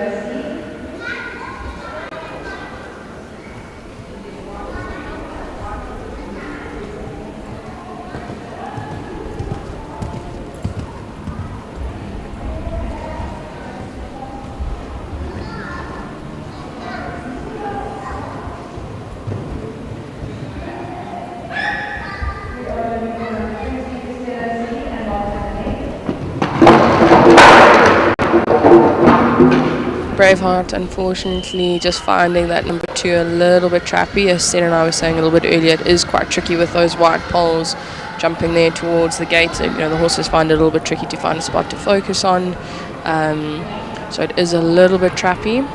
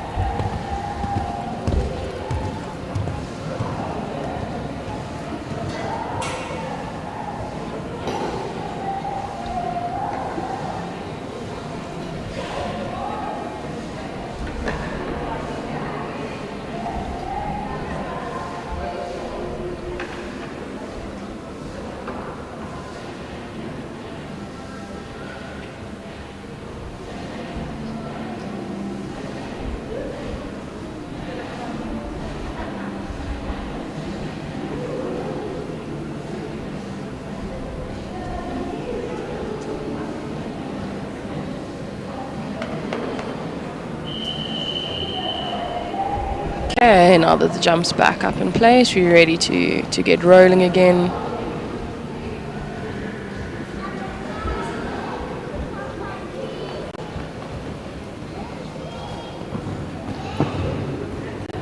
Ada does really, really well to recover there after their first little miscommunication, and looks like she's set off for another really lovely round.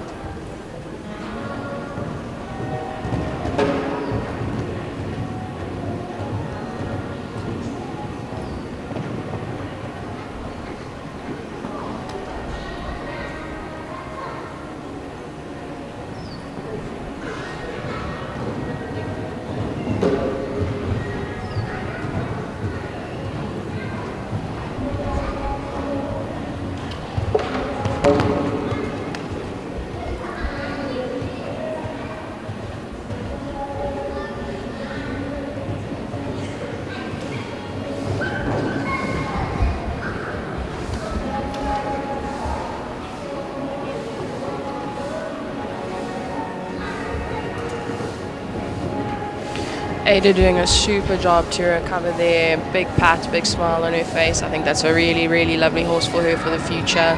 Finishing off with a couple of time penalties after that stop and pole, and a time of 91.60. Up next, we have iFarmer Caliber Claudio with Natalie Heim for the iFarmer team.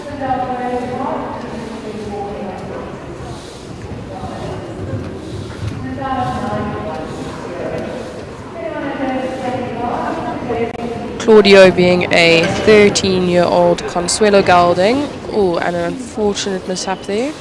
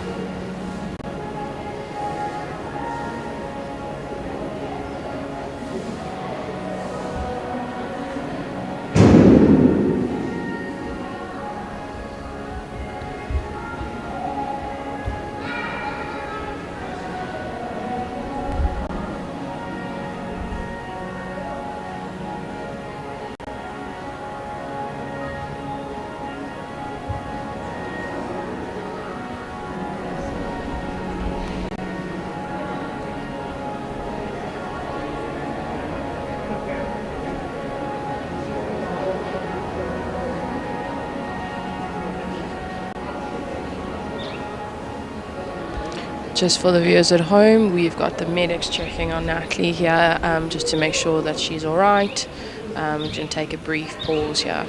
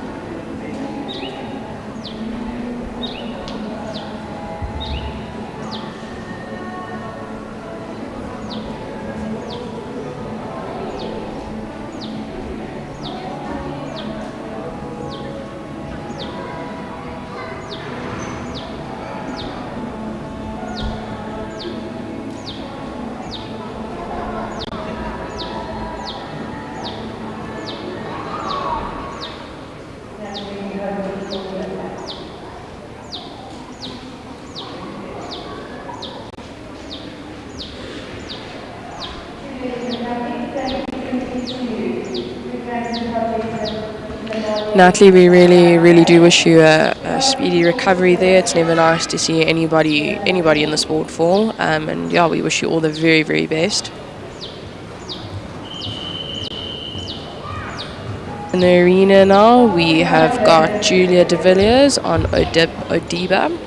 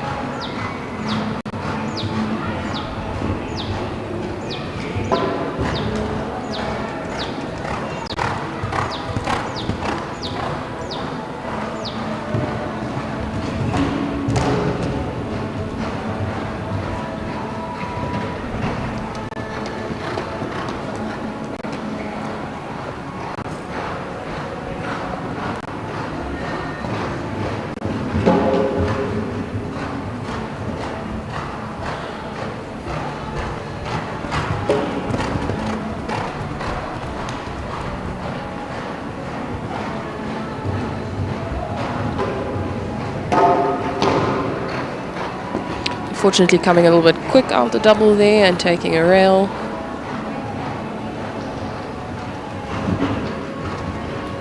Julia finishing off with a total of 8 penalties in 72.29.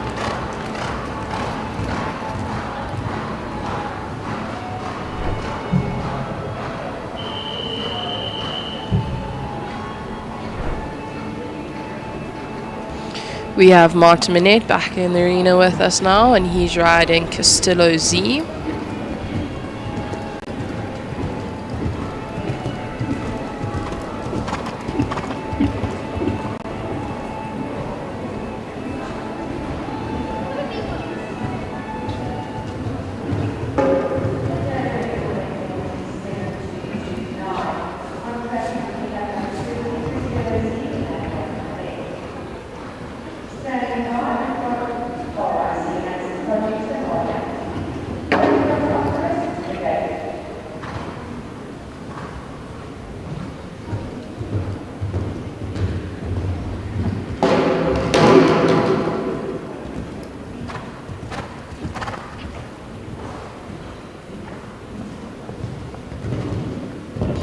Unfortunately, that 3-3-4 upright coming down again for Martin. Seems to be a bit of a bogey fence in this class. But other than that, Martin keeping a really nice rhythm, having a nice flowing round, a little sneaky inside turn there around 3.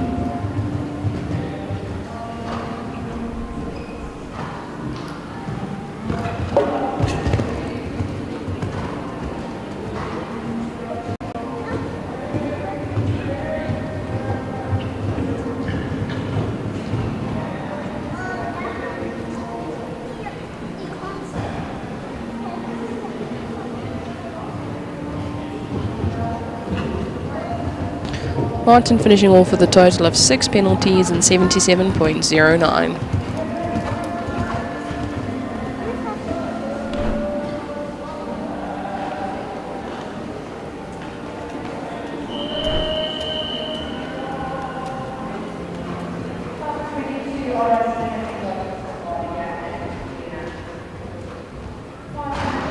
Next in the saddle we have Jenna Odell riding for Alexandra Ricanson. She's riding Ricanson Project's Lamelia.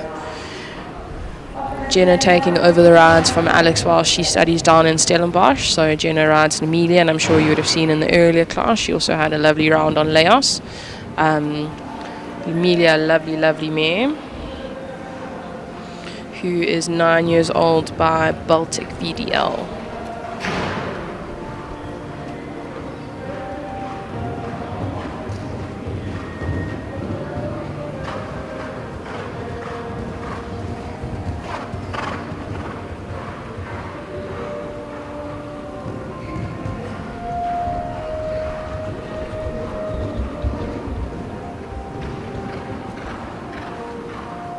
This is a really exciting young horse that was bought for Alex, and I think really lovely that Jenna's got the opportunity to help keep her going while Alex is busy studying at varsity.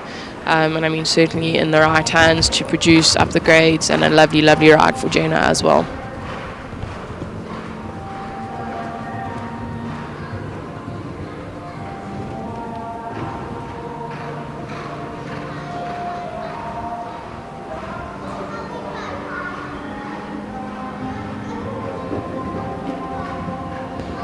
Sure, Lamelia producing a super round. Unfortunately, 3 penalties there for time, and a time of 78.67.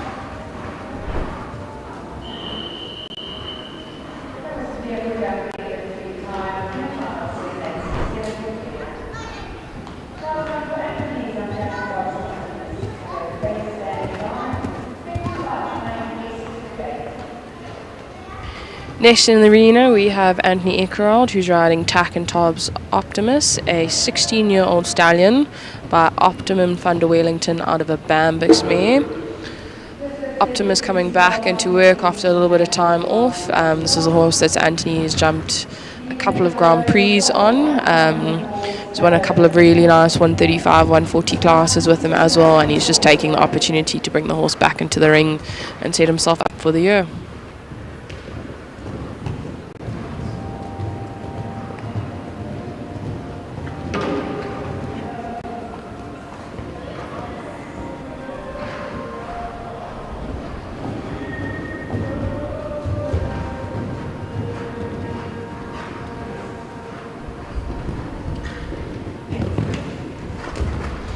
Optimus having a little look at that radium upright.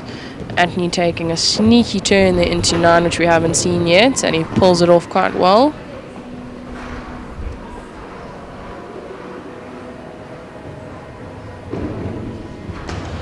Anthony finishing off there with a super speedy clear in a time of 66.19. Sure he's going to be really happy with that.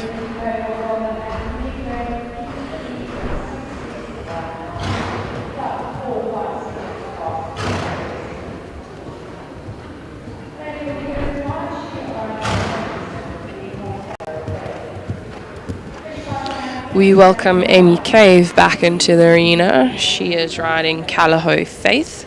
Faith is a 15-year-old mare by Callahoo for Joy. As we said earlier, she's a slightly older mare that Amy's taken over from Kath Stainton. Really lovely mare that offers a lot of experience for the rider and certainly gives a lot of confidence as well.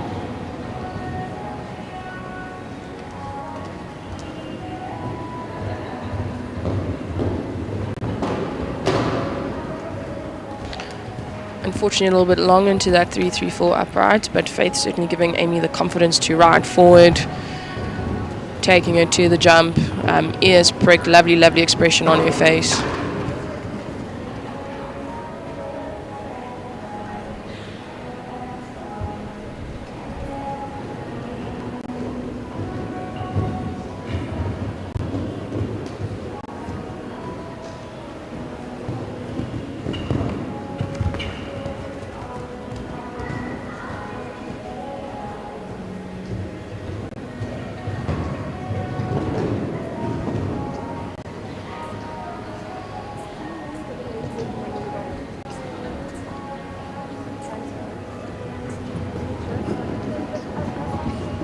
Amy finishing off with a total of 9 penalties and a time of 76.85.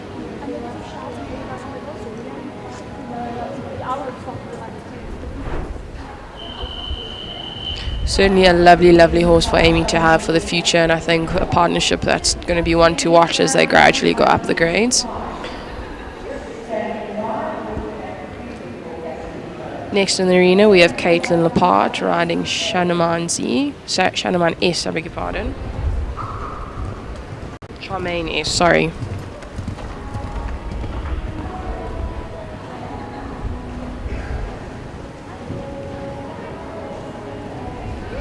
We've already seen Caitlin come in on Bull Sports Macabre, who is currently sitting in 3rd place, so I'm sure she's going to want to look to have a little bit more of a competitive round, giving a bit of encouragement there.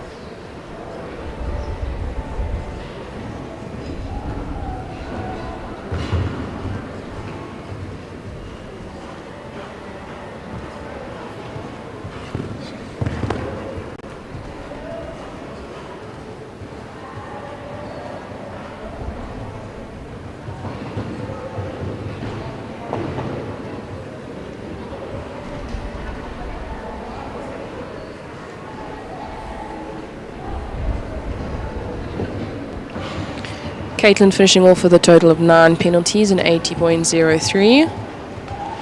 She still holds that 2nd place from Bull Sports Macabre.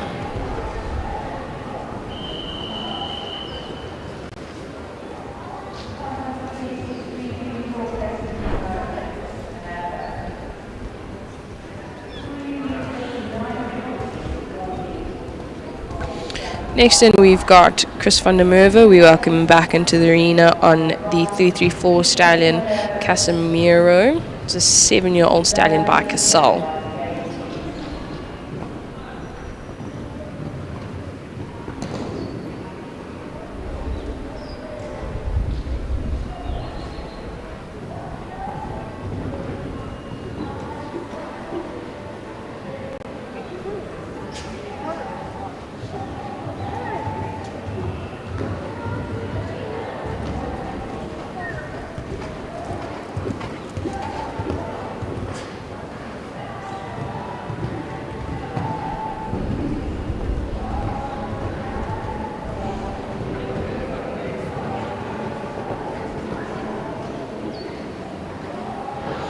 Chris really using the opportunity to show this young stallion around, get a really good feel in the indoor. Super expressive over that E-pole oxer. Chris is certainly the man for the job to produce these young stallions up to top level, as we've seen him do before. And I think this is a really exciting stallion for him.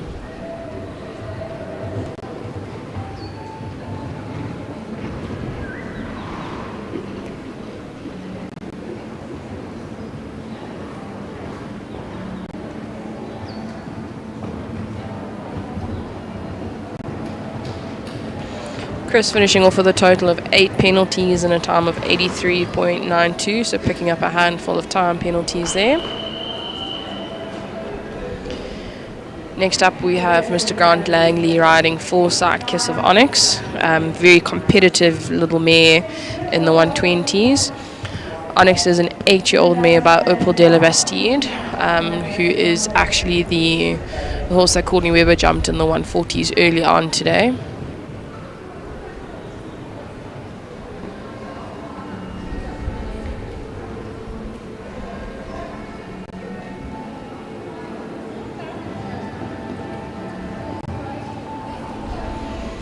Onyx is certainly a little mare that really loves her job, and she really works hard for Grant and tries her absolute heart out. Grant's won a couple of really competitive classes with her, and I'm sure he's looking forward to a really good show with her.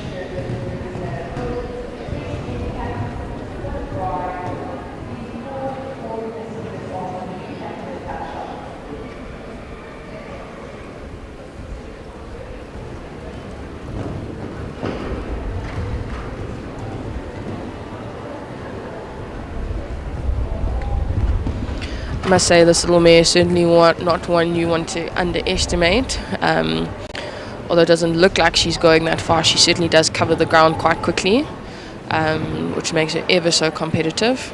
Grant having an inside turn there at 3 to the last. And finishing off in a good time of 71.51. At this stage, that's good enough for second place behind Anthony Eckerold on Tack and Tog's Optimus.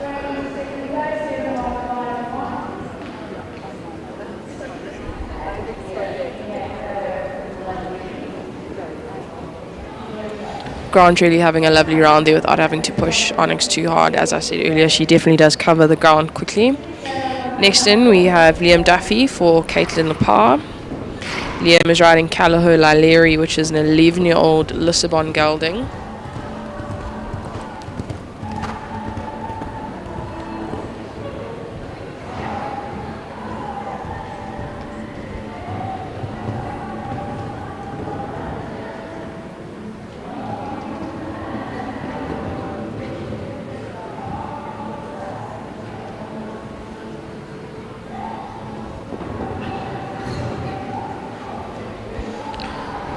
Liam not being a man to shy away from the clock, and I'm sure he's definitely going to give this round a good go. Set the horse up nicely for the week.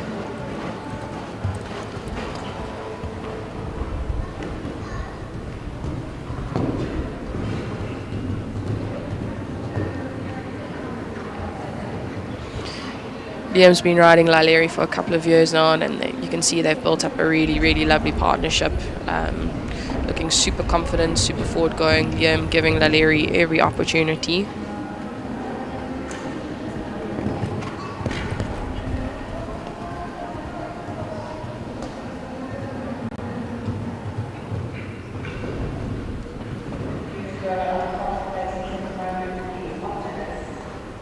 Opting to go around to the last rather than take the inside, but finishes off in a really lovely clear in 70.52.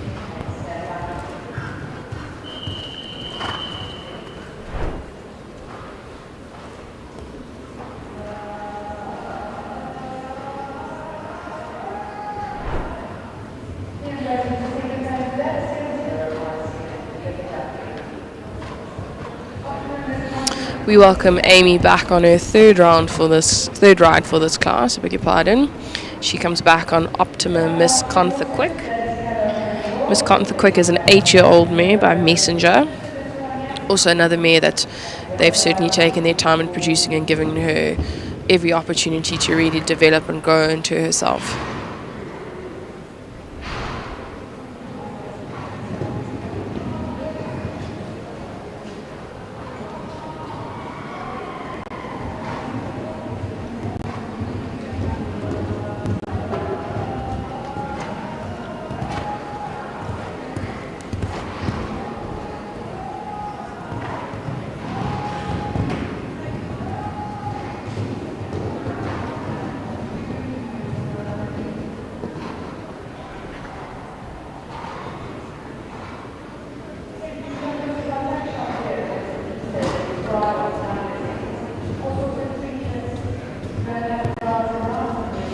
Amy having a really lovely smooth round here, really giving Contha Quick every opportunity possible.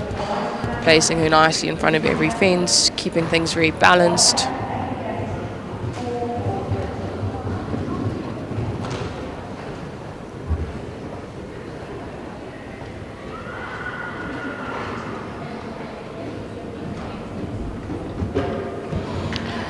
Unfortunately, catching a couple of time penalties there, 6 penalties and a total of 81.25.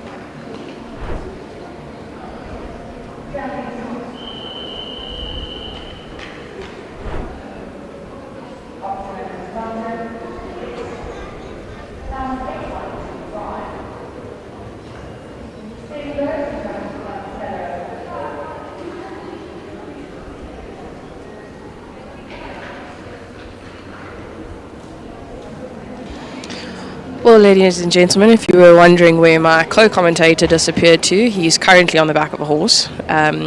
Next up we have Sten on Callahoo Connie Will. Connie Will is a 9-year-old mare by Concariano. Sten may be feeling a little bit of FOMO, wanting to be in the saddle, which is nice to see him riding and going around.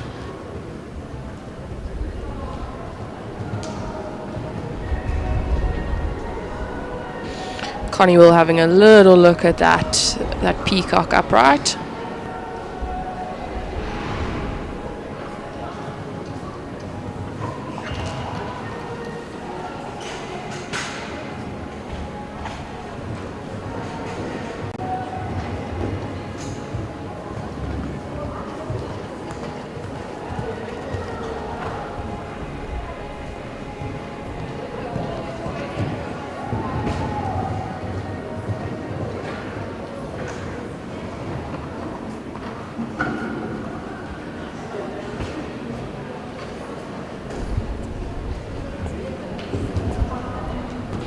Connie Will certainly looking like a high energy mare, really confident, really bouncy, really bubbly.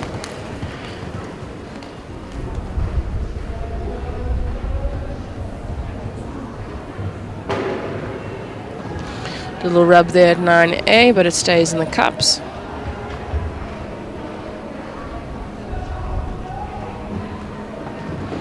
Sten finishing off with a super clear in a time of 72.90. Connie Will giving a little kick of approval. Well done, Sten.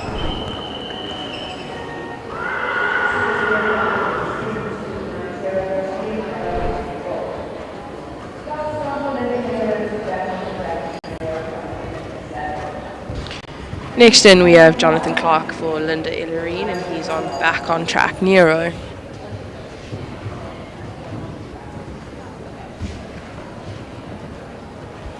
Nero is a 6-year-old stallion by Hernandez.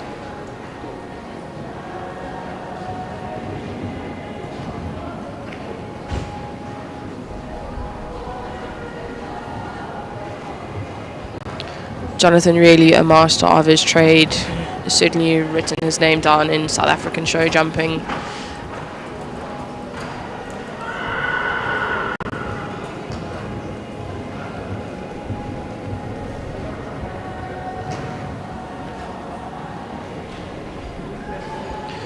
Jonathan also taking that inside turn to 3.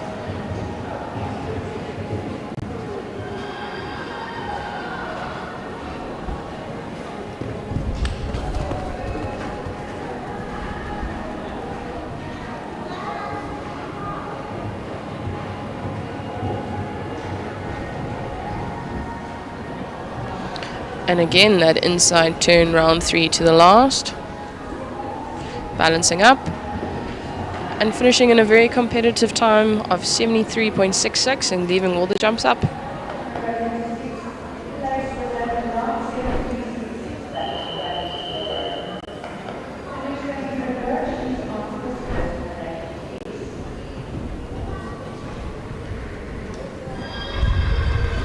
Next to go, we have a Nook van Vuren on Chrysalis Cognac. Chrysalis Cognac is a 12-year-old gelding by Consuelo.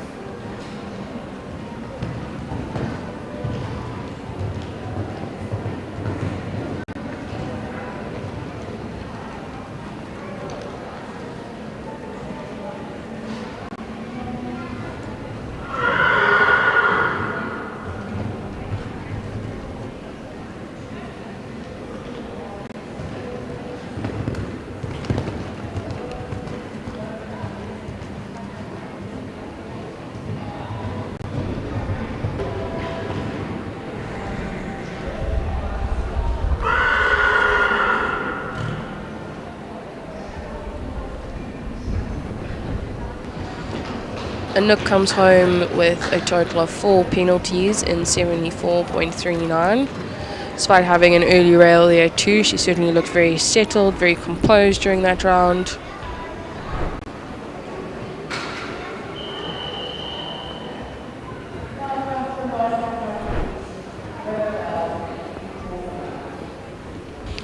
And the final horse to go in this 120.82 competition is Murray Pote on Rivervale's You For Me, the very striking dapple grey stallion, who is by Ulana de Temple, 7 years old.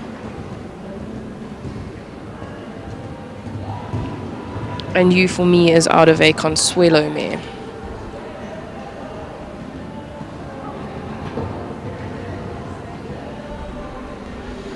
Murray representing the Rivervale stud here, that's based up in Nottingham Road, Rosetta area. And this is a stallion that Murray's certainly taken his time with, gradually produced him up the grades. Despite being devilishly good looking and quite beautiful, I'm talking about the horse. He is also quite a talented stallion as well, and I think a really, really nice stallion for Murray to have the ride on and to produce himself and take up the grades.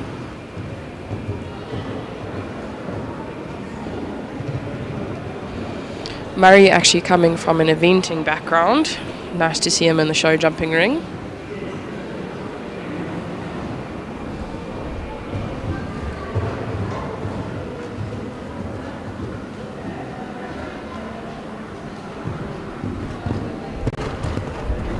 Balances him nicely there to that upright at number 8, the radium upright.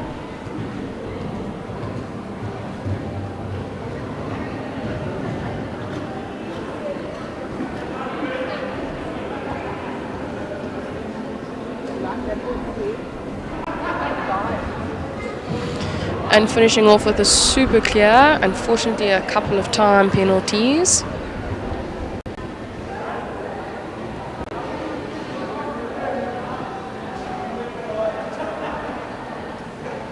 So Murray finishing off with a total of 10 time penalties and 85.87. Stand by for the results.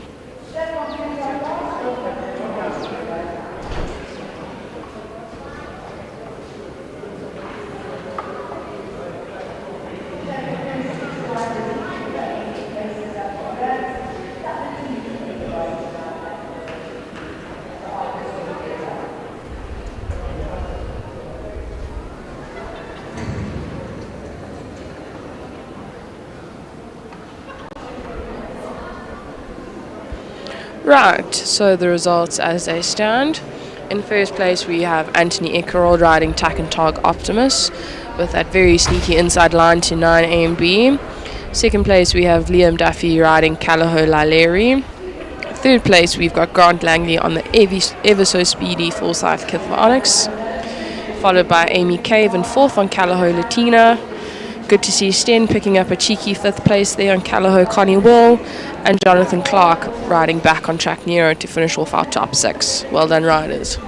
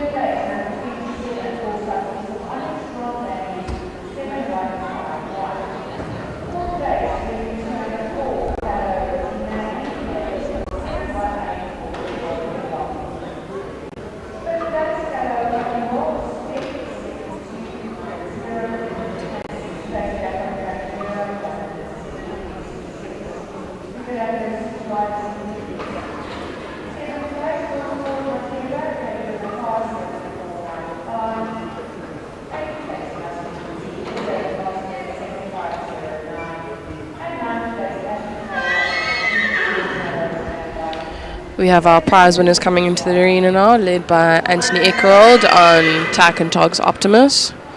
Optimus quite happy to be back in the arena by the sounds of things.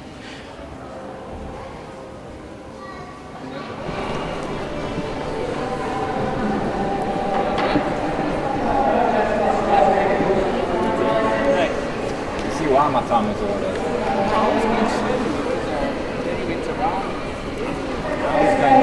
And then he tried to stop at this. And he kept him. And I landed on all fours. My foot got up. So I landed on now. I take it. Did you catch that?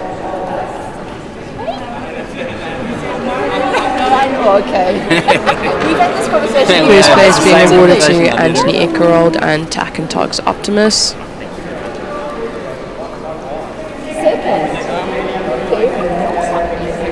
Second to Liam Duffy and Callagher Laleri.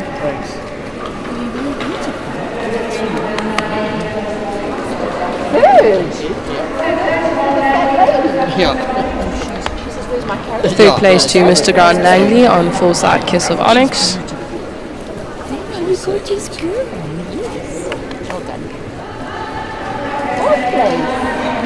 Fourth place going to Amy Clave and Callagher Latina. Being very well behaved for the camera, I think.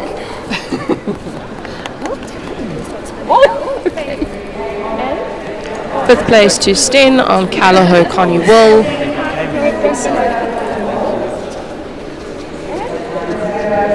And sixth place to Jonathan Clark on Back on Track Neuro.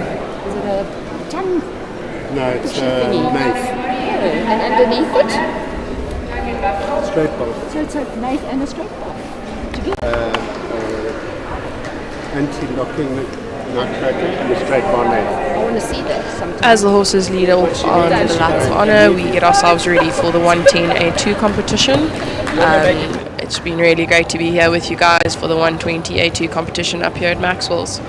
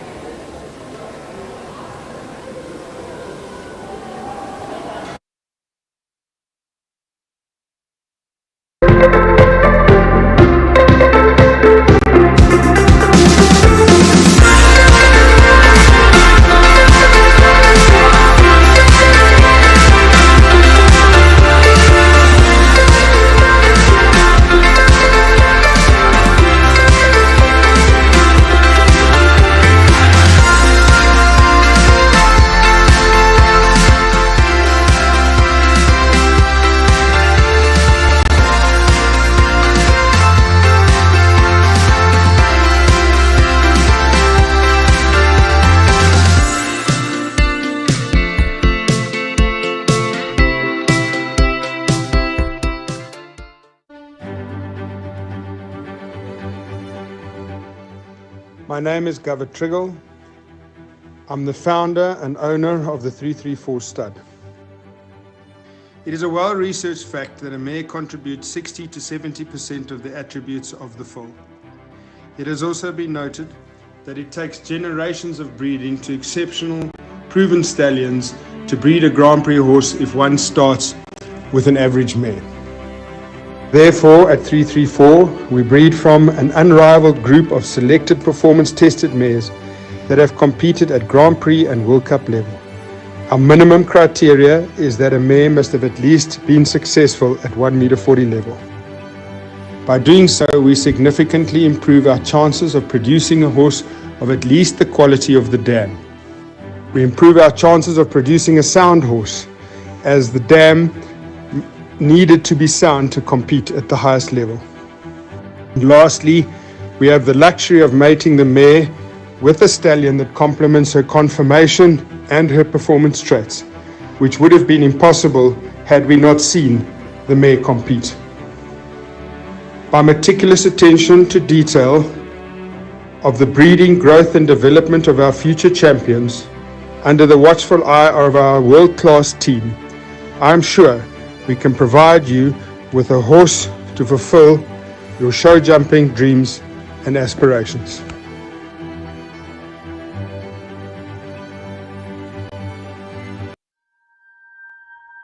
When I joined Brian Baker in 1990, we could not have foreseen the expansion of the Baker McVeigh Group, developing into an internationally renowned team. We have broadened our horizons with more than 50 vets worldwide. What makes us different? Perhaps it's our local family feel, complemented by our international footprint. Possibly it's our attention to detail. You can bring us your lame, ill and poorly performing horses and be assured of our utmost attention and individualised care. But critically and essentially, we feel our aspirational philosophy towards prevention rather than cure is at the core of our creed. Our genuine wish is to make an enduring difference in the well-being of our equine patients. For contented, happy patients make for delighted, happy owners. For life.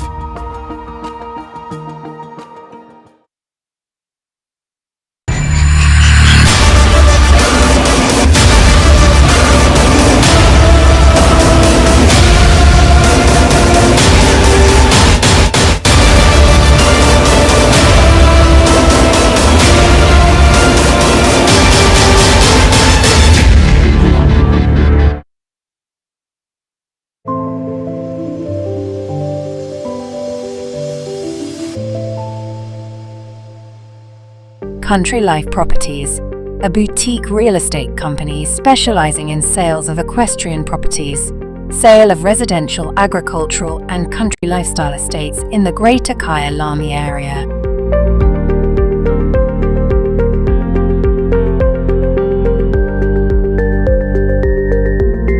With years of experience in promoting the country lifestyle, Country Life Properties is proud to be affiliated with the Kyalami Equestrian Park. Baloo Country Estate is a secure estate offering 22 kilometers of scenic bridle trails. We provide country estates to suit all your requirements. Extended family living, work from home, or just escape the hustle and bustle. A variety of equestrian properties are offered for the keen equestrian. Contact us or visit our website and let us find the right property for you.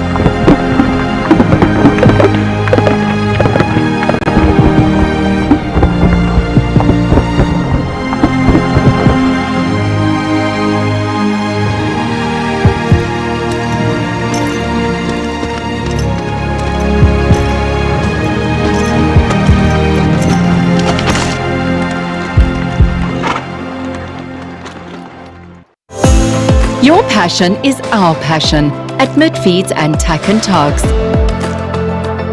Where we lead, others follow.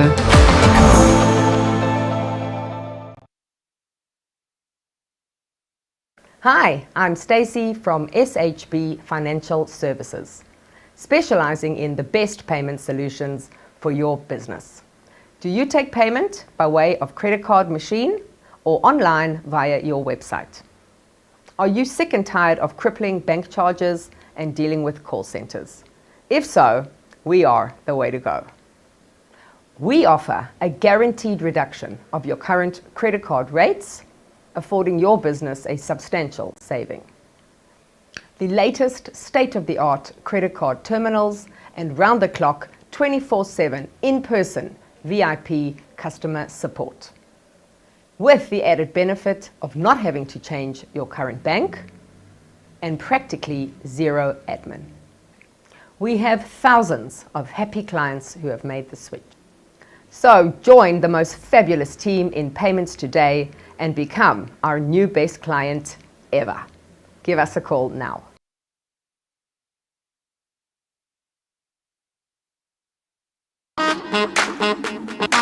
Yeah. Bet you're wondering what it is. Bet you're asking how. Come on. Check this out.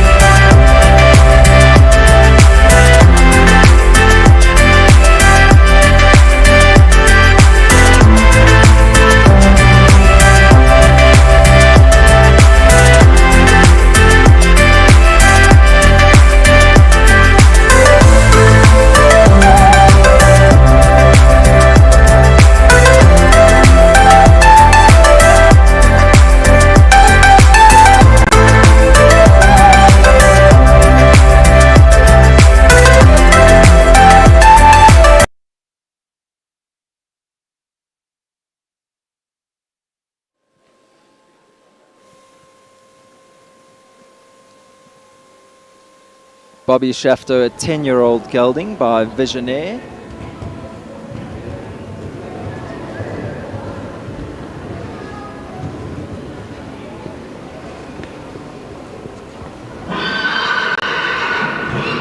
Shani electing to take a slightly wider track. But she has got good ground speed, giving the horse every opportunity to see the fences.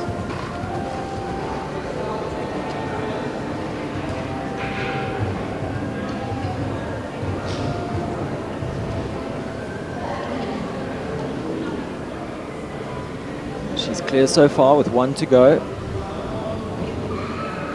Leaves it up. Comes home clear in a time of 74.20. Lovely way to start the class. Chris van der Merwe up next on a very vocal 334 Ultimato, riding for the 334 Sport Horse stud. Ultimato, a young 6-year-old stallion by United Way out of a Cassell dam. Very impressive looking stallion that I'm sure Chris and Govett and the team have very high expectations of.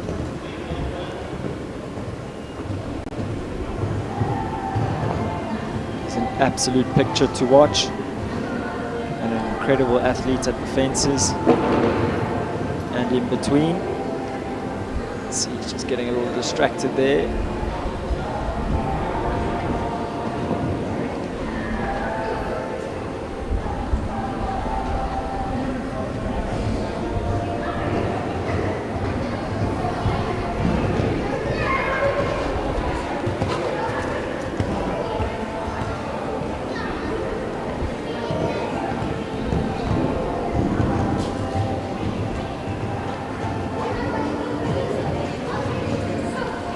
his pedigree and that canter and the jump that we see here today, I'm sure this horse is being widely used in their breeding program.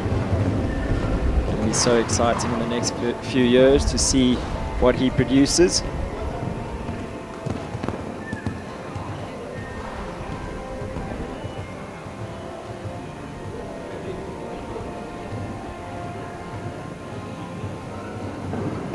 Obviously at this point in these horses' careers, they're still very young, so it's all about just putting all the pieces together, getting them ready for the big time.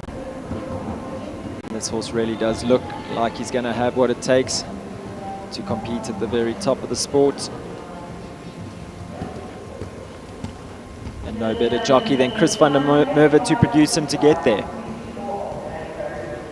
Carol Nerden's up next. She brings in number 3, the Berg's Offspring ZK.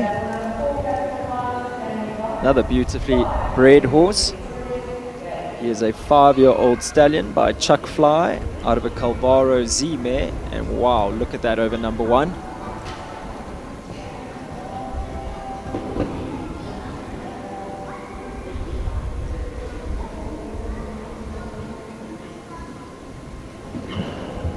Carol, a local lady. They have their stables, Bergview Stables, just up the road. Very busy operation, very professional operation. Carol teaches a lot, rides a lot. And she's been sitting on this one as a little bit of a secret. I haven't seen this horse before, but wow, I would be excited if I was Carol to be riding a horse of this quality. Little green error at number 5.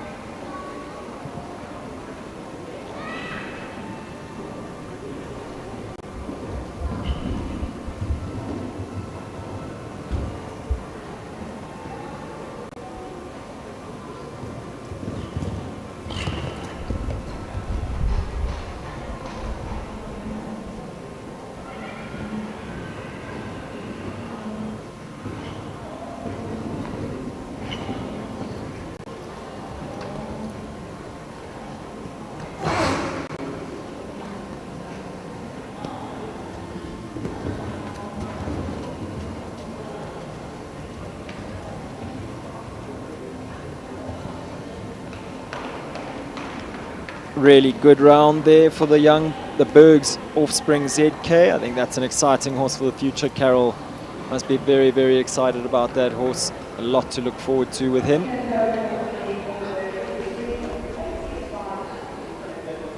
Number 4 up next, a horse that I do know very well, Capital Pyros, piloted by Caitlin Judson. Caitlin has only just recently purchased Pyros from Carolyn Chalchinsky, who's done an amazing production job with this horse up to the 135, even I think 140. Horse that she purchased off the Capital Stud auction, and now Caitlin has just recently started to form a partnership with this horse. I think they've been together since November last year, ably helped by Anne-Marie Esslinger during the sale. I think Caitlin spent some time up in Joburg.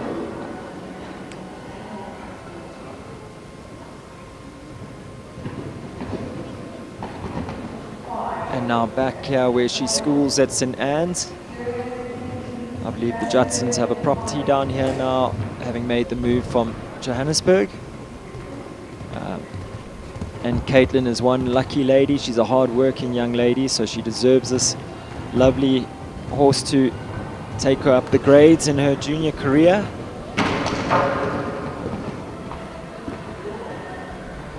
Caitlin herself is very tall, so I don't think you can see just how big Pyros is, but for a young rider like her, it's quite an adjustment to ride such a big horse like this, but he has been beautifully schooled and produced by Carolyn. So it's going to be exciting for her to go up the grades with this horse.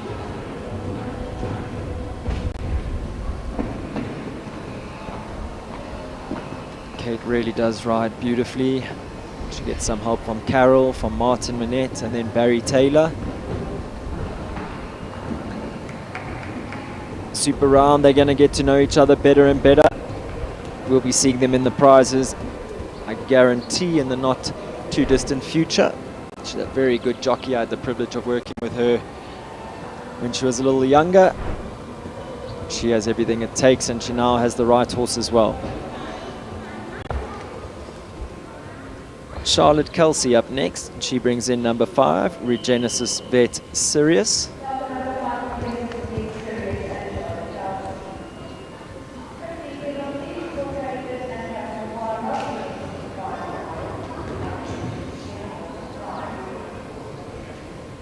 I see Charlotte is helped by the great Max Bonamy. Max made his way back from Europe, where he has been so successful. I was chatting to Max a little bit yesterday about some of the young horses that we've seen him producing and riding in style classes so successfully. And he mentioned to me that 4 of the horses in the Leipzig 5-star Grand Prix the other day were horses that he had produced from young horses, probably right up the grades to 6-year-olds or 7-year-olds. Just shows and speaks to the talent that he has. And lovely for Charlotte to be able to learn from someone as talented and a horseman like Max. I think the KwaZulu-Natal riding community are lucky to have him back in the province. How long he'll be here, I don't know, but I think he's someone that everyone could learn something from. Very knowledgeable guy who's walked the long road. He's done the European trip and been successful while he's been there too. Charlotte looked like she had to work really hard around that track, but the horse did settle towards the end, so they'll be hoping that they'll have some easier rounds towards the business end of this competition over the weekend.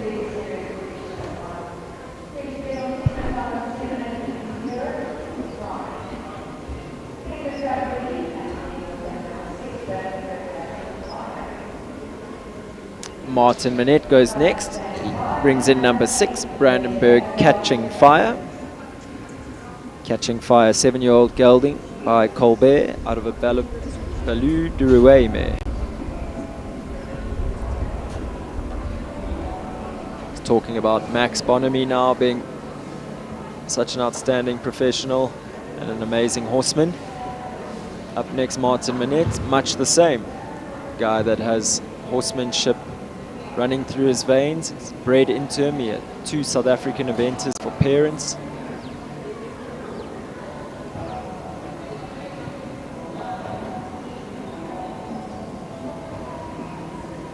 Man with great feel. He really knows how to get the best out of horses.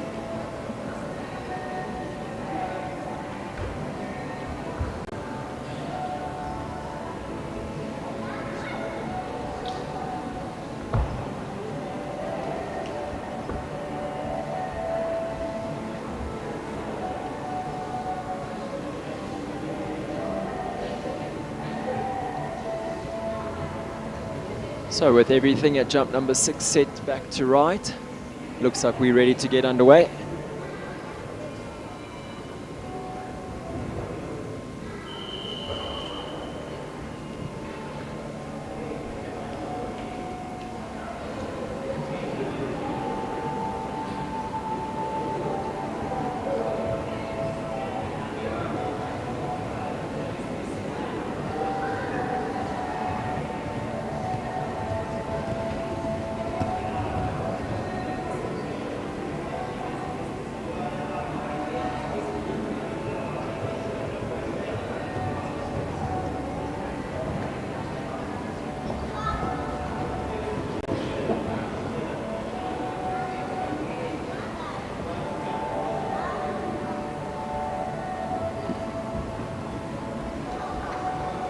I haven't seen much of Brandenburg Catching Fire, but on those first 3 fences, there's a lot to like about him.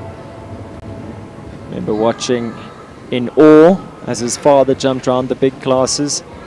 Colbert is a lovely horse to watch. He was just such a classical type, beautiful canter, beautiful jump. And it looks like this horse has many of the same traits. being slightly younger, maybe the rideability still a bit green.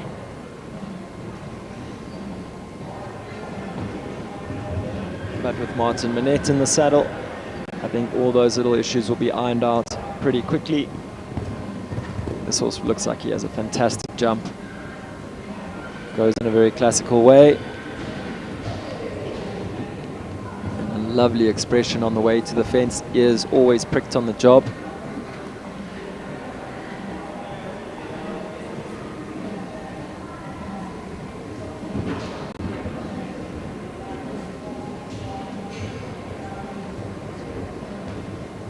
So just that fence at number 6 going down for Martin, and Brandenburg catching fire. A little bit of a green mistake from catching fire, just running down towards the gate. And just outside the time allowed, so a few time faults to add, but a very good training round there for that young horse. Another lovely horse for Martin to add to the string that he rides. 334 Chimera up next. Kyla Brains in the saddle for 334 Sport Horse Stud.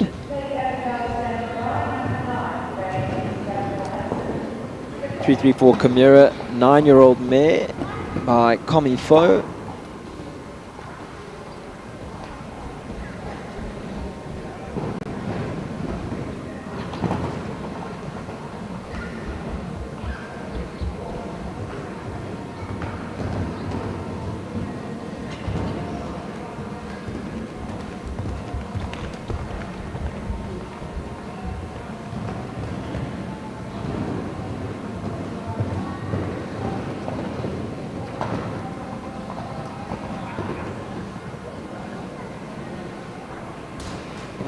This would be a new ride for Kyla.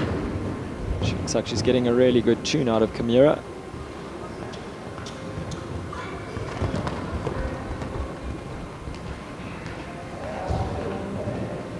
I think all these riders that are part of the 334 Sport Horse Stud team give each other a lot of help, a lot of advice. You see Kyla taking the inside line, being a little competitive. Good shot at the last.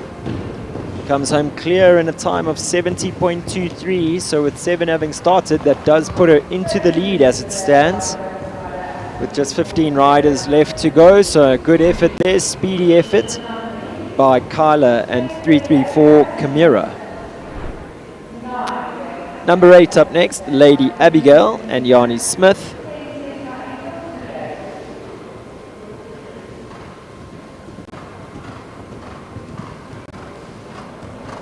Yanni and her horses always immaculately turned out.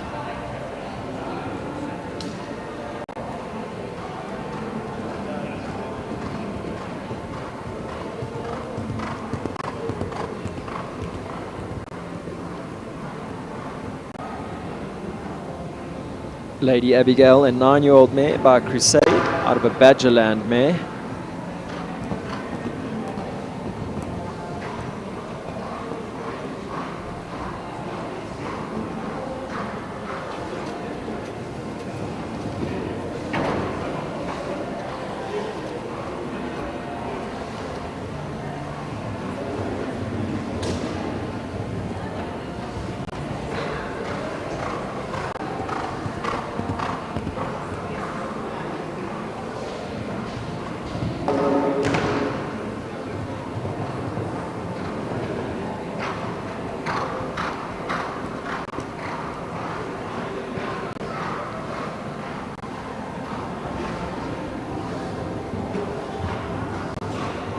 Lady Abigail looks like she can get quite keen. Yanni has to do quite a bit of work to keep her calm and relaxed as she makes her way around the track.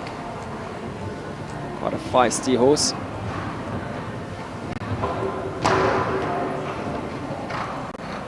And feistiness almost gets the better of her every now and then. Almost too keen to do her job. Easy over the last and gets a big pat from Yanni.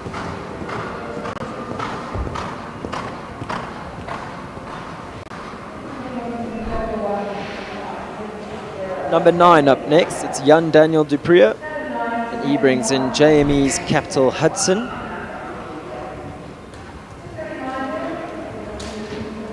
Jan Daniel, or JD, very talented guy. He's a good vet, has a nice practice up in the Kyalami area or Sun Valley area.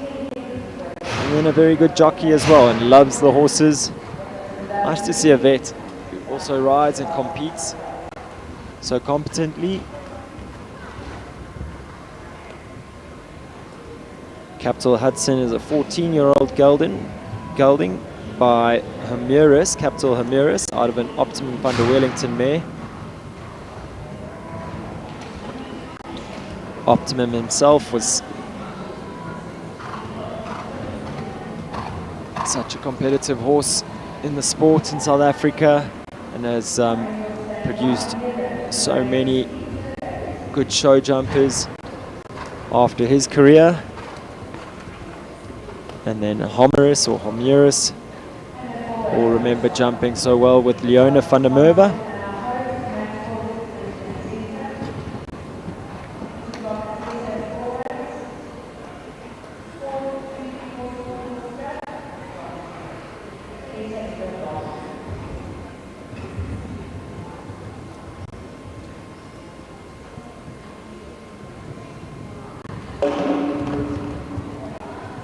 Hudson just falling away from the side of the school. JD did everything he could to sort of straighten the horse up, but unfortunately just falling a bit to the inside of the school and having that radium fence down at number 8.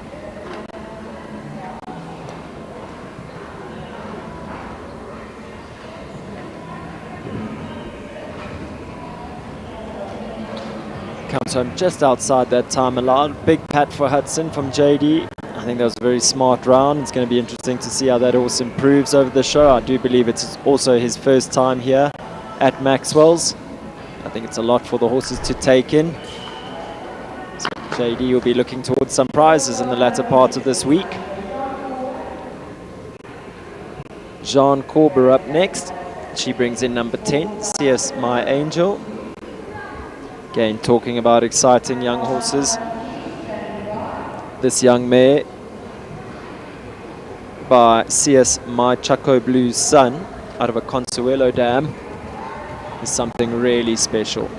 I believe she was produced in this area, I think at Carol Nurden's yard, and Jean purchased her towards the latter half of last year.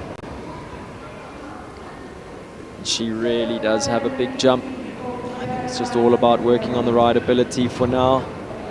But much like the rest of Jean's string, Pretty Woman M, Lexington, all her big scopy horses, I think this horse has got everything it takes to be another World Cup and Grand Prix superstar for Jean. Oh, watch how she kicks off the ground there at number 5.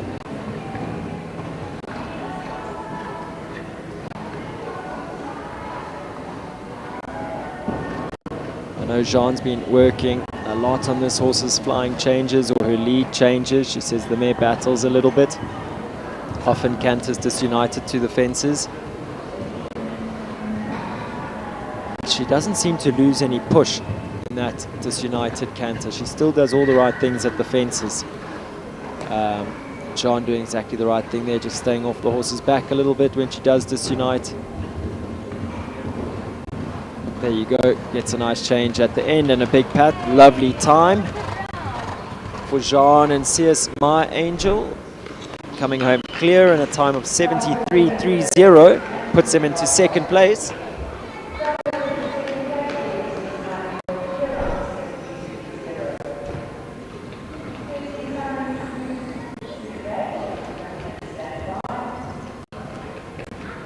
Jordan Boswell up next, number 11. She brings in Courageous D.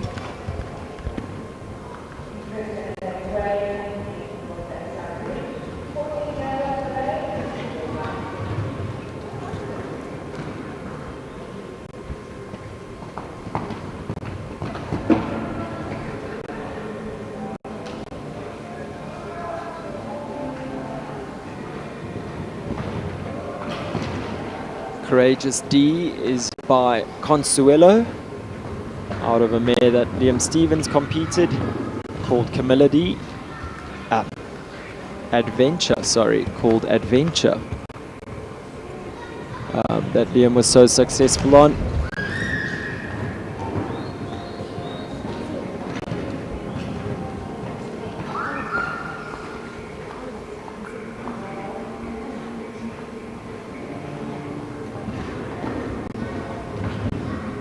This horse's full sibling, Camillity, ridden by Liam Stevens, competes in the 140s.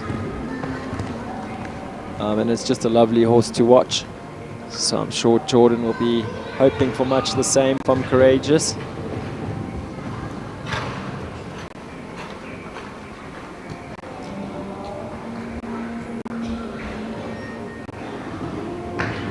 Lovely round there by Jordan. Really smooth, effective, lovely to watch. Comes home just outside that time allowed in a time of 77.11, leaving her on 2 for time. But at the moment puts her into 4th place with us halfway through the class. We do have 8 prizes in this class, 11 horses left to go. First of which, Rainer Korber up next. He brings in number 12, the iFarmer entry, iFarmer Hamburg D.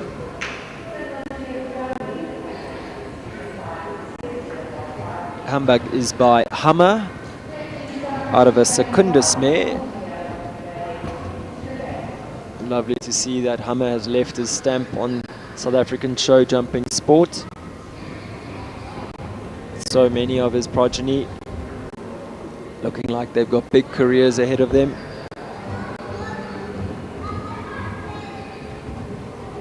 He himself was so successful with Jonathan Clark and then later on with Rainer Korber for a while.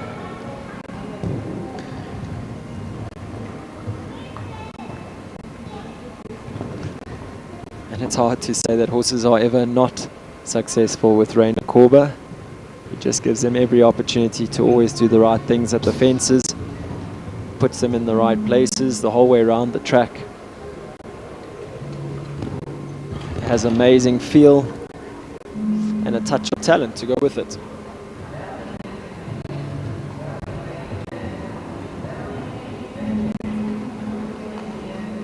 Some good ground speed going around here, this track.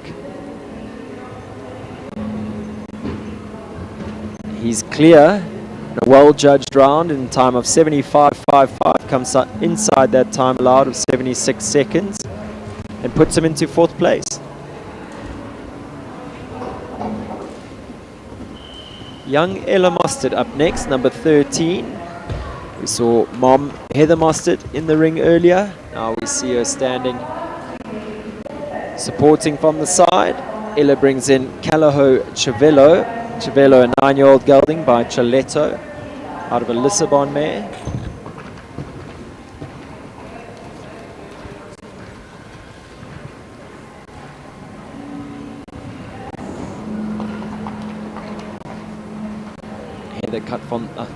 Ella cut from the same cloth as Heather.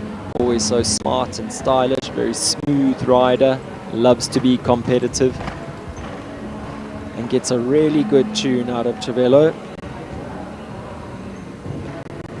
Lucky enough to watch her here at the last show. Won some good prizes. Nice and positive out the turn there.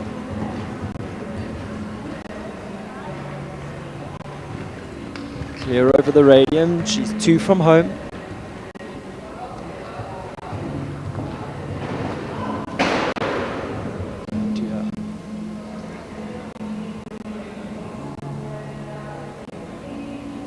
So Chavello not liking something there about that double. Such a good round till there.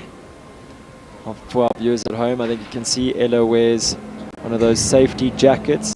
You heard that deploy as she left the saddle. Which is always in the best interest of keeping horse and rider as safe as possible. So it looks like no harm done. Ella gives Chavello a big pat. They'll be back to fight another day. Such a lovely round till then. She was really looking like she was in line for a podium finish there. She'll get a hug and a word of encouragement from her mom there at the in gate.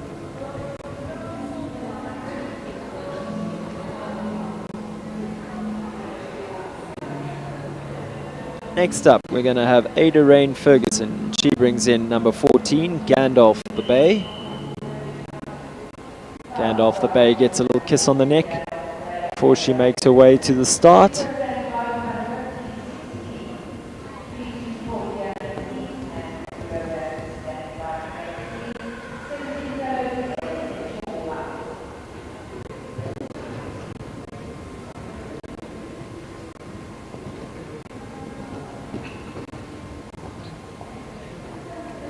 Gandalf the Bay is a 6-year-old gelding by Cape Town Noor out of a national emblem mare. Must say, has a lovely jump. Uses his body really nice way. Neat in front, easy through his wither.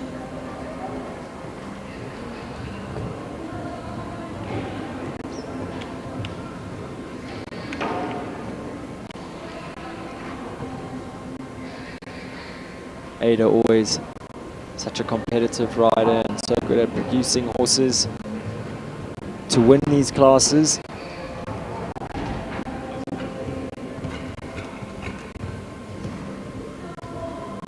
She won so much in pony riders and juniors and young riders.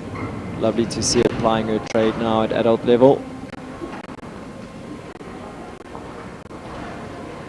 He's also desperate to have a little play every now and then.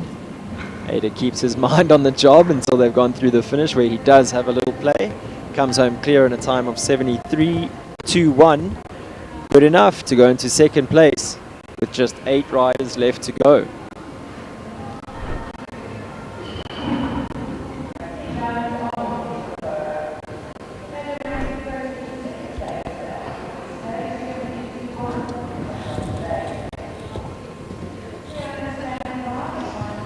Jethro Bauer up next.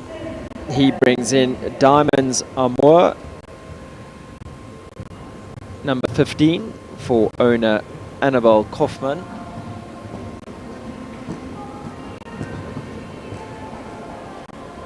I said earlier, Jethro, a very busy young man. Saw him take the win in the 135s earlier. He knows how to go quick. He loves to be competitive. His natural intuition is to go forward to the fences.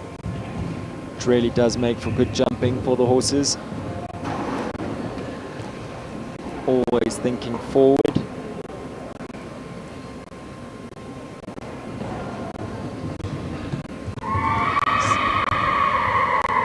He has a lot of pupils at the show as well, so he's a very busy man here at Maxwell's. Oh, and the horse just sort of dropping off the contact a little bit there to the radium vertical.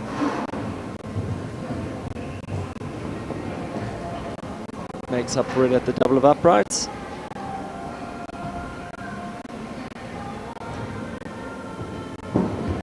Super jump over the last. Great round there by Jethro. Look at the time, 68.82. Would have been good enough to take the lead. Unfortunately, just that radium fence going down. What a beautiful horse as well. I think every young girl's dream to have a Palomino like that.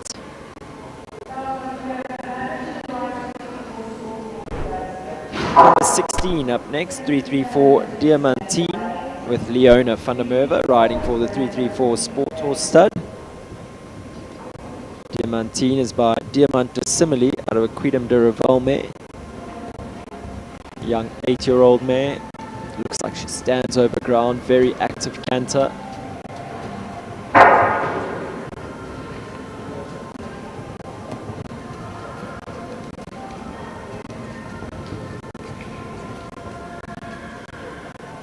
And like a little rubber band at the jumps with her body.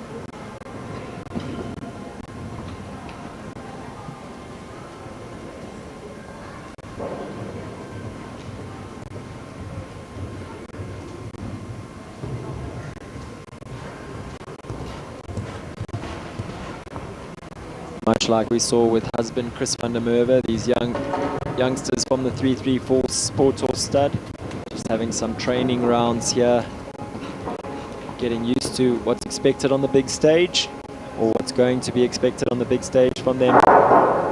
So Leona not hassling the horse, letting her canter around in a schooling pace. just allowing her the time to understand how to do a job in the best way possible.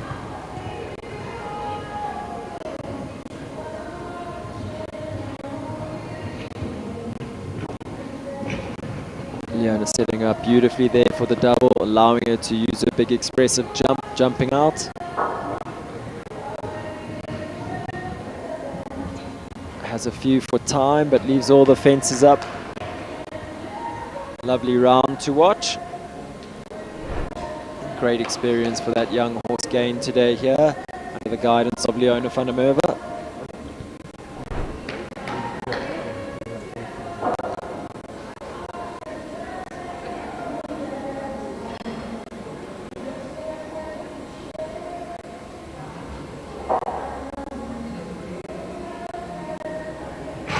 Number 17 up next, Shani Frida.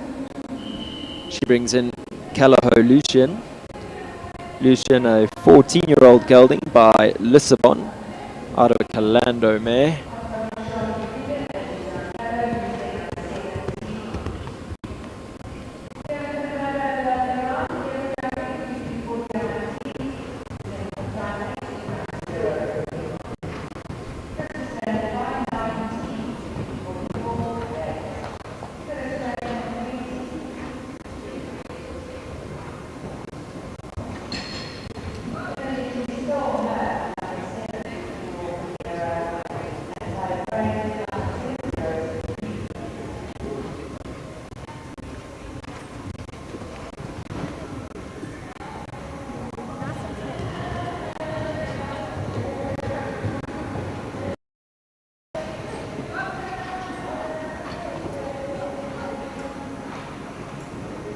Shani putting together a really good round here, and her ground speed is good.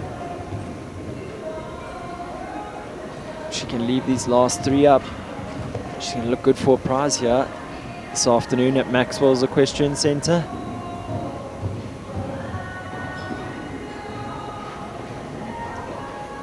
Stays moving around to the last. She needs to beat that time of 70.23.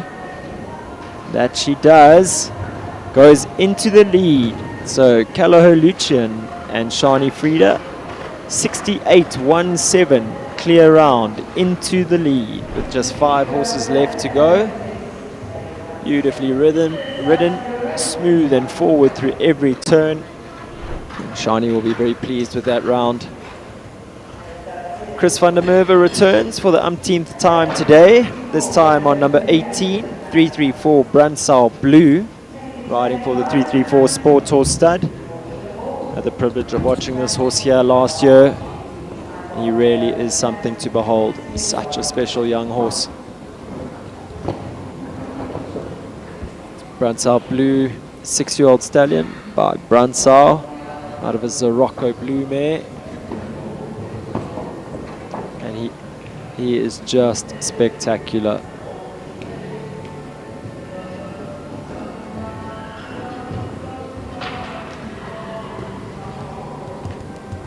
I often tease Chris about not looking so smiley when he rides, but I think this horse pulls a smile out of him every now and then. Must give you an amazing feeling.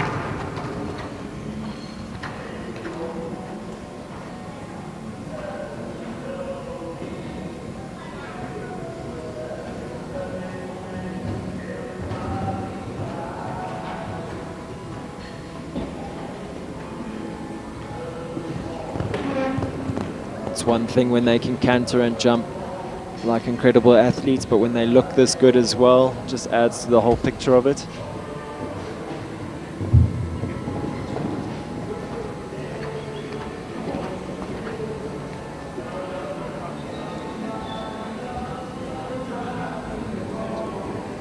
Lovely over the last, and at just 6 years old, I think that's another stallion that we're going to see a lot of in the future. Chris, a master at his trade, knows how to produce them at exactly the right time, when to push them a little bit and when to take the pressure off. Look at that replay jumping the SHF fence there. Very, very exciting young stallion. Aisling Triggle up next, number 19. She brings in 334 Ingeborg for the 334 Sports Horse Stud.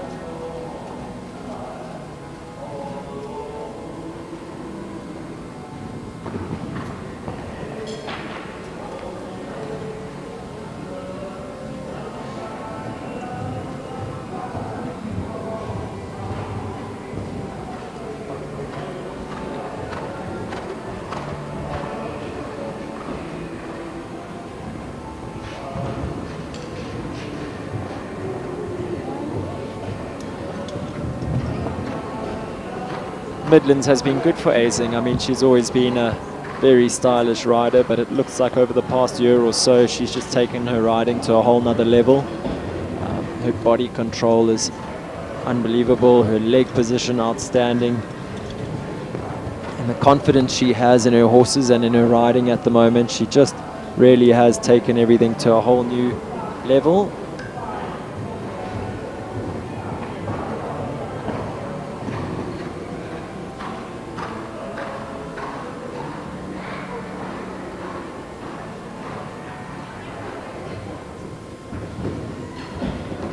Absolute equitation there by Aisling. Ingeborg, young 7-year-old mare by Special Demuse. Looking a picture here today, lovely training round for that pair. Andrea Peterson up next. She brings in iFarmer Callahoo Lord Max. Lord Max, a 14-year-old gelding by one of my favorite stallions, Lord Z, out of a Calando mare. And Andrea knows how to go quick. She's not here for schooling. She's made the trip down from Joburg. She's going to be looking for prizes here today. Quick 1 to 2, turns back very smartly to 3, moves around that peacock fence here to the 334 Sport Horse stud, vertical at 4.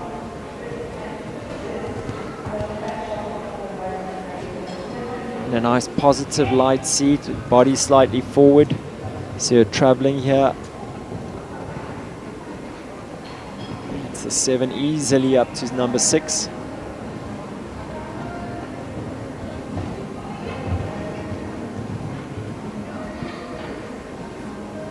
Big smiles as she makes her way to number 8 here, the radium fence. Keeping the line really tight to the double at 9. Leaves it up. Now she's got to move. Clock on 63, 64 seconds. 5. Yes, and she's done it. 67.37 clear round. Andrea Peterson, take a bow, goes into the lead on iFarmer Callahoo Lord Max with just one competitor left to go. Our last rider, Thomas Mbulula, riding C.S. Darlington for owner Lily Berry.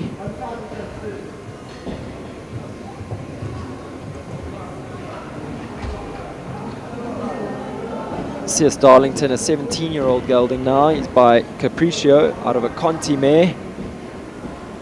I, in fact, purchased this horse for a client of mine.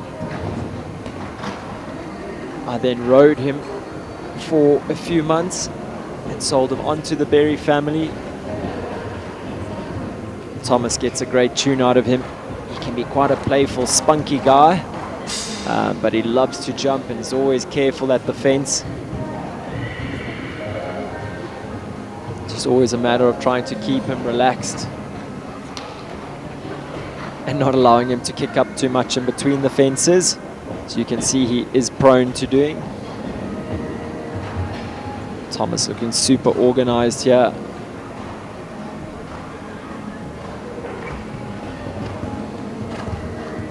Really does ride beautifully, great feel. Nice light seat, forward position, letting the horse travel underneath him.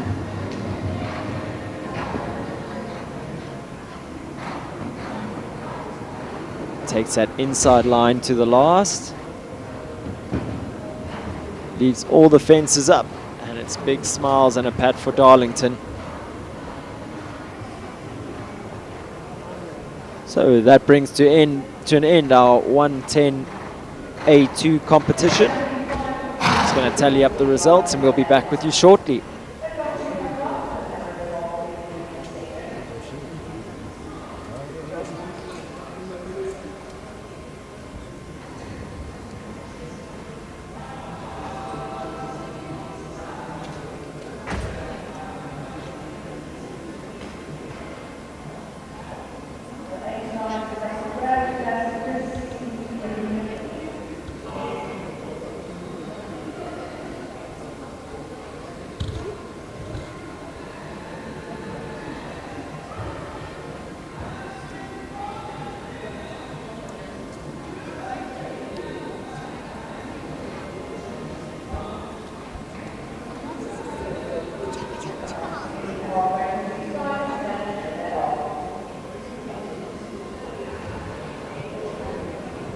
So the results are in.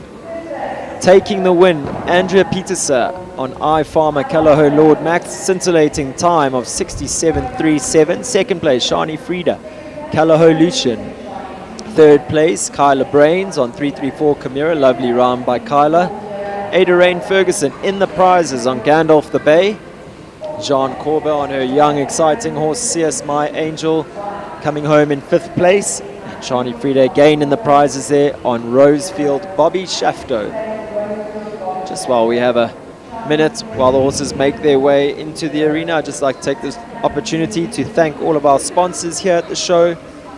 To the 334 Sport Horse Stud, Baker McVeigh, Back on Track, Midfeeds, Western Shop, SHB Financial Services, EPOL, Top Bet, Mark White Nissan, Country Life Properties, and Kuda Insurance. Without you sponsors, these shows would not happen. And obviously also to the team from Maxwell's Equestrian Centre, to Rob, Tess, and to Mitch, their son. Thank you so much for your hospitality and for allowing us to compete here at this amazing venue. Really is a privilege to ride here. As we see our riders all making their way in for their prize giving.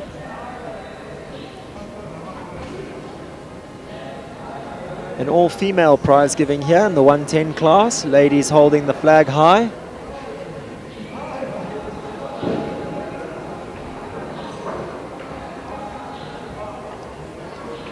And Andrea's smile looking as big as when she was cantering to the Radium Vertical earlier. Good day out for her. And iFarmer Callahoo Lord Max, lovely win.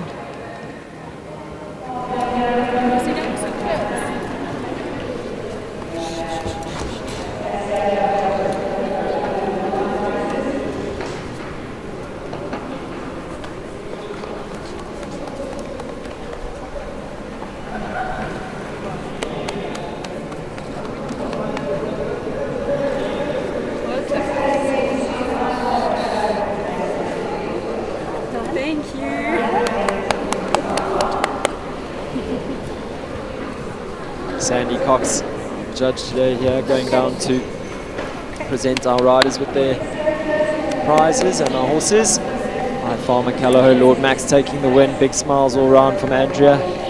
Second place, Shani Frieda. Callahoo Lucian picking up 2 prizes in this lineup. Did Shani. Also 6th place on Rosefield, Bobby Shafto. Kyla Brains rounding out our podium on 334 Chimera. Very stylish round from that pair here today.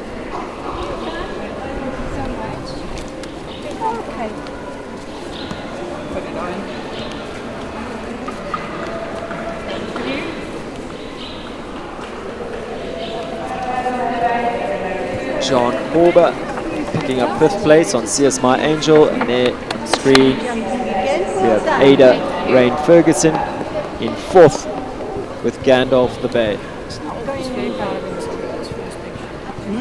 Is it?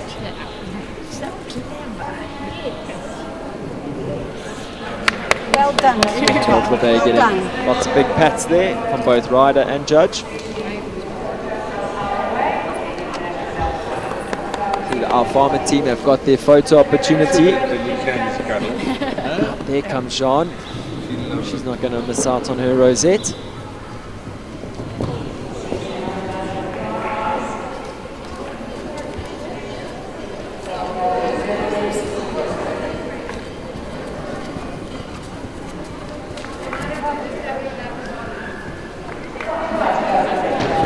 So there we have it. All our riders there for the lineup. Andrea Peterser takes them off on their lap of honor. Good win there today. She really hunted down that time of 67.37. Fantastic riding, ladies. Viewers, don't go too far. We'll be back with you shortly with the 1 meter A2 competition, where we have 15 riders riding for 4 prizes. Then we still have 2 more classes here in the day, so still a good afternoon of show jumping ahead. We'll see you shortly.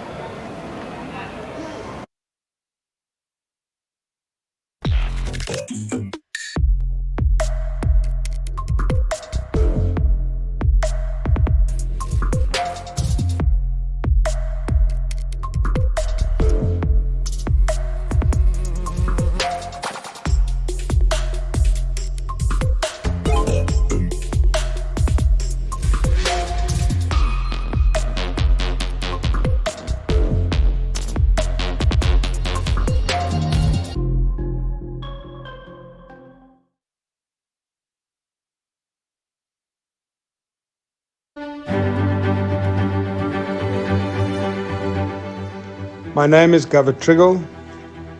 I'm the founder and owner of the 334 stud. It is a well-researched fact that a mare contributes 60 to 70% of the attributes of the foal.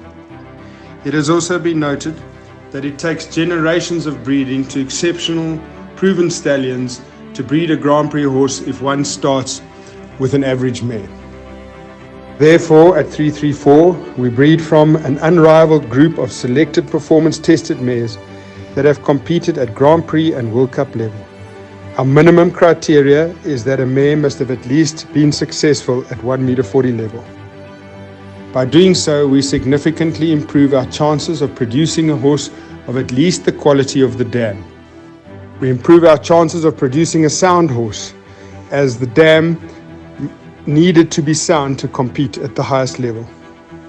And lastly, we have the luxury of mating the mare with a stallion that complements her conformation and her performance traits, which would have been impossible had we not seen the mare compete.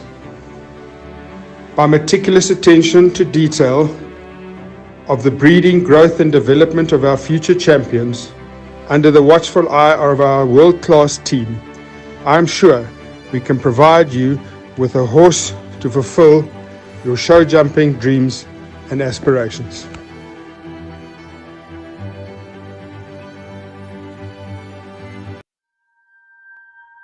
When I joined Brian Baker in 1990, we could not have foreseen the expansion of the Baker McVeigh Group, developing into an internationally renowned team.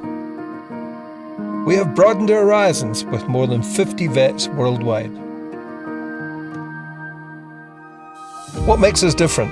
Perhaps it's our local family feel, complemented by our international footprint. Possibly it's our attention to detail.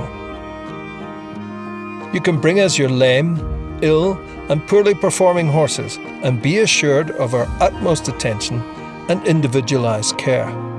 But critically and essentially, we feel our aspirational philosophy towards prevention rather than cure is at the core of our creed. Our genuine wish is to make an enduring difference in the well-being of our equine patients. For contented, happy patients make for delighted, happy owners for life.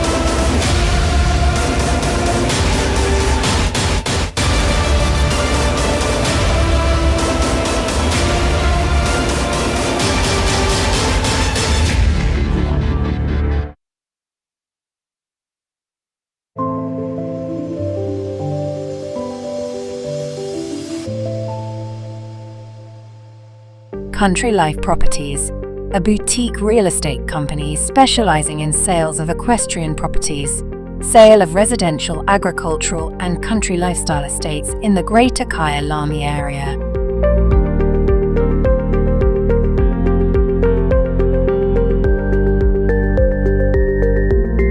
With years of experience in promoting the country lifestyle, Country Life Properties is proud to be affiliated with the Kyalami Equestrian Park. Baloo Country Estate is a secure estate offering 22 kilometers of scenic bridle trails. We provide country estates to suit all your requirements: extended family living, work from home, or just escape the hustle and bustle. A variety of equestrian properties are offered for the keen equestrian. Contact us or visit our website and let us find the right property for you.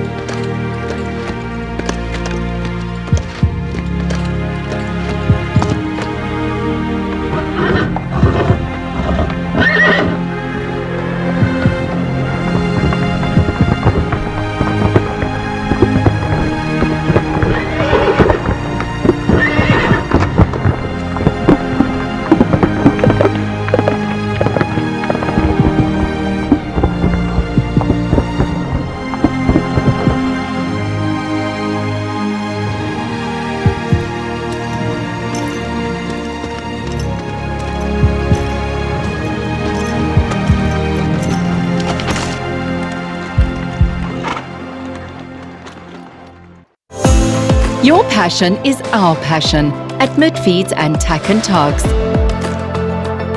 Where we lead, others follow.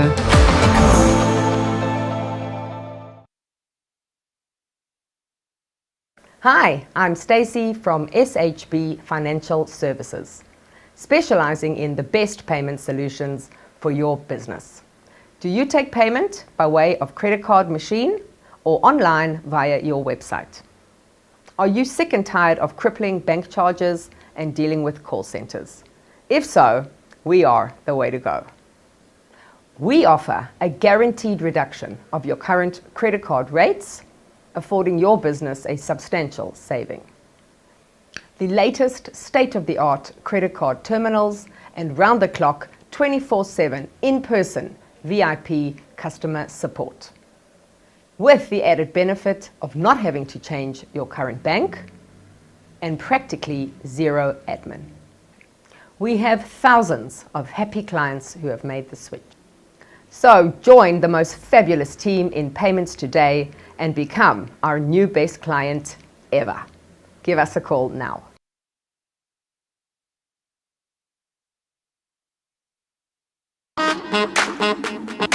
Yeah. Bet you're wondering what it is. Bet you're asking how. Come on. Check this out.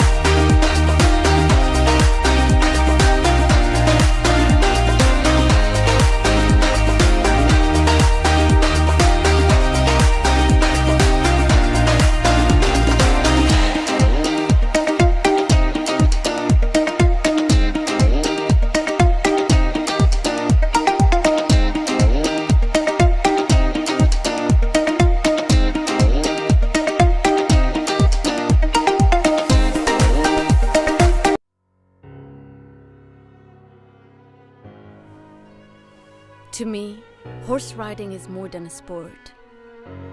It's a lifestyle. It's the passion I feel every time I'm with my horse. It's a partnership, a shared performance, and a bond rooted in trust.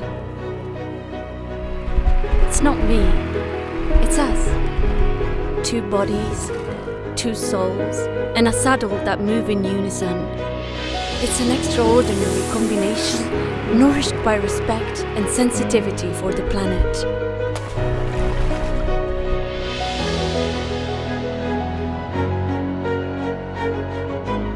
P for prestige, constant evolution, promise for the future.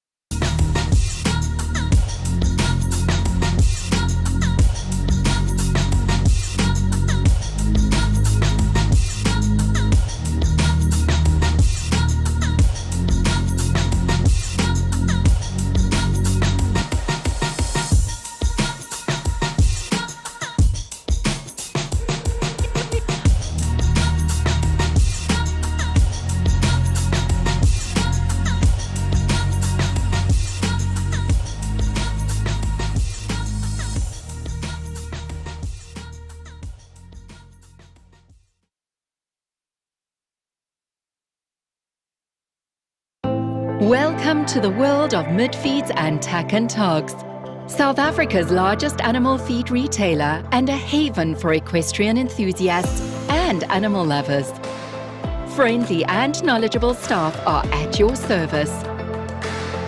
We pride ourselves in offering a vast range of premium products that we know and trust. Your passion is our passion at Midfeeds and Tack and Togs. Where we lead, others follow.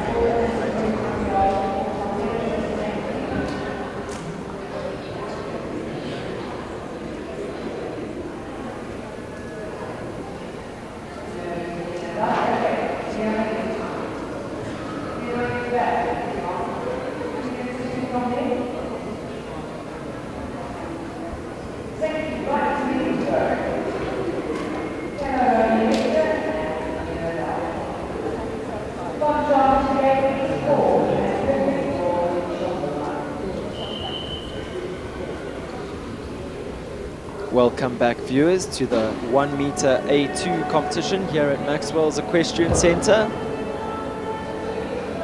We have the two young ladies, Leona van der Merwe and Jenna Odell, leading each other around here on their younger horses.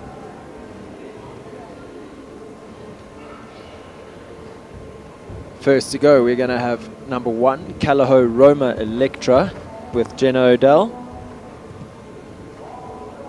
Calaho Roma Electra, a 6-year-old mare by Cartier out of an Escudo 1 mare. I do believe this horse is out of Electra. Horse that Govert Triggle was so successful with.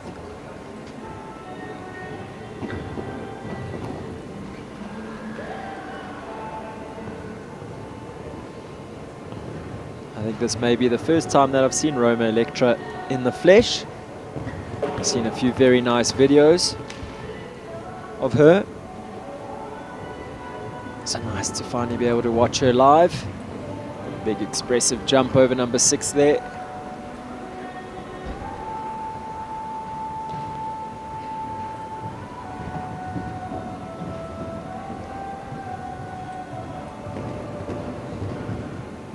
Jenna, always such a stylish rider.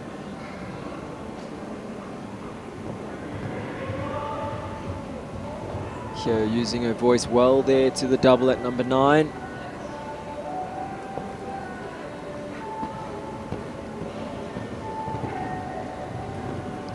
Clears that spooky peacock fence at the last. And it's big pats all round and a little play through the finish for Calaho Roma Electra.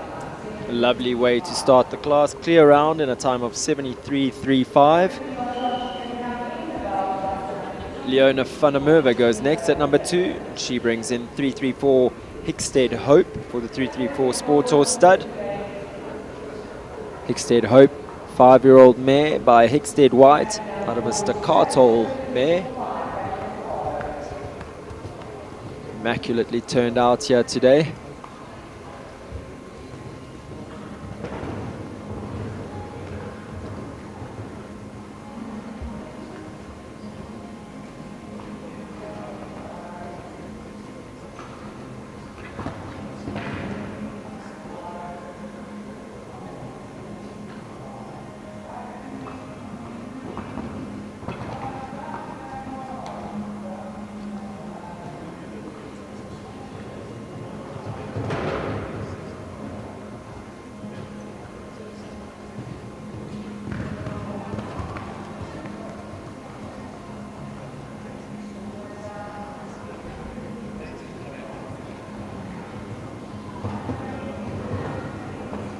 Another horse jumping that E-pole Oxer at number 6 really well.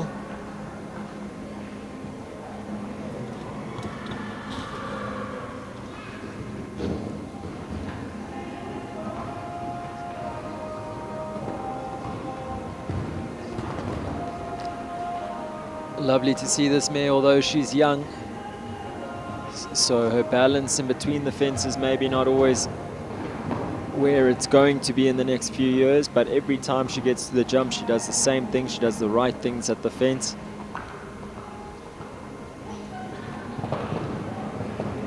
Lovely over the last. Big pats for her. A mare with a big future ahead of herself. With very big ears, which I believe is meant to mean that they're kind. But she definitely uses them to prick onto the next fence each time.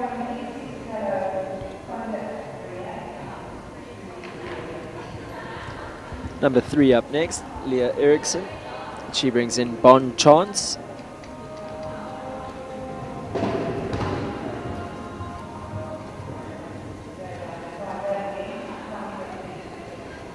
Bon Chance, a 16-year-old son of Beau Veneer.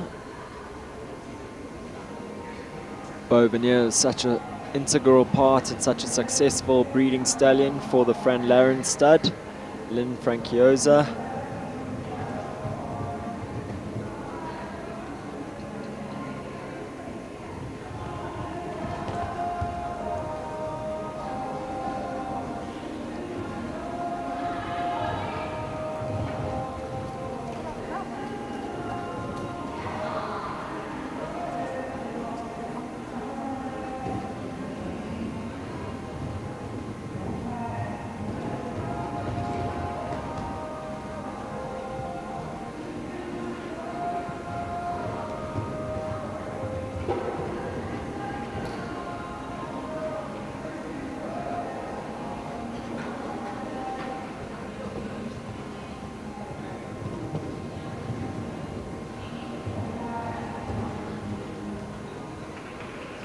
So just the 3-3-4 vertical going down for Leah.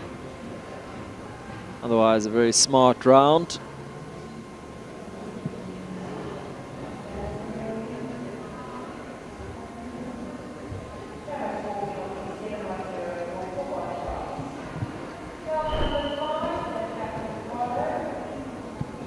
Number 5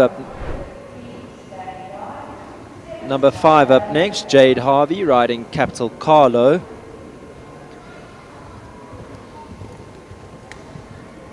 Carlo, a 15-year-old gelding by Katoki. See Jade riding in the Rathmore stud, Numna. I believe she trains with Brad McHardy. A beautiful stud just up the road from Maxwell's Equestrian Centre.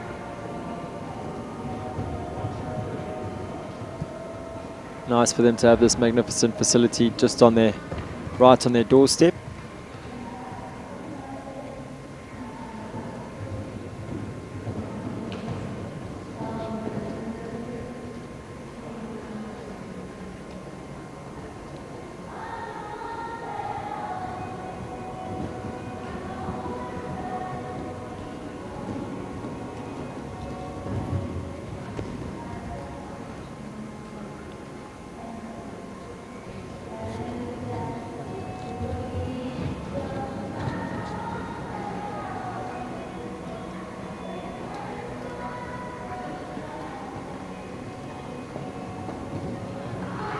Clears the last and comes home clean.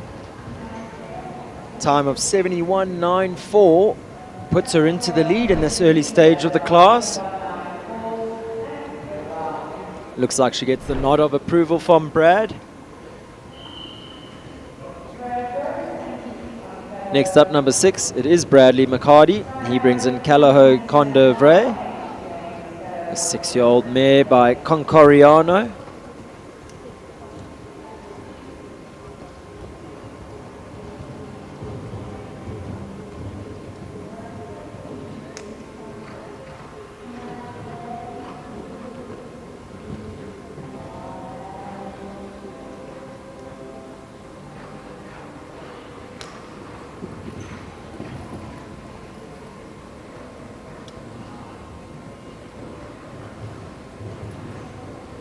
Quite a tricky line, that Maxwell's vertical on a right angle turn to the radium fence here on the short side. It's a long landing at the back of that Maxwell's vertical and then a short approach to the radium vertical.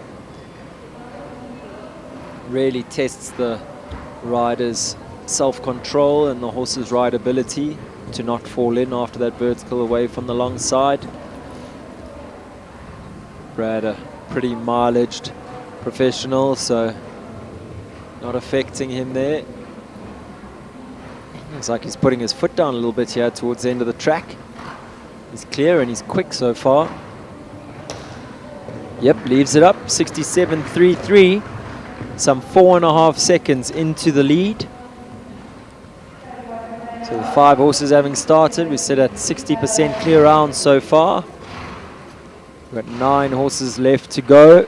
And at the moment, our top 3 clear rounds, Callagho, Condevray, Bradley McCarty in pole position. Second at the moment is his pupil, Jade Harvey. She rides Capital Carlo. And in third place at the moment, Callagho Roma Electra with Jenna Odell. A time of 73.35. So if these riders are looking to get onto the podium, they're going to have to be clear and quicker than 73.35. Looking to do just that. It's Lexi Berger on track now. She rides Sky Arrow, 12-year-old gelding by AP Arrow. Out of a Centenary mare.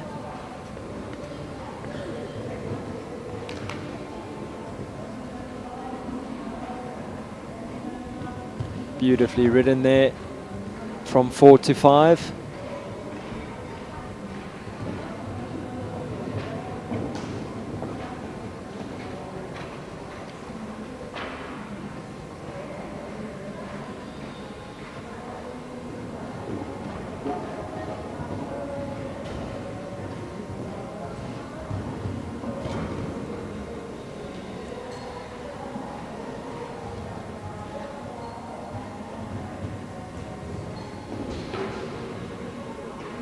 Little rub at 9B, but it stays up.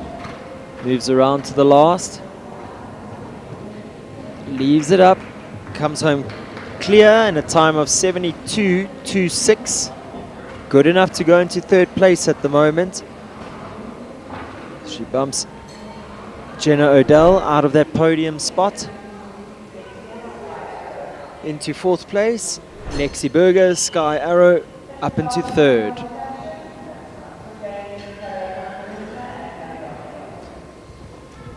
Jan Daniel Duprier returns with his second ride of the day, JME's Callagho Concharisma. Concharisma, 10-year-old mare by Concoriano, out of a Captain Fire mare.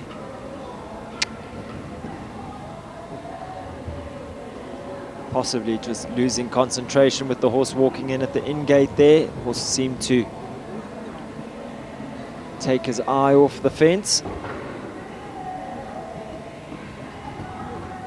No problem second time around.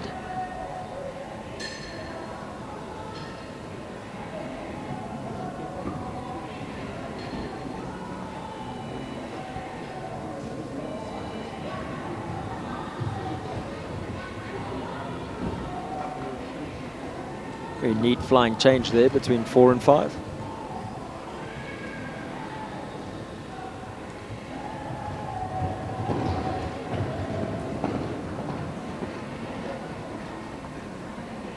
I said earlier, JD, a very accomplished vet. Don't know where he finds all the time, but rides beautifully as well and finds the time to compete at these shows. Very disciplined rider, good upper body control, strong lower leg position.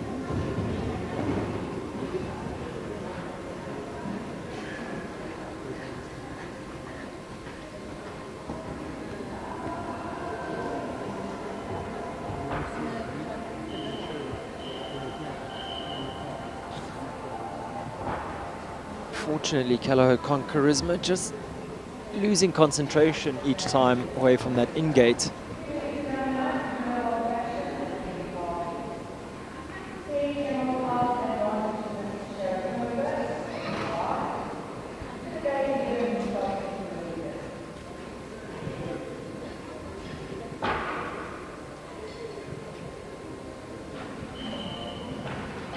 Kelly Harvey up next. She brings in number 9 on Duno Well Faction. On Duno Well Faction, a very speedy customer. 10-year-old gelding by Satisfaction out of a Rubino mare. This was originally produced by Kyla Brimacombe.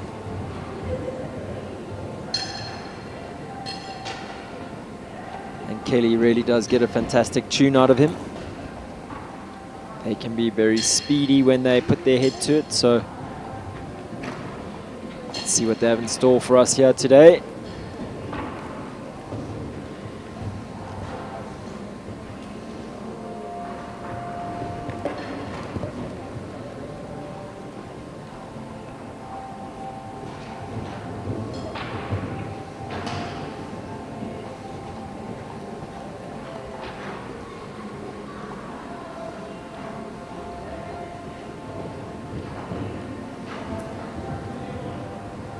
Nice and positive to number 7. Easy as you like down to that Cascades Oxer at number 8.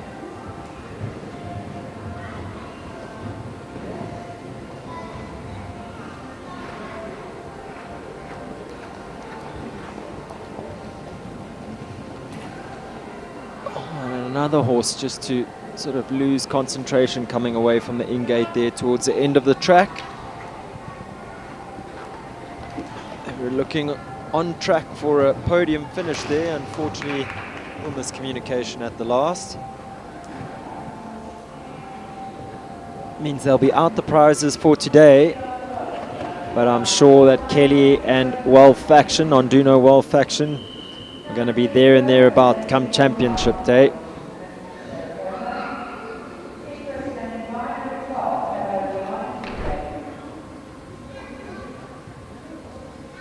Number 10 goes next, Courtney Khan. She rides Emerald Owl Advantage Miss Sharapova.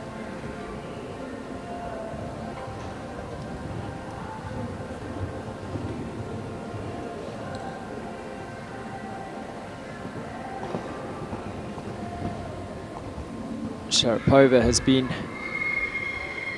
being produced by Aidan Lithgow over the last few years. This is the first time that I've seen Courtney in the saddle.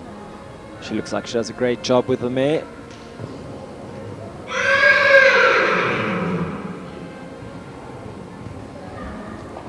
She can be quite a hot, buzzy type. So Courtney's biggest task would be just to keep a lid on this mare. Oh, she takes the inside line here, keeping it neat and tidy. Great shot at number 7.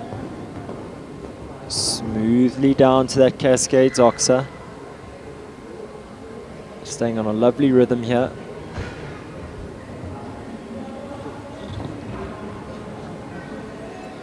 Tiny touch jumping out of that double. Not enough to displace the pole. Lovely jump over the last. And we're just waiting for that official time to come in. 71.12, good enough to go into second place with just 4 horses left to go. So a lovely effort there by young Courtney. Fantastic riding.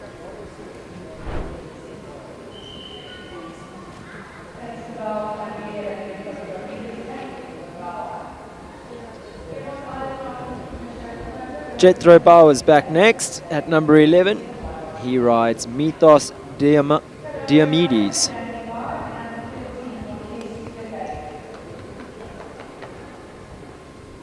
Mythos Diomedes is a 6-year-old gelding by Mythos Dionysus out of a Van Fried mare.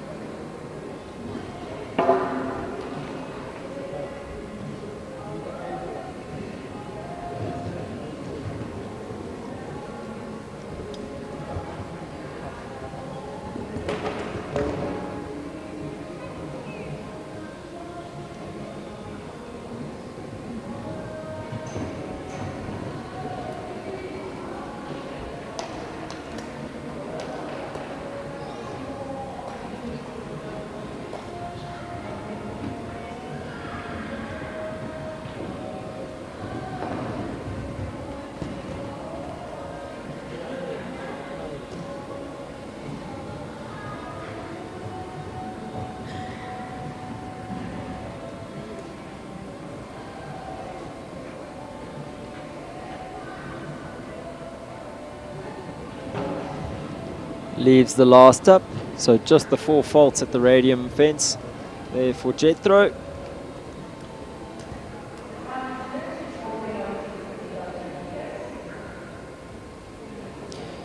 So in this late stage of the class, just 3 to go at the moment. Still leading, Brad McHardy, clear round in 67.33. Second place, Courtney Khan, time of 71.12. And sitting in third place at the moment, Jade Harvey, Capital Carlo, their time 71.94. So if you want to be on the podium, you have to be quicker than 71.94.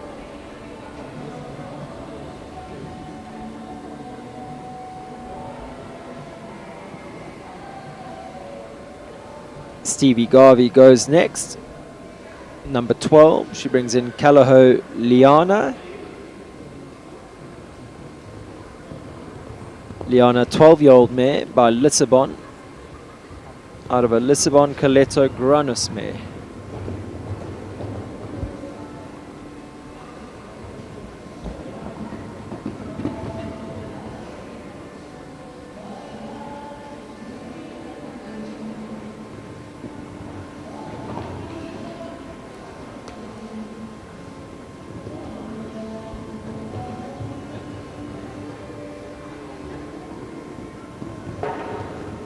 Little touch at the radium, but it stays up.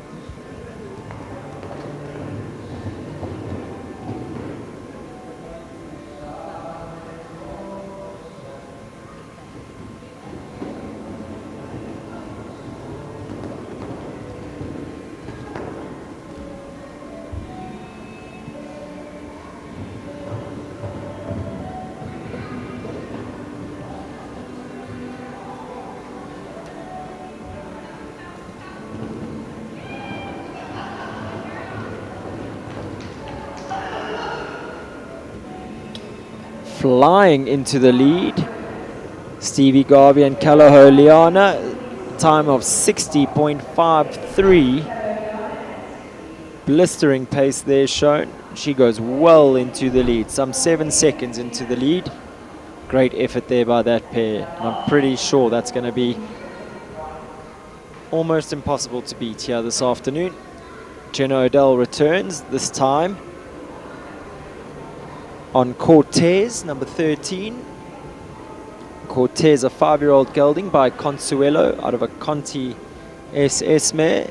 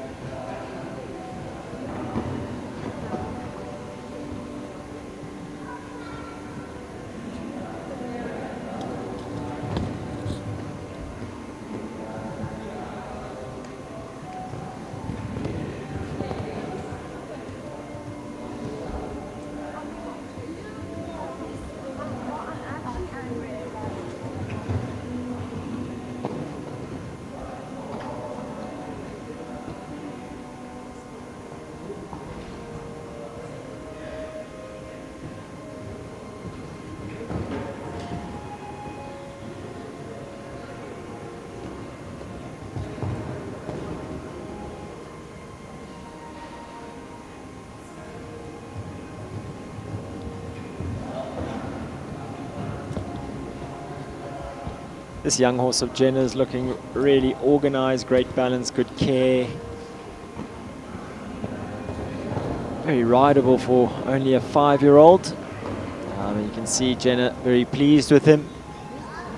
He gets a big pat and really looks so organized in his jumping. It's hard to believe that he's only 5 years old. You watch him springing over that SHF Living Oxa.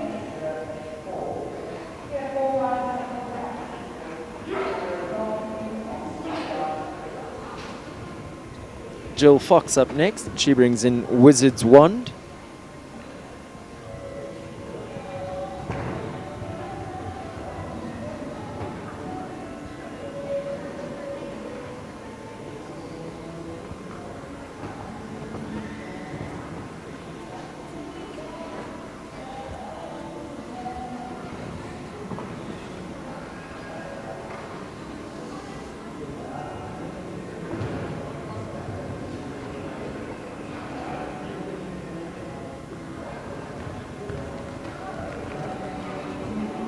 Jill's keeping her lines really tight, not wasting any time by going too wide.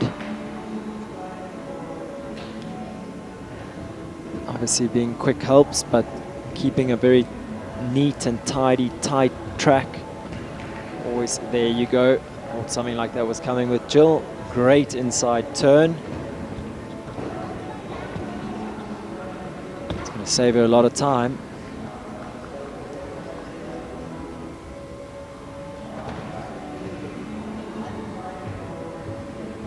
Comes home clear in a time of 67.94. Good enough to go onto the podium in third place. Great ride there by Jill.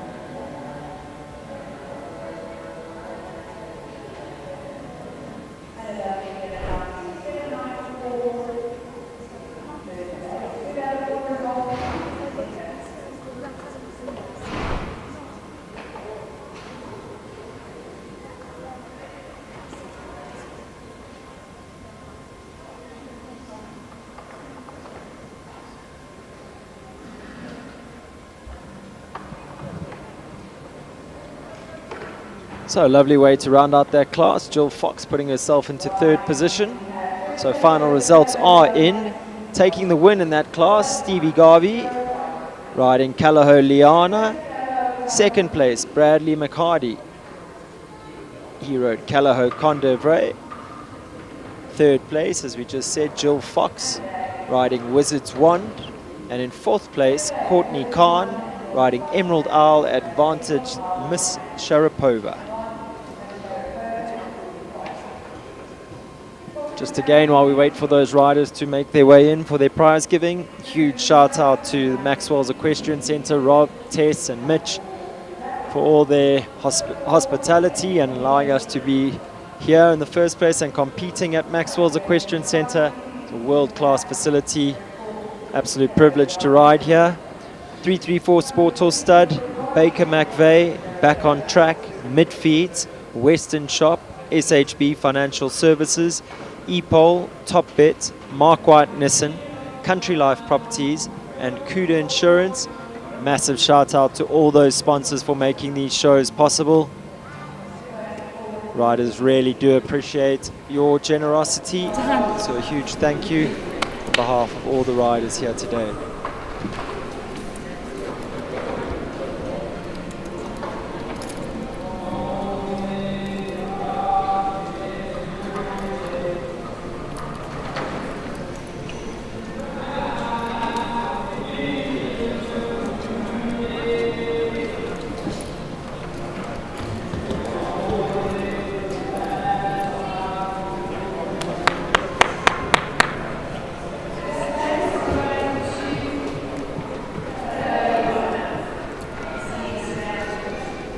Stevie?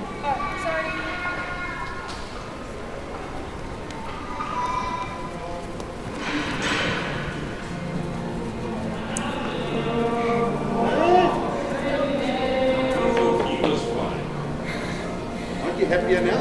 Yeah, much better. What's it tell me? Thank you. You're very scary. Thank you. Sorry, hold on.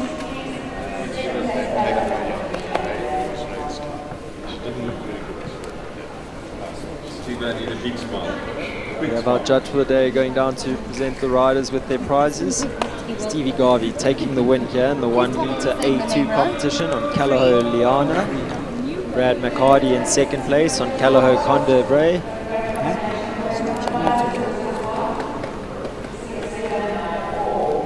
third place, Jill Fox, riding number 14, Wizard's Wand.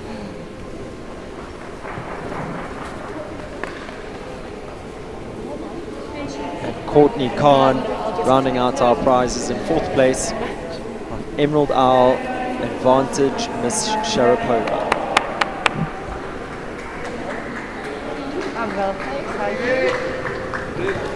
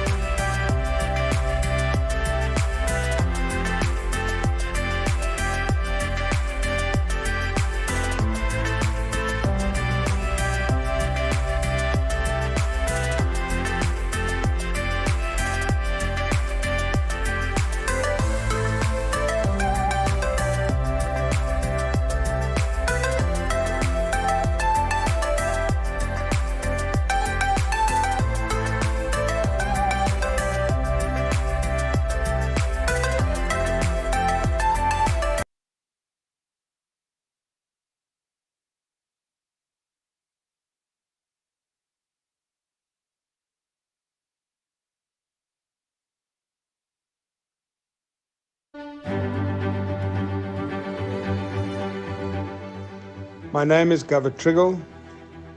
I'm the founder and owner of the 334 Stud. It is a well-researched fact that a mare contributes 60 to 70% of the attributes of the foal. It has also been noted that it takes generations of breeding to exceptional, proven stallions to breed a Grand Prix horse if once.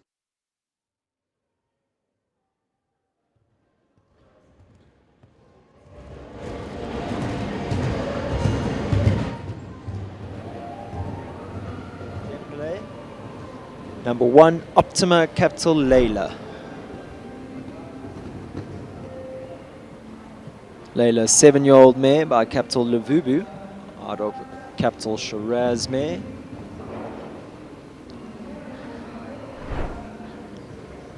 I mentioned earlier, Claire instrumental in helping Amy produce her string of young horses and competitive horses that she has at the moment.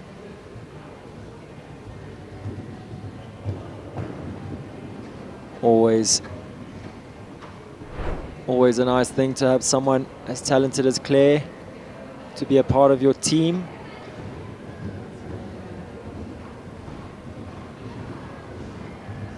Claire, very mileage rider who has great feel, great experience, knows how to get the best out of horses.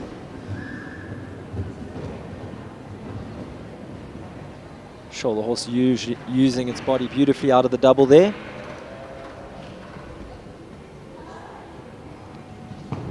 Leaves the last up. Comes home clear in a time of 77.68. Beautifully ridden there by Claire.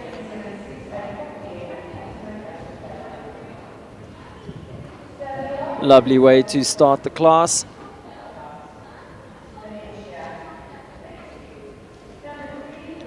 Next up we have number 3, Rathmore Valencia, Caitlin McCarty.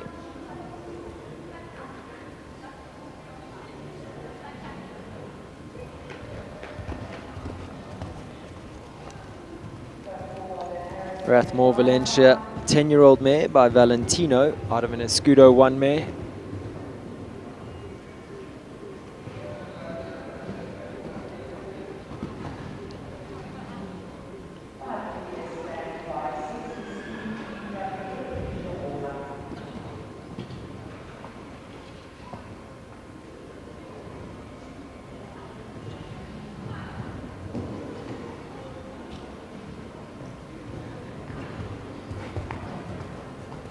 Very smooth in that line from 4 to 5.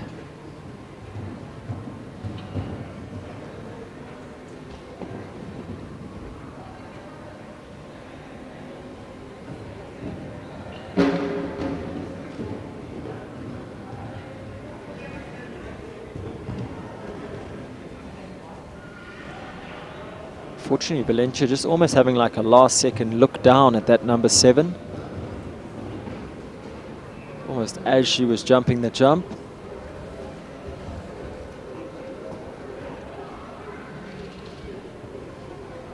And another one of the horses just to lose a little concentration late in the course like that, coming away from the gate.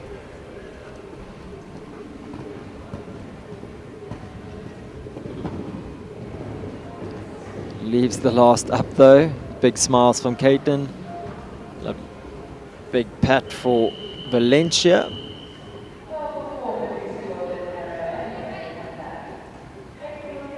Number 4 up next. Belusa Golden Arrow and Kaylin van der Berg. Riding for owner Tiffany Jane Heron.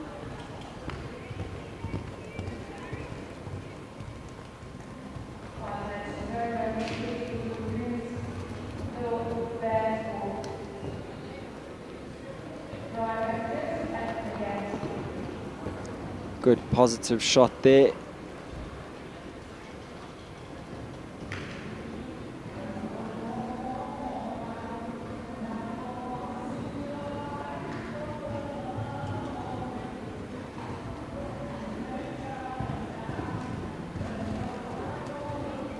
Keeping it nice and tight here from 5 to 6.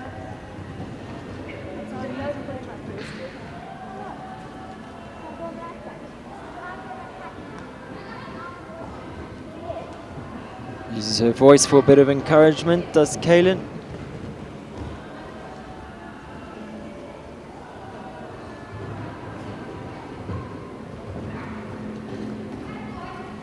Just one from home. Her time's good, sitting at 60 seconds at the moment. Lovely clear round in a time of 64.36. Goes into the lead by some 13 seconds. Great round there by Kaylin van der Berg and Belusa Golden Arrow. Well into the lead, and that's going to take some beating here this afternoon.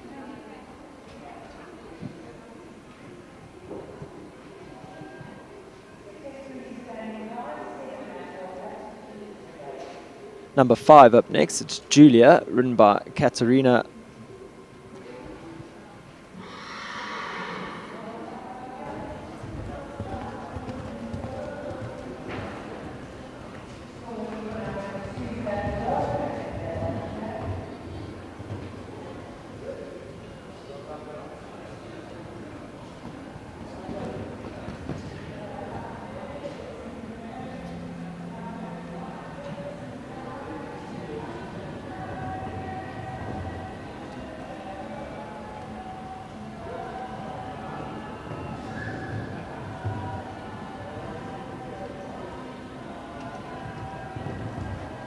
Julia has a lovely expression as she's cantering around here, and Katarina good with her eyes, looking to her next fence each time as soon as she's seen where she's at.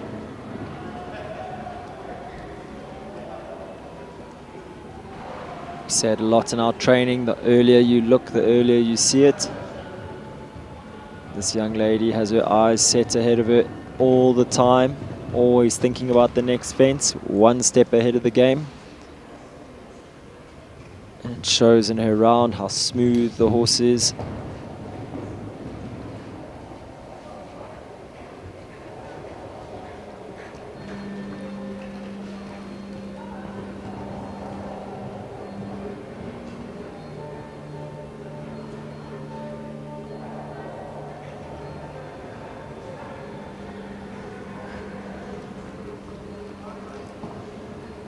Unfortunately, Julia not enjoying the look of those peacocks. I've spoken to a few of the riders that ride here more often. They say apparently those peacocks do cause quite a bit of trouble here in this arena. So obviously something that the horses have to get used to.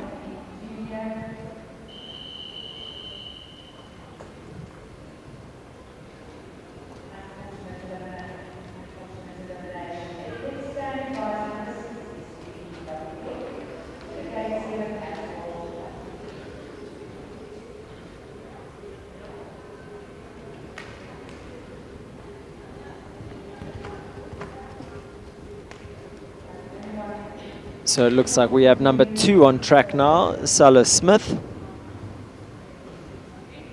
She rides Zaladar, an 8-year-old gelding by Zenos out of a Sandro mare.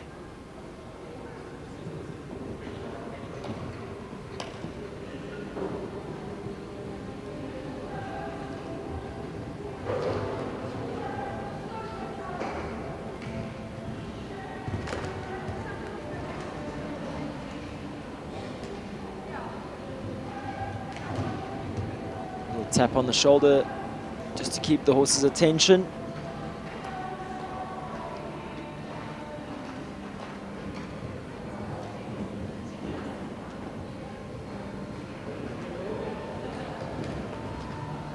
Salah rides in a very classical position, textbook style.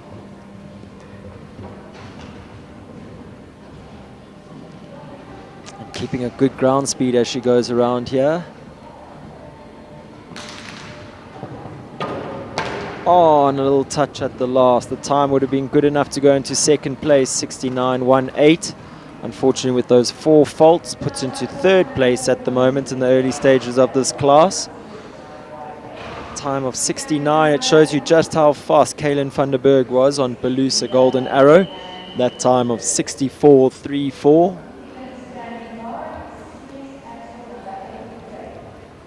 Geordie Byrne up next, number 6. She brings in Esprit BWF, 5-year-old mare by Aldo, out of an Acclaim mare. For those of you that were listening earlier during the 120s, Geordie joined me in commentary and took over for the class. So you now get to put a face to the voice, or a rider to the voice. She's a very stylish rider.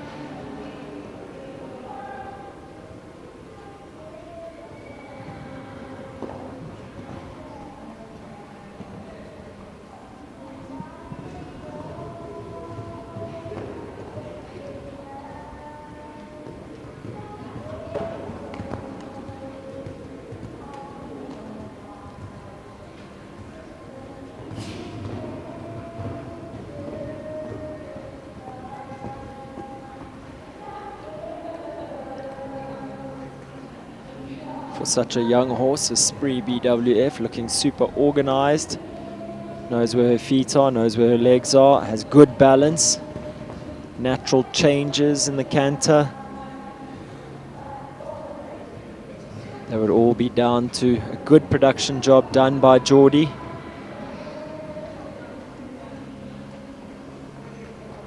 Can she leave this last up? Yes, she does.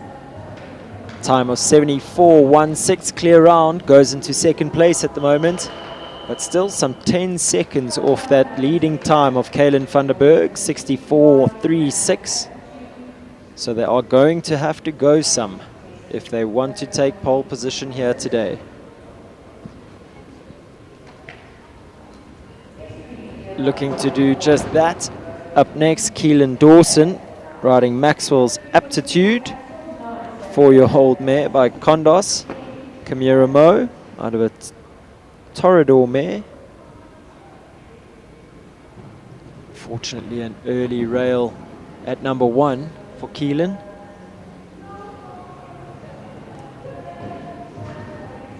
Good shot there at the Maxwell's fence.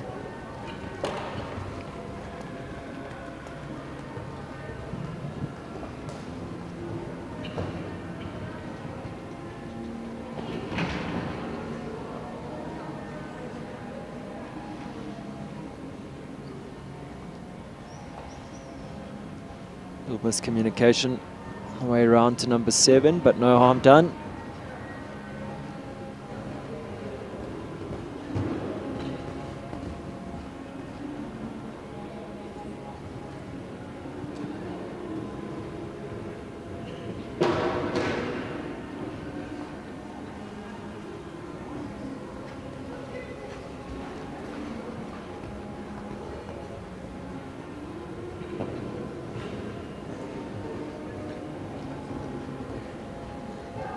Clears the last and finishes on a nice positive note. big pat for Maxwell's aptitude there from Keelan. Carol Nurden up next on number 8. C.S. Axel. C.S. Axel, a 4-year-old gelding by My Choco Blues son out of a Consuelo mare. Seen Carol on a few very fancy young horses throughout the day here at Maxwell's.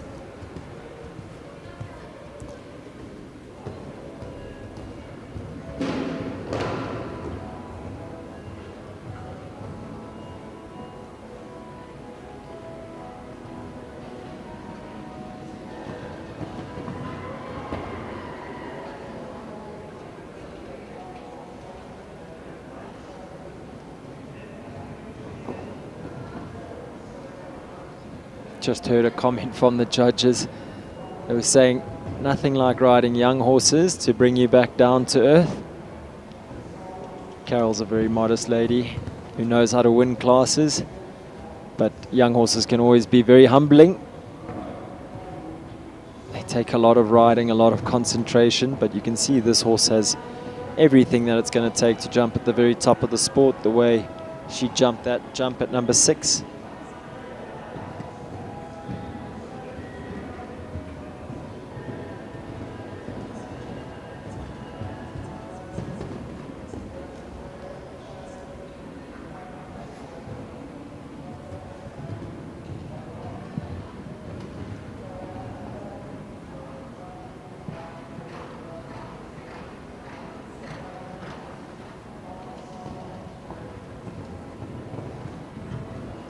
Clears the last, and like I said earlier, I think that's another very exciting horse for Carol Nurden to add to her string. She's sitting on some very fancy young horses here at this show.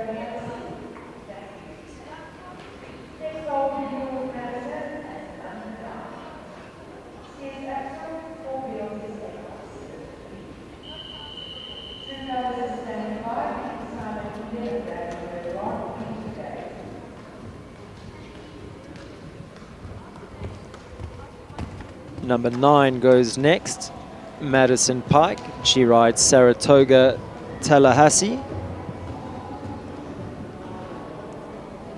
Just for our viewers that have been watching throughout the day, a horse that Carol Nurden just rode now, C.S. Axel, a full sibling to C.S. My Angel that Jean Corbeau rode earlier here today. So that pedigree showing that really produces good horses.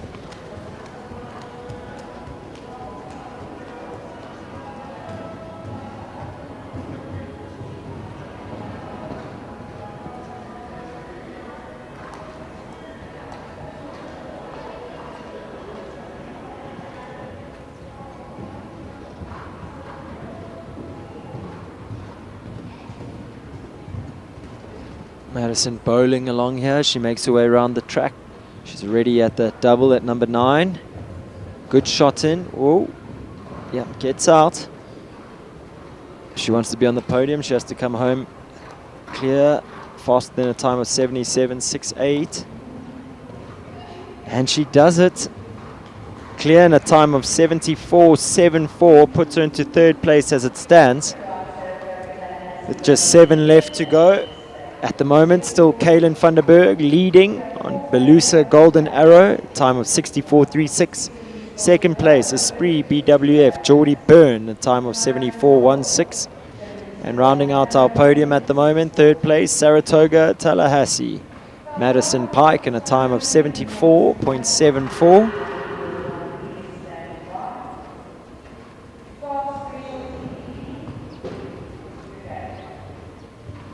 Simon Reeve on track now. He brings in True Colors, number 10.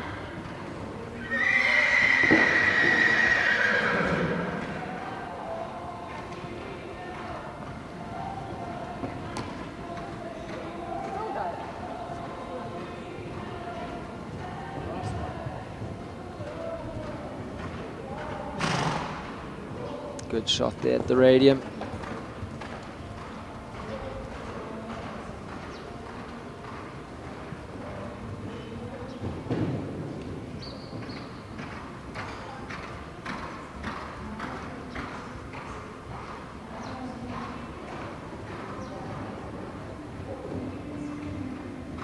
Giving the horse nice room there at number 7. Keeping nice forward pace round here to the double.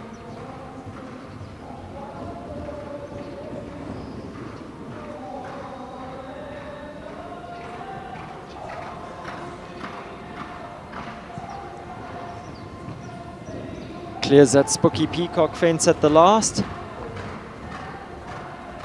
So finishes with just the 4 faults and a very good time of 73.95. So he had a good time, could have gone into second place if not for that 4 faults. But a lovely round nonetheless. Number 11 up next, Martin Manette. He brings in Brandenburg Grand Prix. 5-year-old by Grand Slam out of a Baloo de Rouet mare.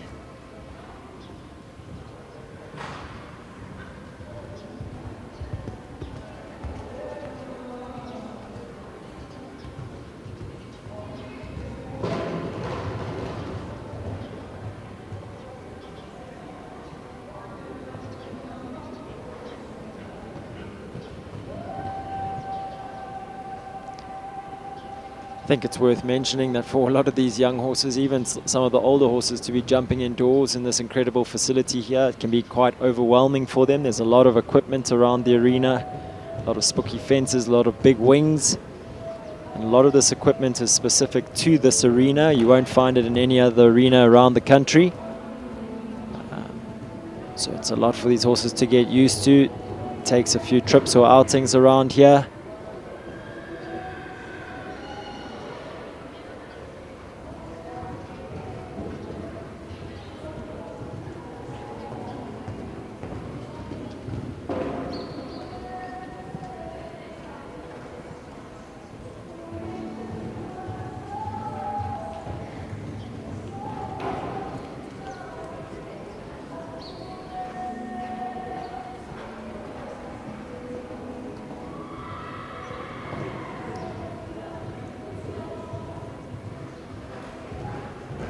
Clears the last.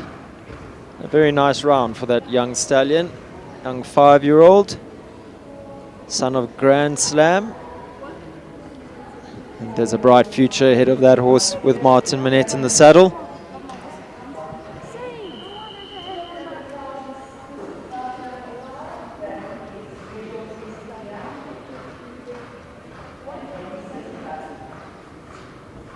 Number 12 up next, Tahis Lee Butt.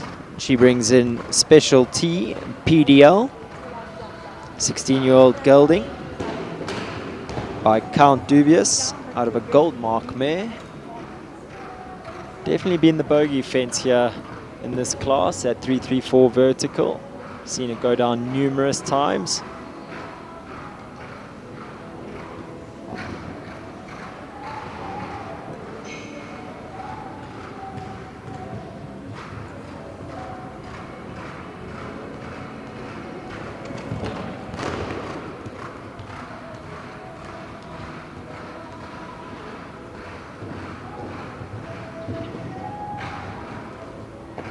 Special T PDL really kicking off the ground there at that Oxford number 6. It's funny, we've seen number 1, the 334 vertical, go down quite often, and we've seen a lot of horses jump number 6, that Epol Oxer, very, very well.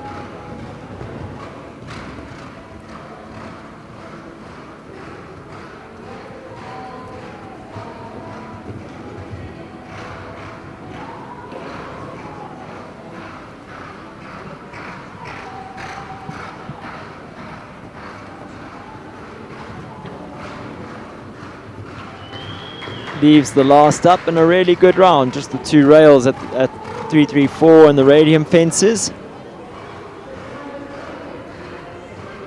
But Tahisa Lee seems very pleased with their horse. Telling me the good boy, big pats as she goes through the finish.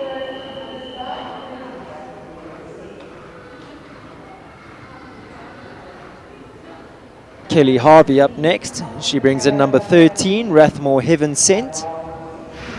Heaven Sent, a 6-year-old mare by Hummer out of a Shiraz mare.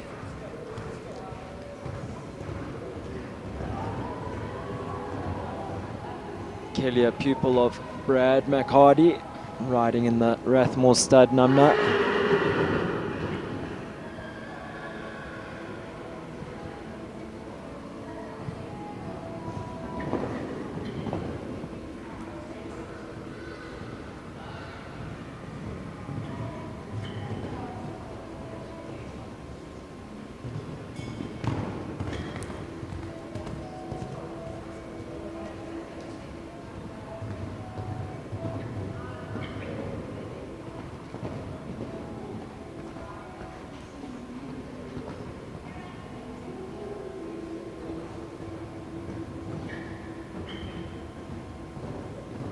She was unlucky earlier on Wolfaction to not be in the prizes. Let's see if she can right that here on Rathmore Heaven Sent. Oh, commentator's curse. Sorry, Kelly.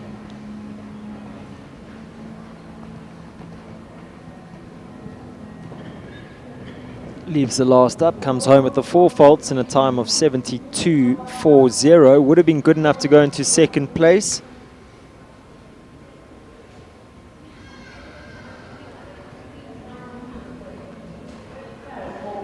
Claire Harms up next at number 15. She brings in Optima Callahoo Con Catch Me. Callahoo Con Catch Me, a 7-year-old gelding by Callahoo Con Coriano out of a Wachmann mare. Claire riding for Amy Jane Jempele.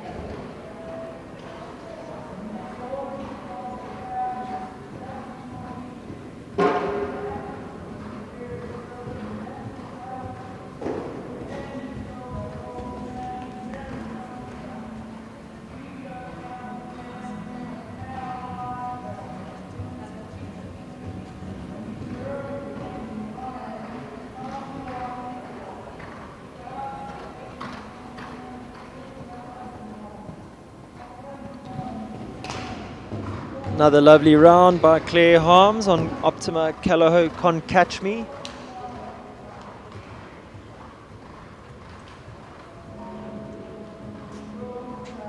Giving us another clear round and going into 4th place as it stands.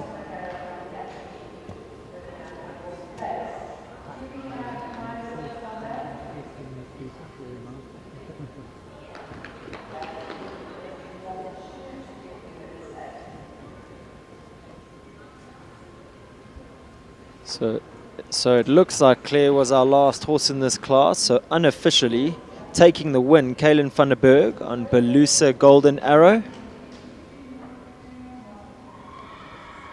Geordie Byrne and Esprit BWF in 2nd place. Madison Pike with Saratoga Tallahassee in 3rd. And Claire Harms, Optima Callahoo Con Catch Me, rounding out our prizes in 4th place. I'm going to give the officials a minute just to finalize those results, but unofficially I do believe those are the results here for this class, the 90 centimeter A2 competition.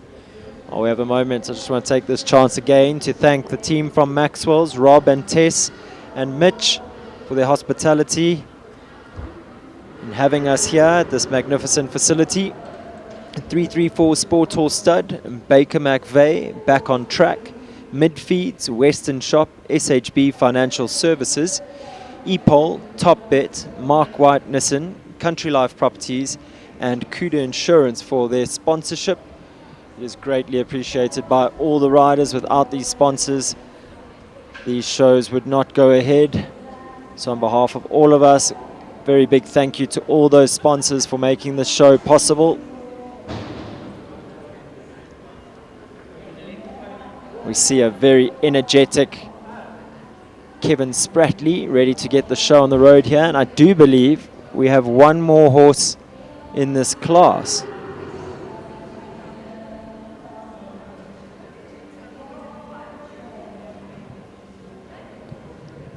Apparently the horse had pulled a shoe, so we are going to give them a minute just to nail that back on.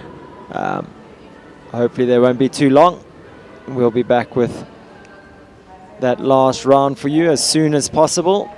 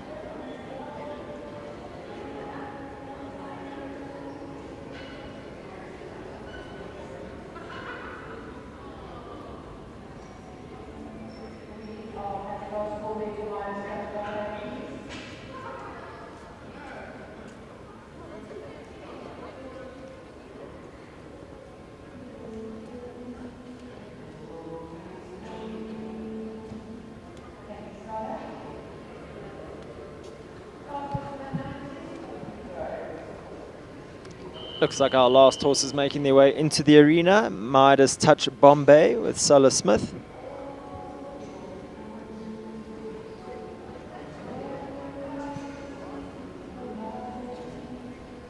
Have we saved the best for last? Can she catch that time of Kaylin van der Berg and Belusa Golden Arrows of 64.36?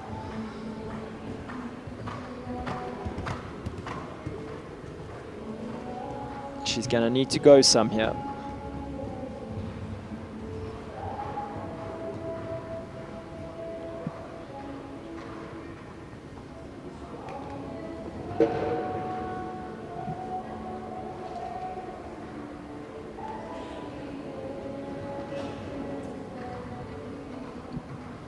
Keeps it very neat and tidy from 2 to 3. Good shot there at 4.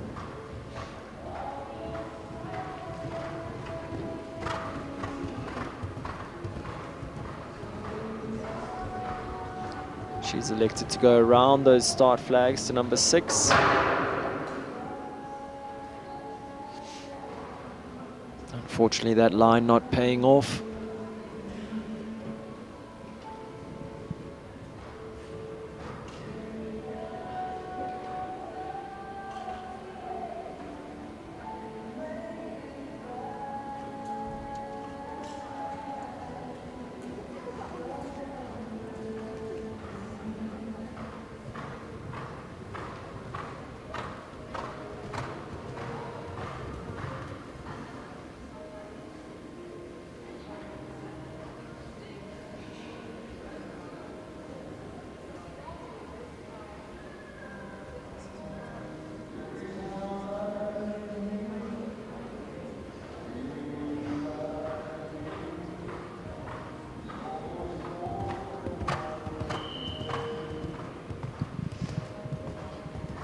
So with everything back in place, Sola sets off back on track.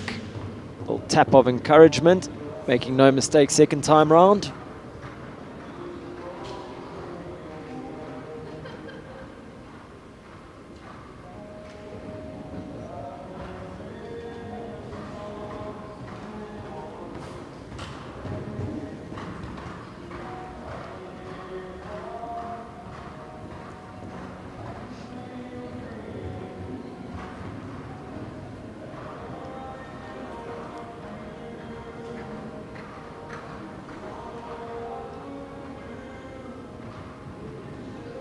Good shot at the last.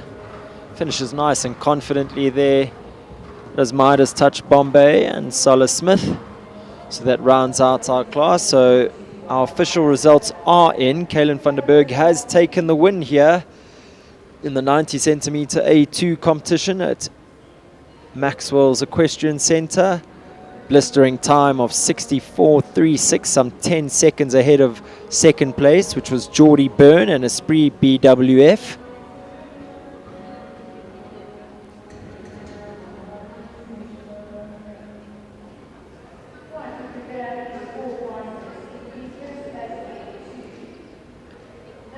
And in third place, we have Saratoga Tallahassee, Madison Pike, just behind Geordie, 0.6 of a second slower, 74.74. Rounding out our prizes here, Claire Harms riding the very special looking Optima Callahoo Con Catch Me, coming home clear in a time of 76.70.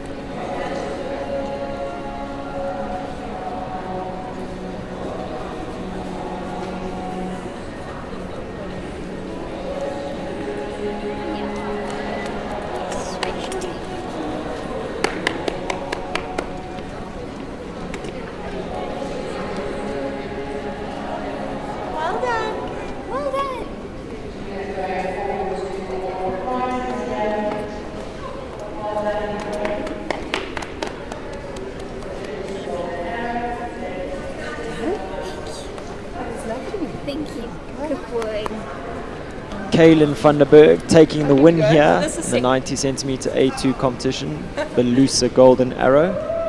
So Claire Harms taking her prize, fourth place on Optima Callahoo Con Catch Me. Are you safe? And Geordie Byrne, all smiles, second place for her, and Esprit BWF. They've had a good day out here at Maxwell's.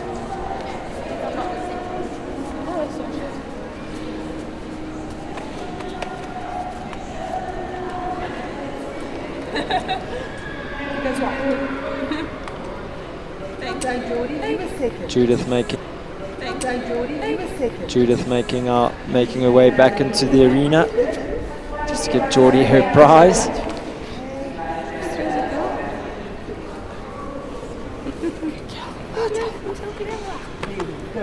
Thank you very much.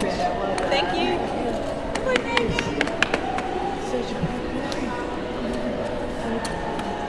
Thank you Have very it, all much. the horses donning their very fancy Maxwell's rosettes.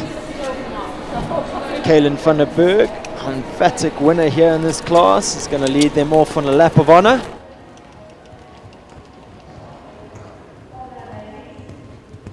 I think Kevin may have to adjust the course slightly for the last class of the day, the Pony Rider 90 centimeter and 1 meter A2 competition. We have 6 horses in that class, fighting it out for 2 prizes. I think those young riders are going to have a quick chance to walk the track, and when we come back, we'll have all the action from that class. Kicking it off with Sophie Miller and Red Doors Daddy Cool.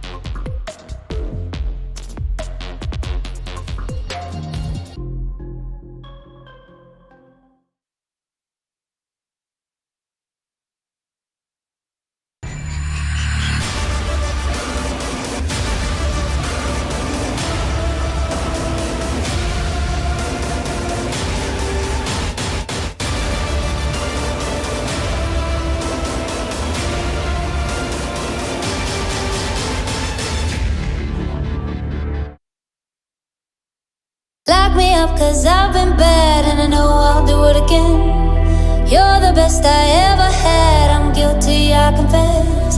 Blue lights, red lights, we gon' get real wild tonight. Blue lights, red lights, with you. Anything that feels this good, well it must be illegal. It must be illegal, illegal. Anything that feels this good, well it must be illegal.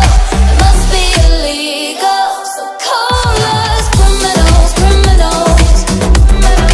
Call us criminals, criminals. I've been stealing all your time, but I know that's what you want. I swear the way you blow my mind should be against the law. Blue lights, red lights, we gon' get real wild tonight. Blue lights, red lights, with you. Anything that feels this good, well it must be illegal. It must be illegal, illegal. Anything that feels this good, well it must be illegal. Your passion is our passion at Midfeeds and Tack and Togs. Where we lead, others follow.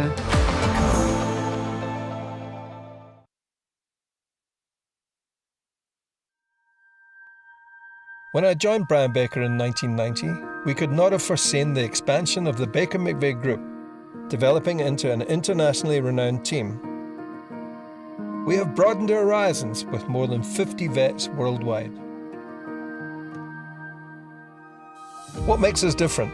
Perhaps it's our local family feel, complemented by our international footprint.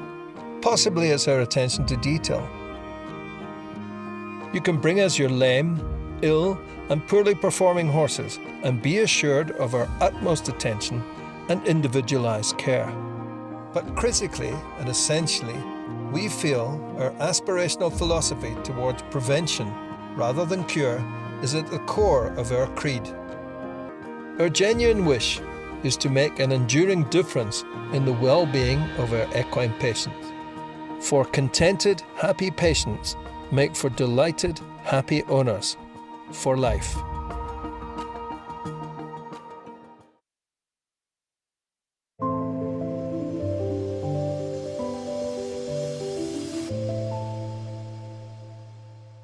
Country Life Properties, a boutique real estate company specializing in sales of equestrian properties, sale of residential, agricultural and country lifestyle estates in the Greater Kyalami area.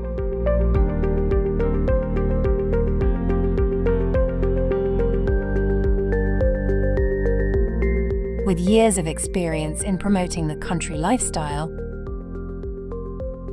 Country Life Properties is proud to be affiliated with the Kyalami Equestrian Park. Baloo Country Estate is a secure estate offering 22 kilometers of scenic bridle trails. We provide country estates to suit all your requirements: extended family living, work from home, or just escape the hustle and bustle. A variety of equestrian properties are offered for the keen equestrian.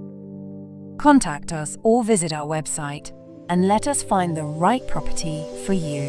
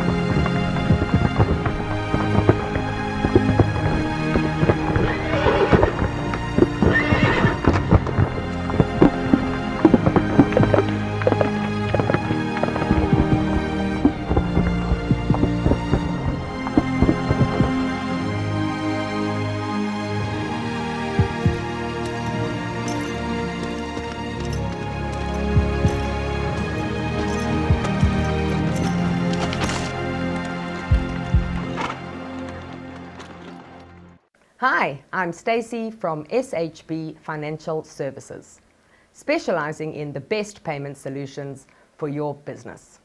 Do you take payment by way of credit card machine or online via your website? Are you sick and tired of crippling bank charges and dealing with call centers? If so, we are the way to go. We offer a guaranteed reduction of your current credit card rates, affording your business a substantial saving. The latest state-of-the-art credit card terminals and round-the-clock 24/7 in-person VIP customer support, with the added benefit of not having to change your current bank and practically zero admin. We have thousands of happy clients who have made the switch. So join the most fabulous team in payments today and become our new best client ever. Give us a call now.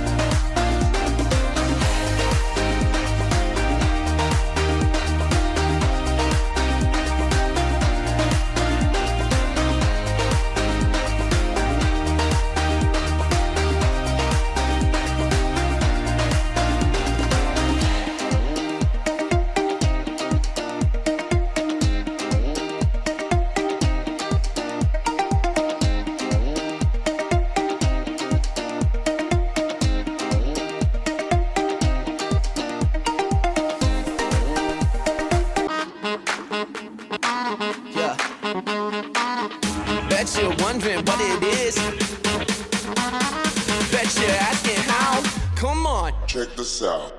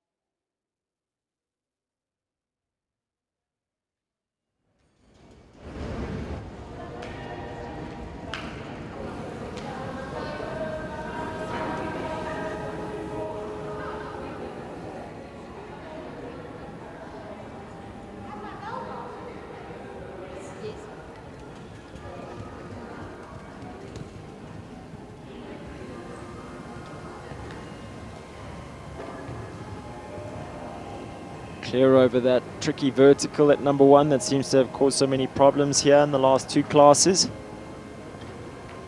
Yeah, gets over that Rathmore vertical at number 2. Petri's going to have to keep her pony moving forward here. Gets the elbows out.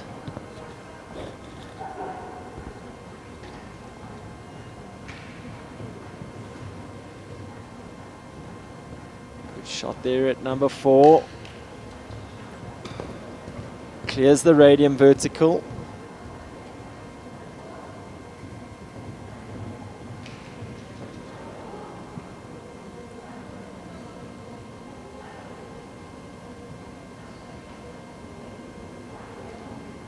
Going to need to reapproach that E-pole oxer at number 6. Gets a little run up.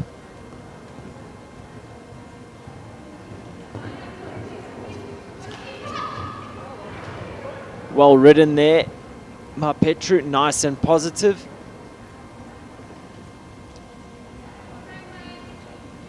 Dragon's Lair looking a little wide-eyed in here. Petru doing a great job. Give her some confidence. Yeah.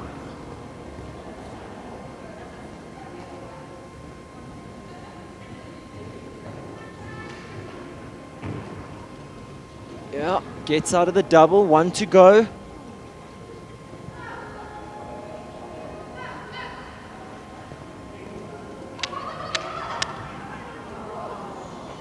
And unfortunately at the very last there, coming unstuck.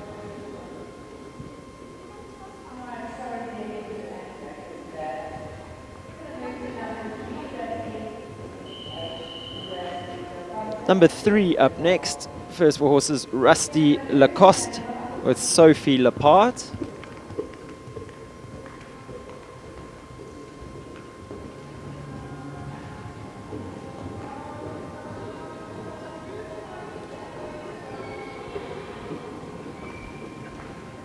Sophie, a very elegant young rider. Looks like she trains with Martin Manette, family friend of Sophie's parents. Yeah, good shot at the radium. She keeps moving around here to this E-pole oxer at number 6. Lovely little pony this.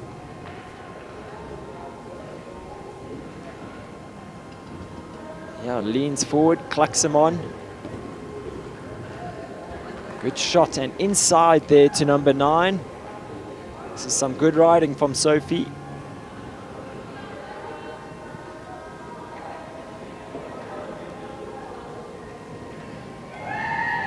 Yeah, and a big cheer from the crowd there. I think parents Pierre and Caitlin will be very proud of that. Lovely, lovely round by young Sophie Lapart. Big future ahead of her, that young girl. Sarah Neal up next. She brings in number 4, Henham Magoo, for owner Ella Murphy.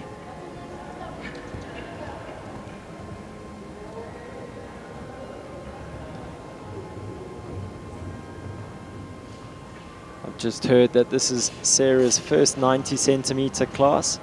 In fact, she skipped the 80 centimeter category, went straight to 90s. See her father, Sean Neal, pacing up and down the far side of the arena at the in-gate. Lots of advice coming from mother Catherine Neal, this side of the arena. Sarah from good jumping lines.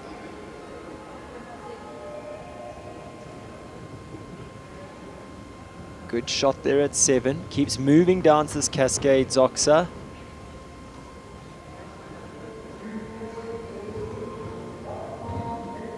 Balances the pony up well for the double and takes the inside line here to the last. Leaves it up, 59.38, goes into the lead. Super round there for young Sarah Neal. Proving she can go just as fast as mom and dad, possibly even quicker.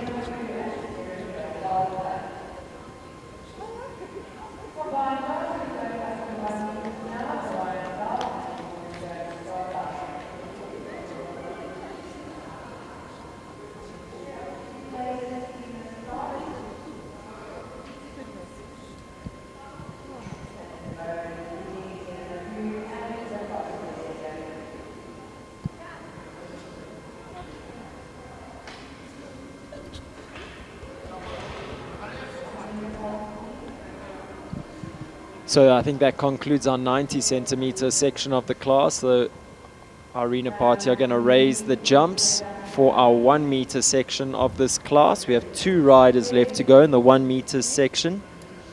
Number 5, Orion's Belt with Cami van der Merwe. And number 6, Cornerstone's Starlight with Oliver Neal. Just seen Oliver's sister, younger sister, Sarah, lay down a blistering pace. It's going to be interesting to see if Cami van der Merwe or Oliver Neal can catch that time. Time of 59.38.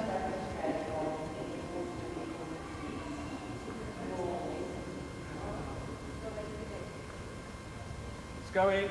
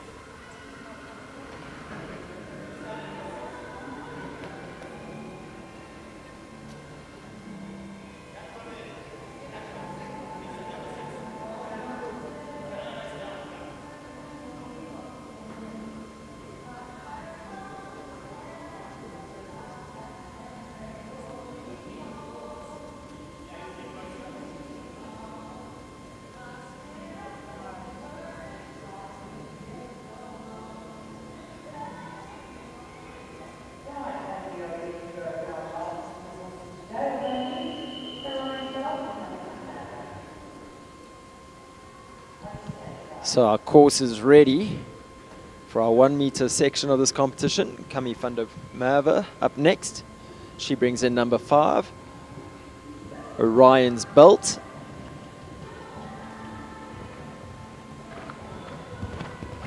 Little cluck as she comes around the corner here to the 334 Sport Horse Stud Vertical at number 1. Nips inside 9A to jump number 2. It's going to save her some valuable seconds, and she is very tight to 3. Said I wondered if these two would be able to chase down Sarah's time. Let me tell you, I think she's up on the clock. She's quick.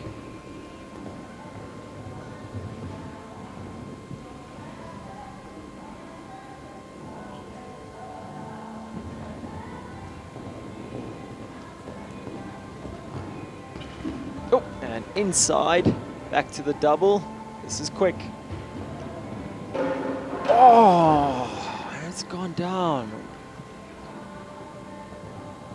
All about risk and reward in this sport. The time was good. Look at that, 51.56. The time was good. So she'll know come championship day. She knows what it takes. She has the speed to get the time to win these classes. The time was good, 51.56. Unfortunately, just that 4 faults.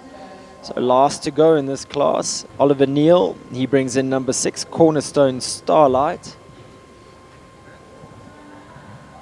Both parents and coach again, looking very alert on the sidelines here.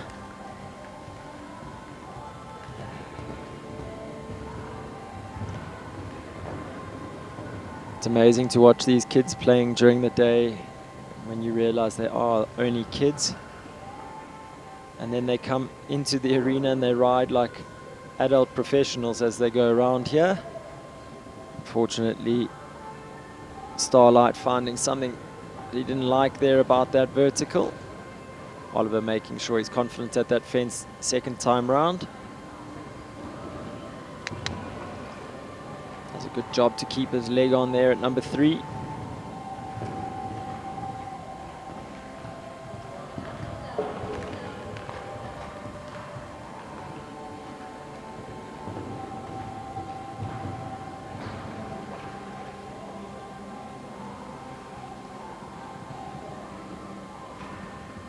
Oliver's body control is so good and it gives him so much strength in the saddle for a young man.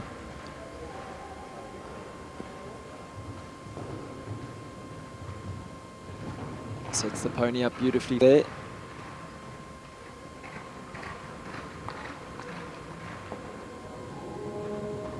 Goes around to the last, makes light work of that big blue oxer. Gives his pony a big pat. Lovely round. But that does mean taking the win here in our 90 centimeter and 1 meter pony rider A2 competition combined. Sarah Neal riding Henham Magoo for Ella Murphy.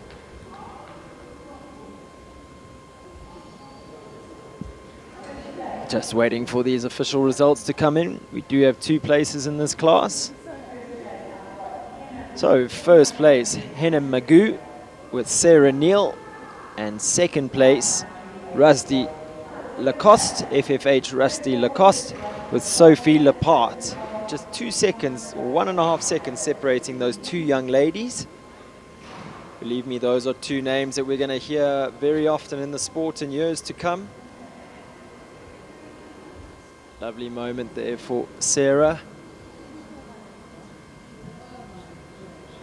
See her mom here standing next to me. I think probably her first win in one of these classes. Oh, not. So she's used to going this fast, Kat says, it looks like. Obviously, while they all look a nervous wreck on the at the table next to me here. Oh yeah, her first 90 centimeters, and she's never done any 80 centimeters, so she skipped that part. Just while we have a moment, another huge shout out to the team from Maxwell's for having us here at Maxwell's Equestrian Centre, to Rob, Tess and Mitch. Thank you very much. And then to our sponsors, 334 Sport Horse Stud, Baker McVeigh, Back on Track, Midfeeds, Western Shop, SHB Financial Services, ePole, Top Bet, Mark White Nissan, Country Life Property and Cuda Insurance. Massive thank you to all those sponsors for making this show possible. Really, really appreciate it. So on behalf of all the riders, huge thank you for your sponsorship.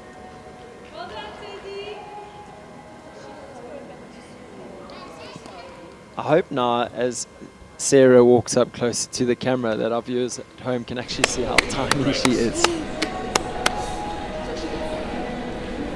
I'm pretty sure that's the smallest jacket you can get, and it's been tailored. How quick were you? Hey, clever girl. Clever Magoo. Can you put it on my picture? Oh, of course I can. Well done. Yes, I can. Sarah, then Well give done, her a big hug. Well done for you. Philippa Baxter, Sophie's aunt, coming in to get her rosette for her. Lovely result there for young Sarah Neal today. And well done to Sophie Lepart. Sarah's going to go off on her lap of honor. With that cuteness overload moment, brings to an end our show jumping on day 1 at this Maxwell's Equestrian Centre.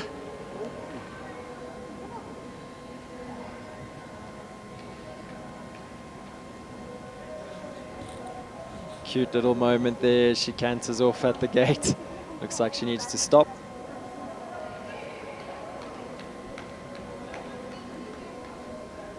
So as I said, that brings to a close our show jumping for today at Maxwell's Equestrian Centre. We've got a full lineup of show jumping tomorrow, Friday the 28th of February, kicking us off with the 120 two-phase competition. going right down to the 1 meter and 90 centimeter pony riders. We'll have a short lunch break, and then starting at 2:30 in the afternoon, we'll have the 130s, then the 135s, the 140 competition in 2 phases, and rounding out the day with our 150 2-phase competition, our second qualifier for Sunday's big indoor Grand Prix title class. Viewers, I hope you've enjoyed all the jumping here today. We look forward to chatting to you tomorrow. I'll have Brendan McNiven in commentary with me here tomorrow. So we're sure in for an entertaining day of show jumping. It's going to be quick. Enjoy your evening, everyone, and we'll see you 8 a.m. sharp tomorrow morning.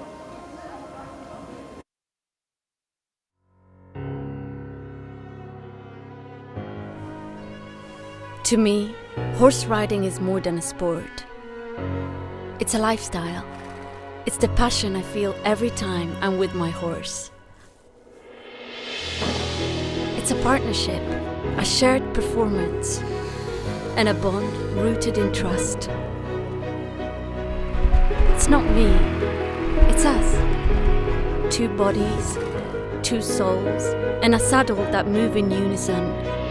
It's an extraordinary combination, nourished by respect and sensitivity for the planet.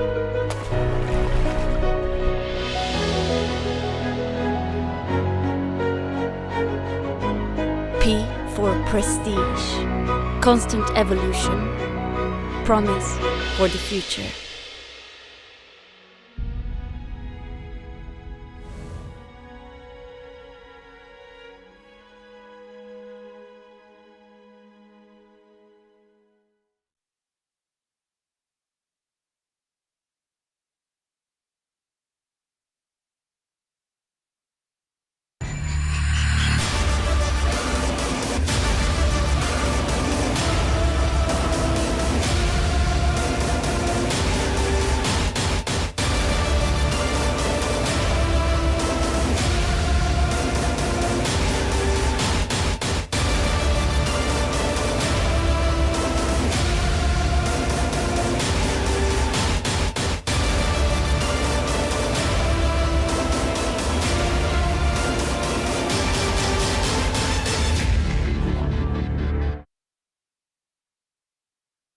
Lock me up 'cause I've been bad and I know I'll do it again.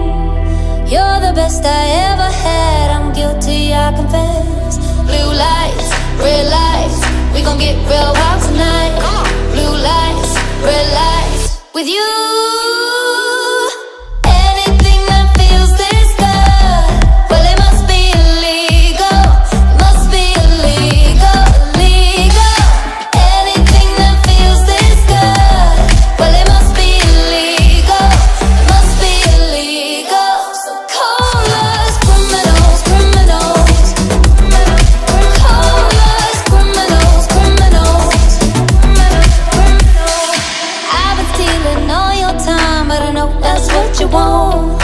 I swear the way you blow my mind should be against the law. Blue lights, red lights, we gon' get real wild tonight. Blue lights, red lights, with you. Anything that feels this good, well it must be illegal. Must be illegal, illegal. Anything that feels this good, well it must be illegal. When I joined Brian Baker in 1990, we could not have foreseen the expansion of the Baker McVeigh Group, developing into an internationally renowned team. We have broadened our horizons with more than 50 vets worldwide. What makes us different? Perhaps it's our local family feel, complemented by our international footprint. Possibly it's our attention to detail. You can bring us your lame, ill, and poorly performing horses and be assured of our utmost attention and individualized care. But critically and essentially, we feel our aspirational philosophy towards prevention rather than cure is at the core of our creed. Our genuine wish is to make an enduring difference in the well-being of our equine patients. For contented, happy patients make for delighted, happy owners for life.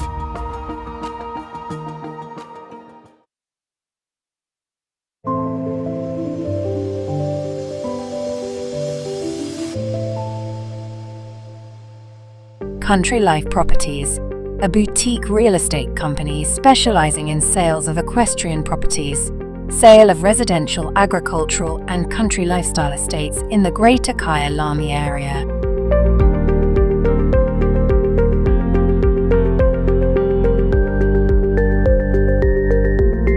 With years of experience in promoting the country lifestyle,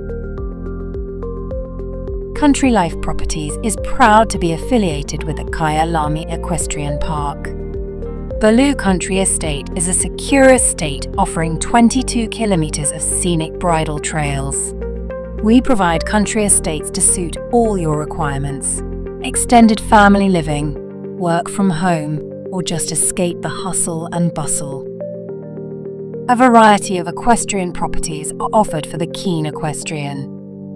Contact us or visit our website and let us find the right property for you.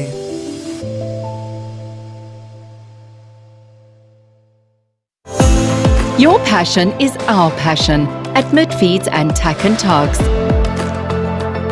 Where we lead, others follow.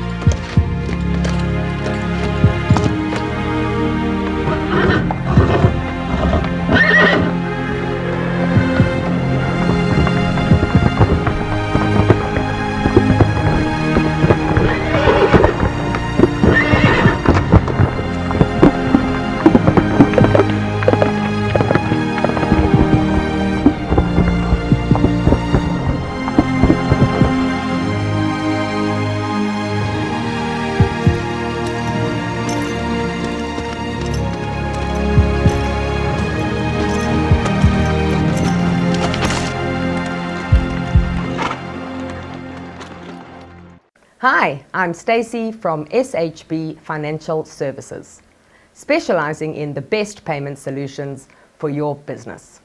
Do you take payment by way of credit card machine or online via your website? Are you sick and tired of crippling bank charges and dealing with call centers? If so, we are the way to go. We offer a guaranteed reduction of your current credit card rates, affording your business a substantial saving. The latest state-of-the-art credit card terminals and round-the-clock 24/7 in-person VIP customer support, with the added benefit of not having to change your current bank and practically zero admin. We have thousands of happy clients who have made the switch. So join the most fabulous team in payments today and become our new best client ever. Give us a call now.